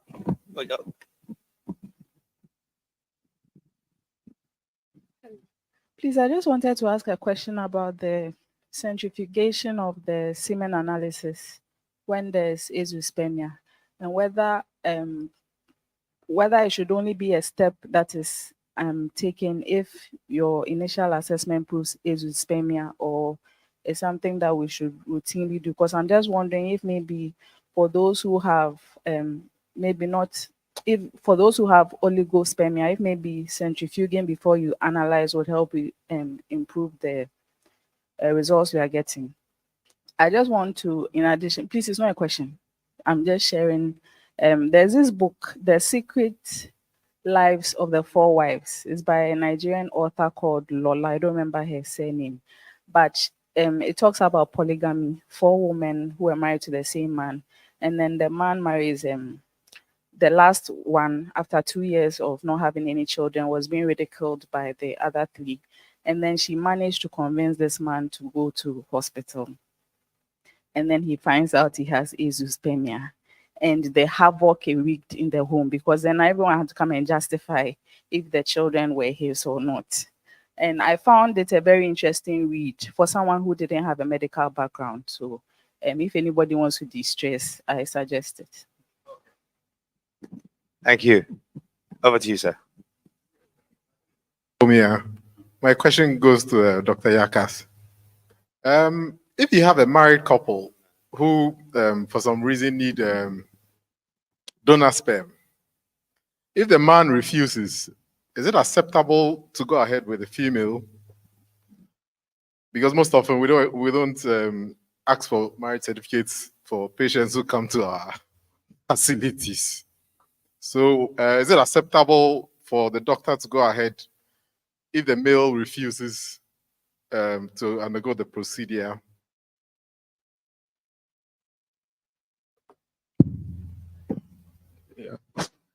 Yeah, hello, my name is Sadia. My question goes to Dr. Yakas. A father of 6 daughters walked into our office, 6 daughters, 3 wives, walked into our office and said he was told that when he does IVF, he can get a male child. So we explained to him, whatever is involved. And he quickly said, what about using donor sperm? So I want to know from Dr. Yakas, could that not be, another indication for donor semen?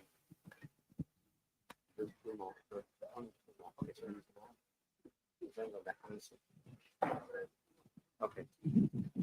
So we'll take the next 2 questions.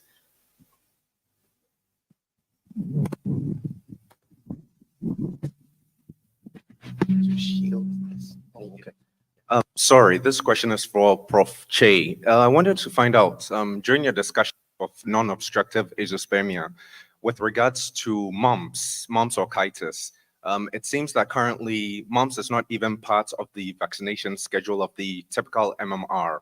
So do you see a high prevalence of mumps in patients presenting with orchitis, and what implications does that have onto the future of them having some level of azoospermia? Our final question.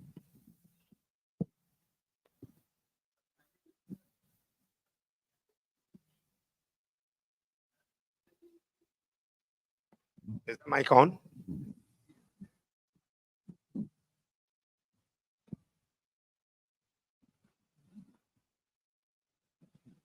Okay, you can. Oh, yeah. Okay. So my name is Dr. Hansen Gashon, and my question goes to Dr. Sefoga concerning the publication from Fertility.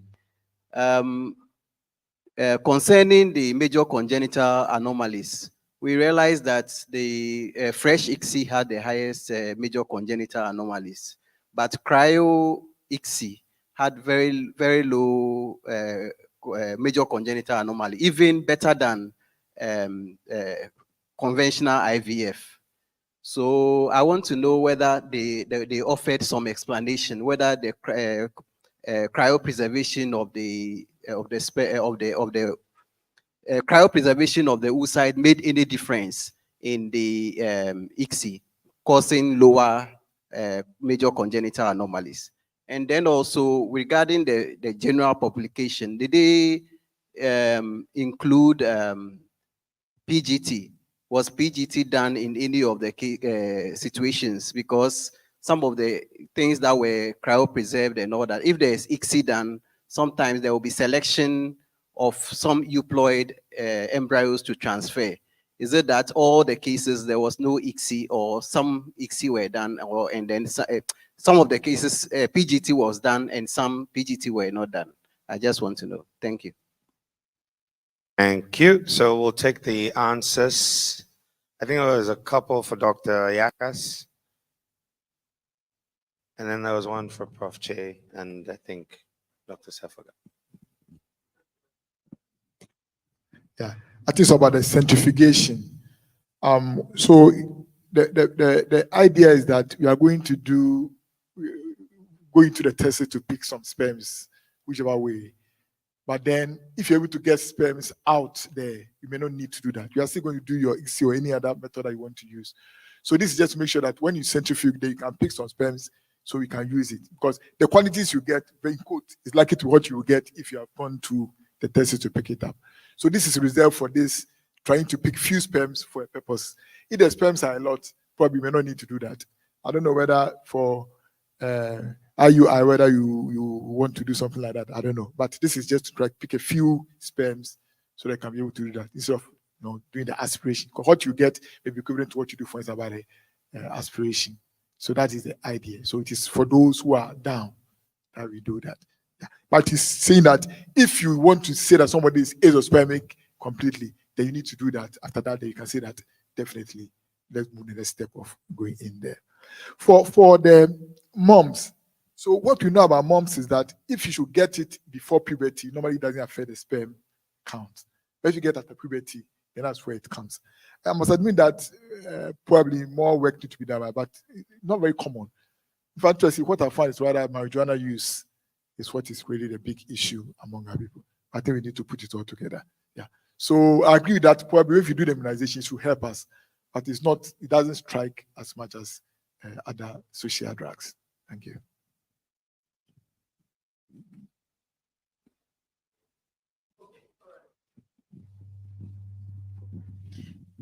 So about using donated sperm without the man's consent, I think that's risky to do because sometimes these women, or is there no at all? Yes, not undercover. So how would that be then?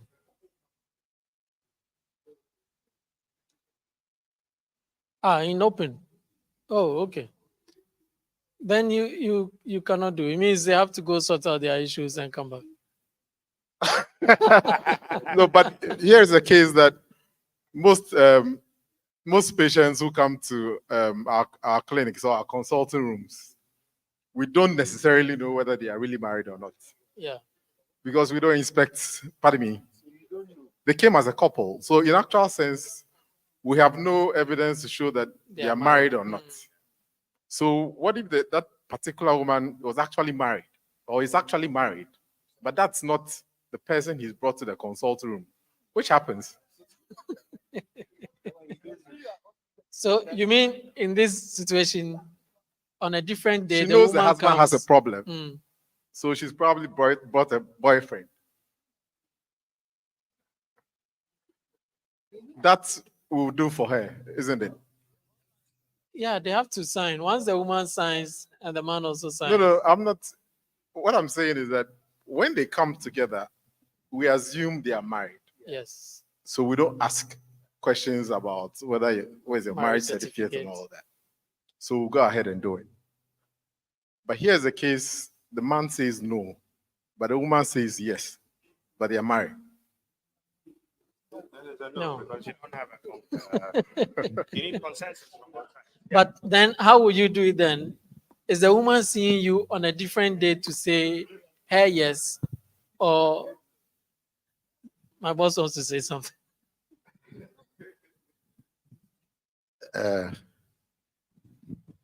One day we'll have a session and deal with such questions. We are reproductive endocrinologists, fertility specialists, whatever, trying to help women and men, women and men who may come with their individual problems. Very often, very much often, we are excited when we get the results. But I tell you, if one result goes bad by the legal people after you, sometimes it's not even them yet, but just the man or the woman haunting you because of a help you were giving in good faith. You'd wish you were a dermatologist.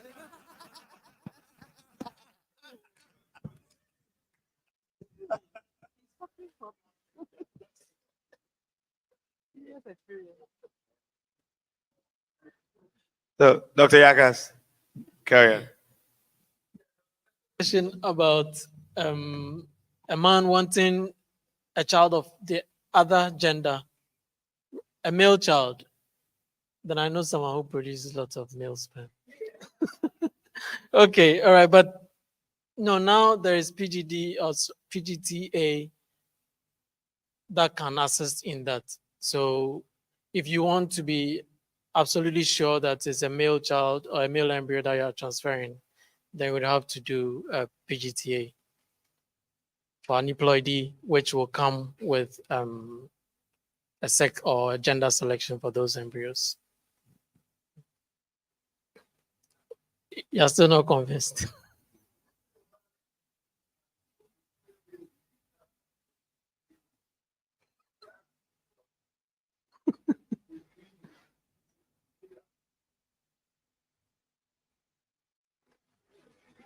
Where you can get a male child. That's what I'm yes, asking. but even with the donor sperm, he's still not guaranteed. It could come up with the same gender that he's trying to avoid.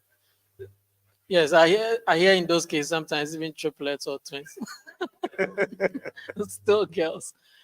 So yeah, PGTA will be the best or surest way to get the gender. Thank you. Thank you. Yeah.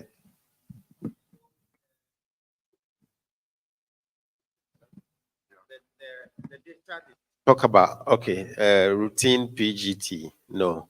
But the possible explanation suggested for the lower numbers in the cryo-exceed was maybe there may have been some contribution from the oocyte.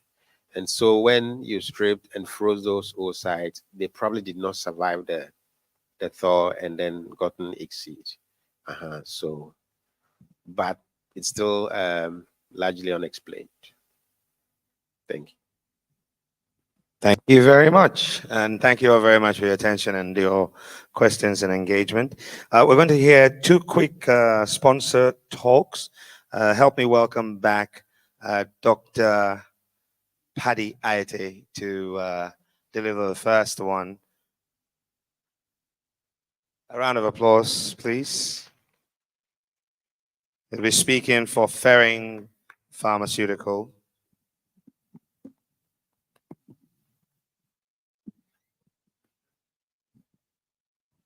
Yeah, just a short one. Okay. How many minutes? 5. I can't do 7. No, 5. Perfect food. My mom will like. Okay. Hello, good. It's afternoon now, so good afternoon. I'm going to do a short presentation on behalf of Ferring. You're talking about Menopure and about what makes Menopure unique. I've got 5 minutes, so I'll try and be quick. Menopure is a highly purified formulation of HMG, comprising of essentially 75 units of human FSH and 75 units, international units of HCG-driven LH bioactivity. Basically, what is done is that there's FSH, 75 international units, and 10 units of HCG, which gives you the equivalent of 75 units of LH. It's used across all patient profiles. That means poor responders, normal responders, good responders, and even high responders. And it's been found to get good results in all those cycles.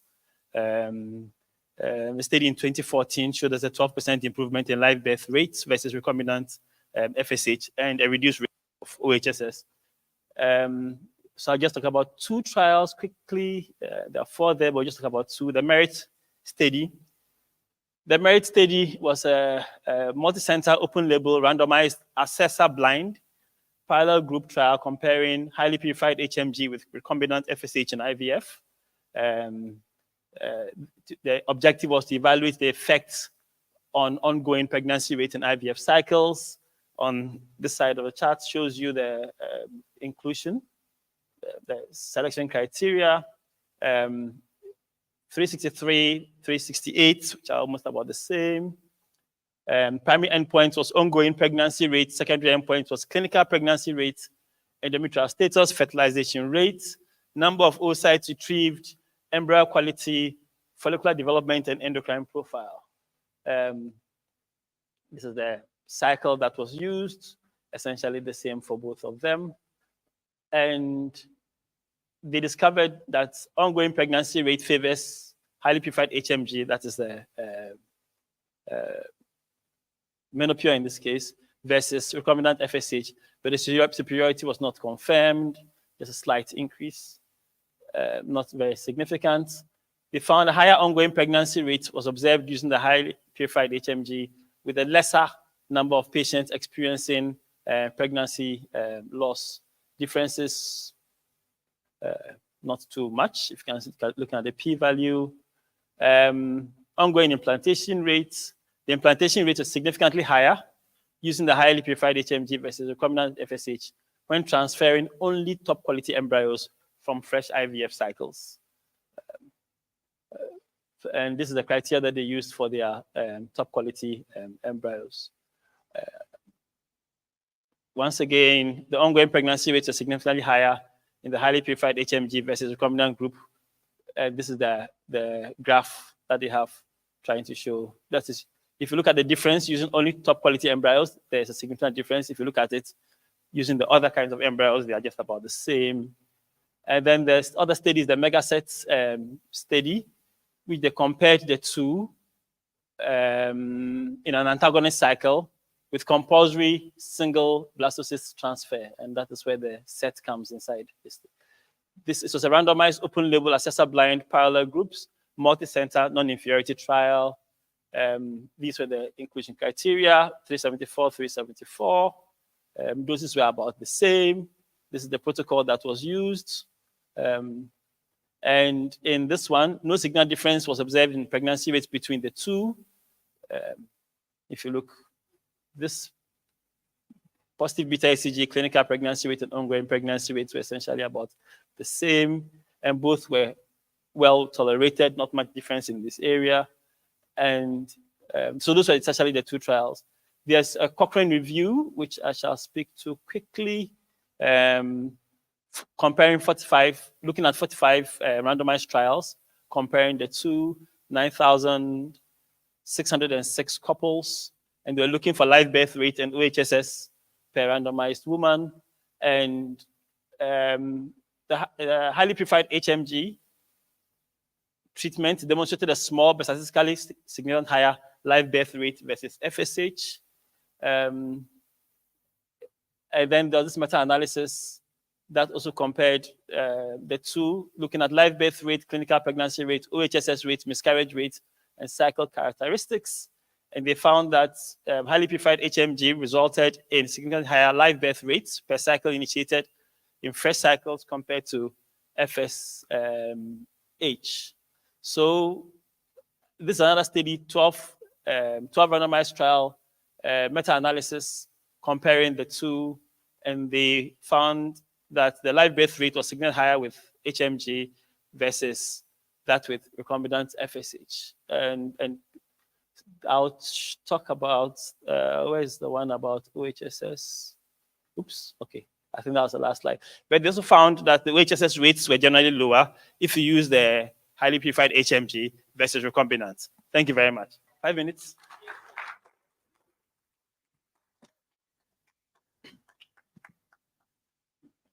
Thank you very much.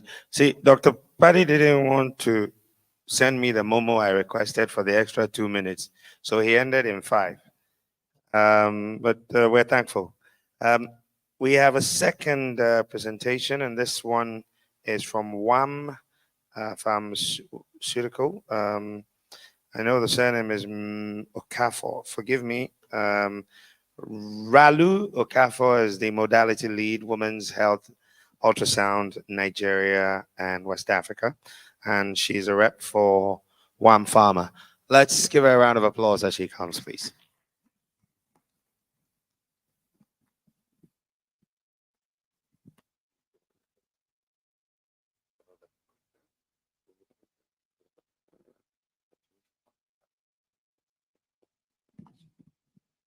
Thank you very much. My name is Ralu Okafor, and I work for GE Healthcare. WAM Pharma are legal distributors in Ghana. I'm here with some of my colleagues. They're outside. The person you may be familiar with is Stella Bodu. She's the one resident here in Ghana representing GE. She works together with WAM Pharma, and we make what's, our products available to the Ghana market. So without much ado, I'll just go straight to what I have to talk about. We are the women's health care segment. We have what's the ultrasound portfolio, which we call the Volocin. I'm hoping we all know about Volocin. Volocin is our signature ultrasound system dedicated to obstetrics and gynae. I'll be showing you in a few minutes the various softwares in the system that make it stand out. Now, just quickly, I'll show you what we have in our portfolio. That first one in ascending order. So the first one at the other end, at this extreme end showing here, is the E-series. We call it our signature expert series. So it's the E8, E10 series. We also have the P8, which is our entry-level series, the performance series. After that, we have the Swift, which is a machine on its, in a class of its own. We pride ourselves as a company that moves with the trends. And we know most of our phones these days, we use our fingers on the screen to move. And that's what this Volocin Swift is modeled after. So after the Swift, what we have is the S8, and then we have the S8 Touch, and then we have the S10 Expert, and of course the E10 and the E8 series. So these are the various models or the various categories of the Volocin portfolio we have, with the topmost or our signature series being the E series. Now, in the area of gynecology, which is what I really wanted to point out to you, some of the key features that we have in the Volocin is the fact, one of them is this: we have partnered with the ITA, the IDA, and the IOTA bodies. We have partnered with them, and because of how well they have seen the Volocin is able to work, it gives the kind of diagnostic images they want. They have partnered with us, and we have these guidelines embedded in the system. So it makes it easy for you to diagnose when, taking volumes or acquiring volumes or scanning your patients. Everything is there embedded for you to make life easy. We're all about making life easy for our HCPs. Now, we know in area of ultrasound and infertility, there are 3 steps that most of our HCPs actually look out for, which includes ovarian function, the uterine cavity, and the tubal patency. And the fantastic thing is that for each and every one of these steps, we have softwares that actually speak to these areas. Now, in the area of ovarian function, we have what we call the Sono AVC, follicle and antral. So what it does is this. So in the Sono AVC, it's not very clear here, but what it does is this. The AVC follicle actually helps the HCP, after you've acquired your volume, it helps actually calculate the follicles in when it has been stimulated. So now you can see it there. It counts it. It measures it on the X, the Y, and the Z axis and gives you the average, and then numbers it in descending order. So you can see to my right here, this table. So you can see it here. It has the X, the Y and the Z, and then the volume, the average volume here. After measuring it and numbering it, it also color codes it for you. So no two follicles have the same color. So you can actually see that it makes life makes work very easy for you. You're not going in blindly. Initially before this before this tool was created, most of our HCPs will actually just stimulate blindly, calculate 2D, use your calipers to do the calculation yourself. And then there's the risk of mistakes, so much mistakes. But with this, the user variability is actually much reduced. You don't have, the incidences of mistakes are also very greatly reduced. Now, when we talk about the Sono AVC antral, newer trends in fertility assessment actually encourages checking the follicles in the resting stage. And that's what the Sono AVC antral does. It measures the follicles in the resting stage. And we know how little or how tiny these follicles could actually be in the resting stage. But with our Volusin, you have this taken care of. So it measures it, numbers it as well, and groups them for you. So you can see it measures it and arranges them in ascending order and groups them for you. So you're able to make a more informed decision with your patients. You can, give advice whether the patient is, whether patient is viable enough to go ahead with the fertility treatment, or if necessary, maybe go with a surrogate, So it actually even increases the confidence of your patient in you. And all the cases of having to guess, having to harvest blindly is greatly reduced. I personally love this tool because I feel, it has really reduced the incidences of mistakes, that we normally would see previously with our HCPs. You may think, oh, you don't need it. You've been doing this before and you've been succeeding. But I tell you, it could actually be better. And that's what this tool is there for. Now, in the area of uterine cavity, we have on the system what we call the TUI, tomographic ultrasound imaging. So it gives you slices of a volume you've acquired, up to 9 slices. So in cases of all those very little fibroids, like the 1 millimeter fibroids, you can't miss them. It's even up to you to actually even determine the thickness of every slice you take. So this is similar to what you get with a CT scan and an MRI. Now, I would like to ask the house, how many of us currently practice 3D in our areas of practice? How many of us? Not even one? Wow. Okay. Sorry? Only in obstetrics. I would like to ask, with the new trends in ultrasound imaging, we are very much aware of the importance of 3D imaging, right? In gynae and in obstetrics, right? Yeah, I want to believe that we are aware. We know sir? Yes. So especially in gynae, which is our area of focus right now, when it comes to 3D imaging, it helps in the identification or diagnosis of a lot of abnormalities. I just showed you the guidelines from the IETA, IDA, and IOTA embedded in our system. So you acquire a volume and there's an abnormality, it's easy to compare. You're able to compare and make a diagnosis, a correct diagnosis to know if really this is an abnormality or not. 3D, the essence of 3D is it gives you the anatomical view of the female reproductive system. Unlike in the 2D, it looks very abstract. It's not similar, it's very different from what we're taught in anatomy in school. But when you have the 3D image, you actually see that it's very similar to what obtains in the human anatomy. And that's what 3D does. Probably why I may want to attribute the fact that most of you do not do the 3D, maybe because it's also quite difficult to get the coronal view of the uterus. But with Volusin and this uterine trace software makes it very easy to actually acquire the 3D view of the uterus, the coronal view of the uterus, makes it very easy. So with Volusin and the uterine trace, in just a few steps, you're able to get the 3D view of the uterus. Once you're able to get the mid-sagittal view of the uterus, just with a trace with your finger, you move from the fundus down to the end and you get the 3D view of the of the uterus, like this. So it makes it very, very easy to actually pick out abnormalities like polyps, fibroids, even the positioning of the fibroid makes it very easy to figure out when you use the uterine trace to.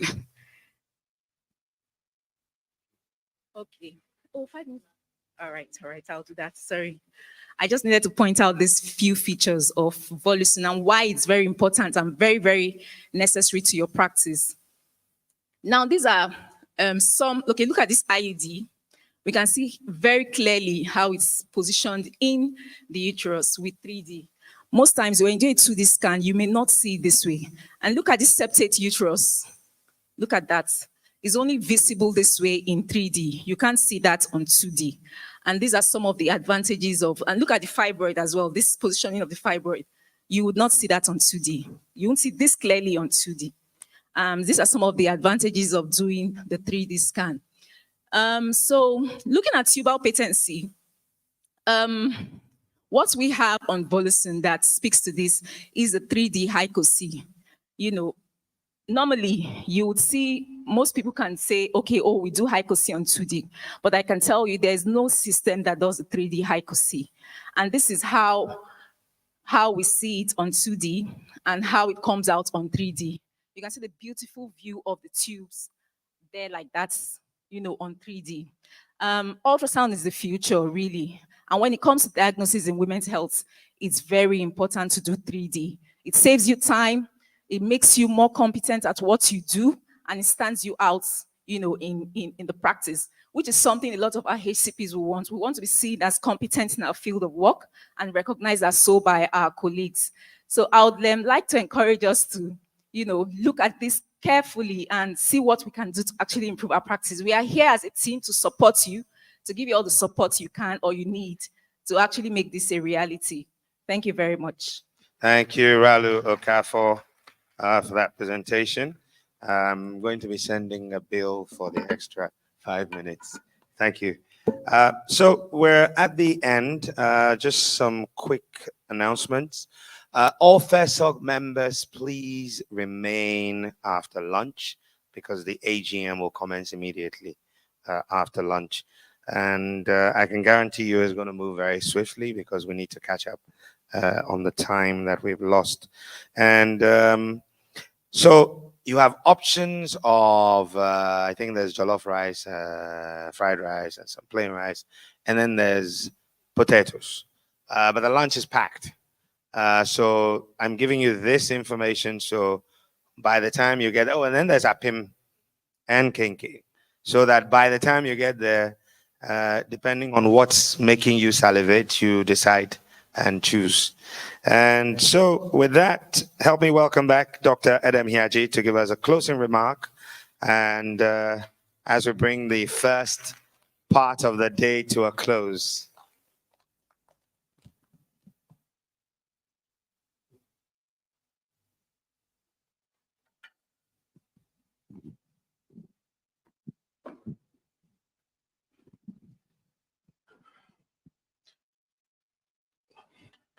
Good afternoon, FERSOG executive, fellow colleagues. Our guest of honor is gone, but ladies and gentlemen, friends and interested parties, this is bringing to the end the scientific session this year of the inequality in fertility care, the male factor. I believe we've all revised or learned a lot since morning. We want to thank all the speakers for their input, getting ready for these presentations and for the response to the questions and answers period. This happens to be the final scientific conference of the current executive from inception of FERSOG. And after this, we would be having elections within the AGM period. So for the executive who are currently here, could you please come up to the stage before the break? Because after the break, the people may not all be here. Dr. Bamfo, Richard Bamfo, the Vice President.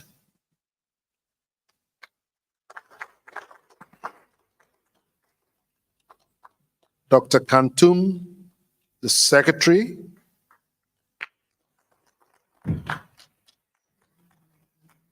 Embryologist Fletcher Jolito, Vice Secretary. Dr. Kwesi Ebapole, Treasurer.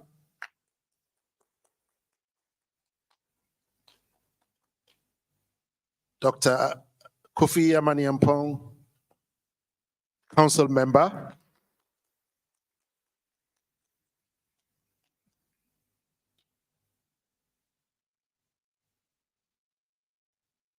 Our indefatigable Mrs. Ifwa Dazi, FERSOG Secretariat. Ifwa, please come up.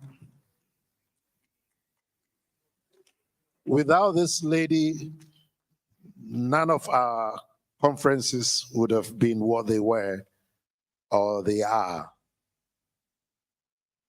Can you stand by the Vice President?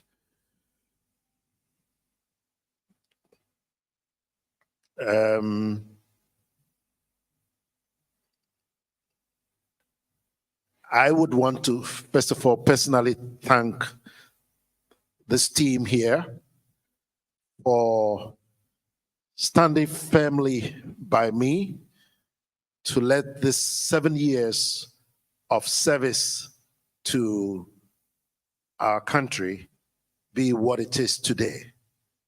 I know a lot has been achieved during this tenure with many, many meetings upon short notice, but at no time did they tell me, no, we're not coming. Some people would want you to avoid Fridays because there will be funerals. But then, when COVID came and we knew how to do virtual more, then they didn't have an excuse. They will sideline from the funeral and give their contribution. Thank you all very much.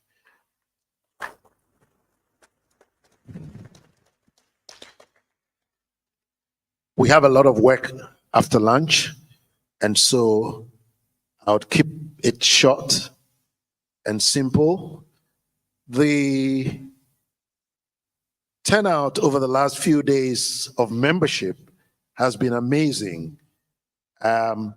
We thought people were no longer interested, but as we were getting closer to the time of the annual Congress, the numbers were just going up and up and up, which means the interest is still there. And if we can keep our act together, we can reach out to many more parts of this country and to the world at large. I believe the new people who will be taking over, this will be decided soon after lunch. We'll have an act to follow, and this executive, some of who may not be here, will still be available to give the support that has brought us this far. And we pray that the good Lord who has brought us through these 7 years will continue to do that in the coming years. Thank you all for coming. We should leave yet. So please don't leave yet. I think that the photographer would like to take a photo of the outgoing executive before you're not going yet. And then we will have a group photograph. But I just would like to say that on that 23rd day of September in 2016, I was here. And 7 years on, I have seen at first hand some of the work that you've done as a team. And it makes me very proud. because the stuff that I've seen you do is still unparalleled on the continent, even though you've only barely scratched the surface. And I hope that the next team will take FERSOG to the next level. I'm confident they will. In that period, I've seen some interesting things done. I mean, I think the one that always comes to mind is the pre-implantation genetic diagnosis, where today, if you are ASAS, there's a procedure that could help you avoid having a sickle cell child.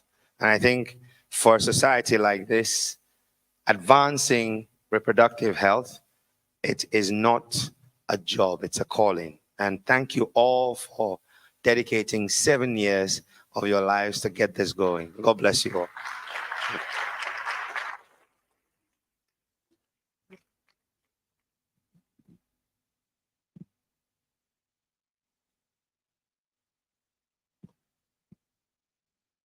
Okay, can we have everyone join us? Stage is big enough. Before you get up, just 10 seconds of quiet for our pioneer of IVF, who was originally a member of the council but passed away, Dr. Joe Menu. Shall we have 10 seconds of silence for him?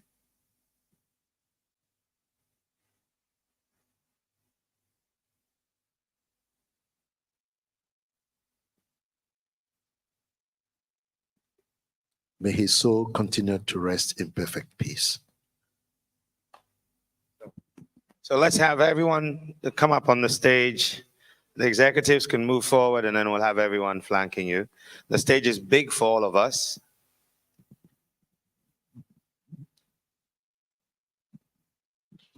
So they will want you very close to the front so that we'll arrange everybody.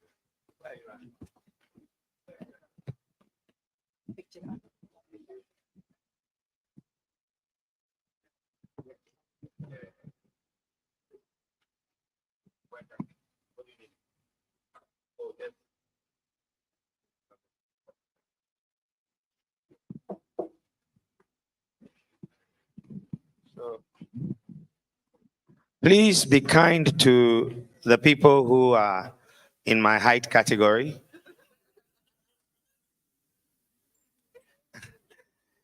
So that we will be able to spot them all in the photograph. Be kind. Yes. Please. Yes. Let's fill out this whole area.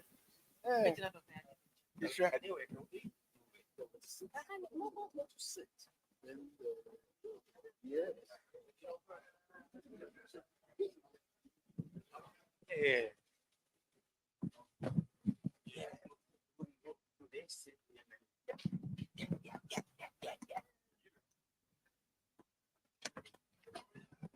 Okay, I need these chairs inside. Let's take them inside, please. All those chairs. We need about 4 more. All the chairs. And I want to advance. Just bear with us for a few minutes. I requested for seats so the executive can sit, and then those who are a little bit challenged will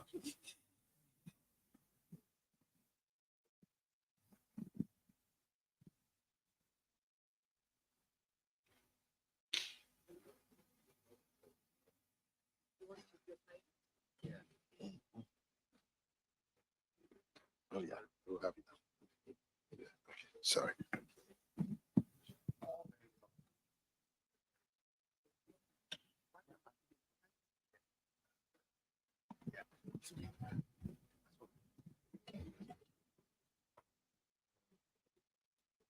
We need one more.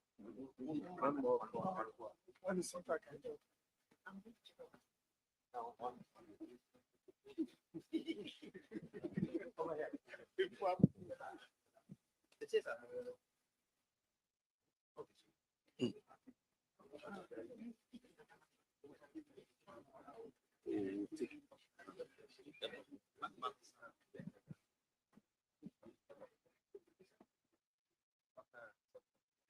Are you okay?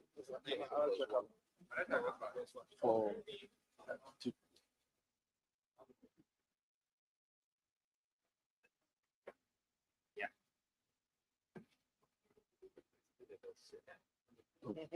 Will we shut up one? Oh, okay, sorry. If says,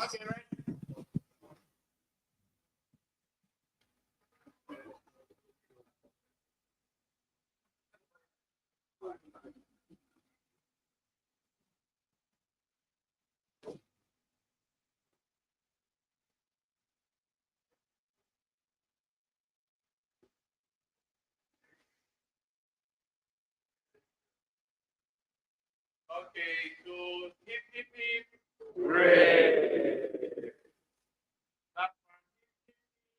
Hooray!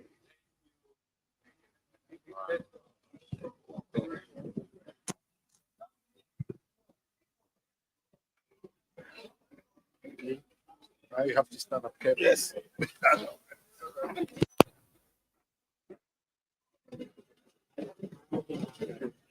Oh, no, don't worry, we'll be taken care of. So lunch is served, and the AGM continues immediately after lunch. God bless you all.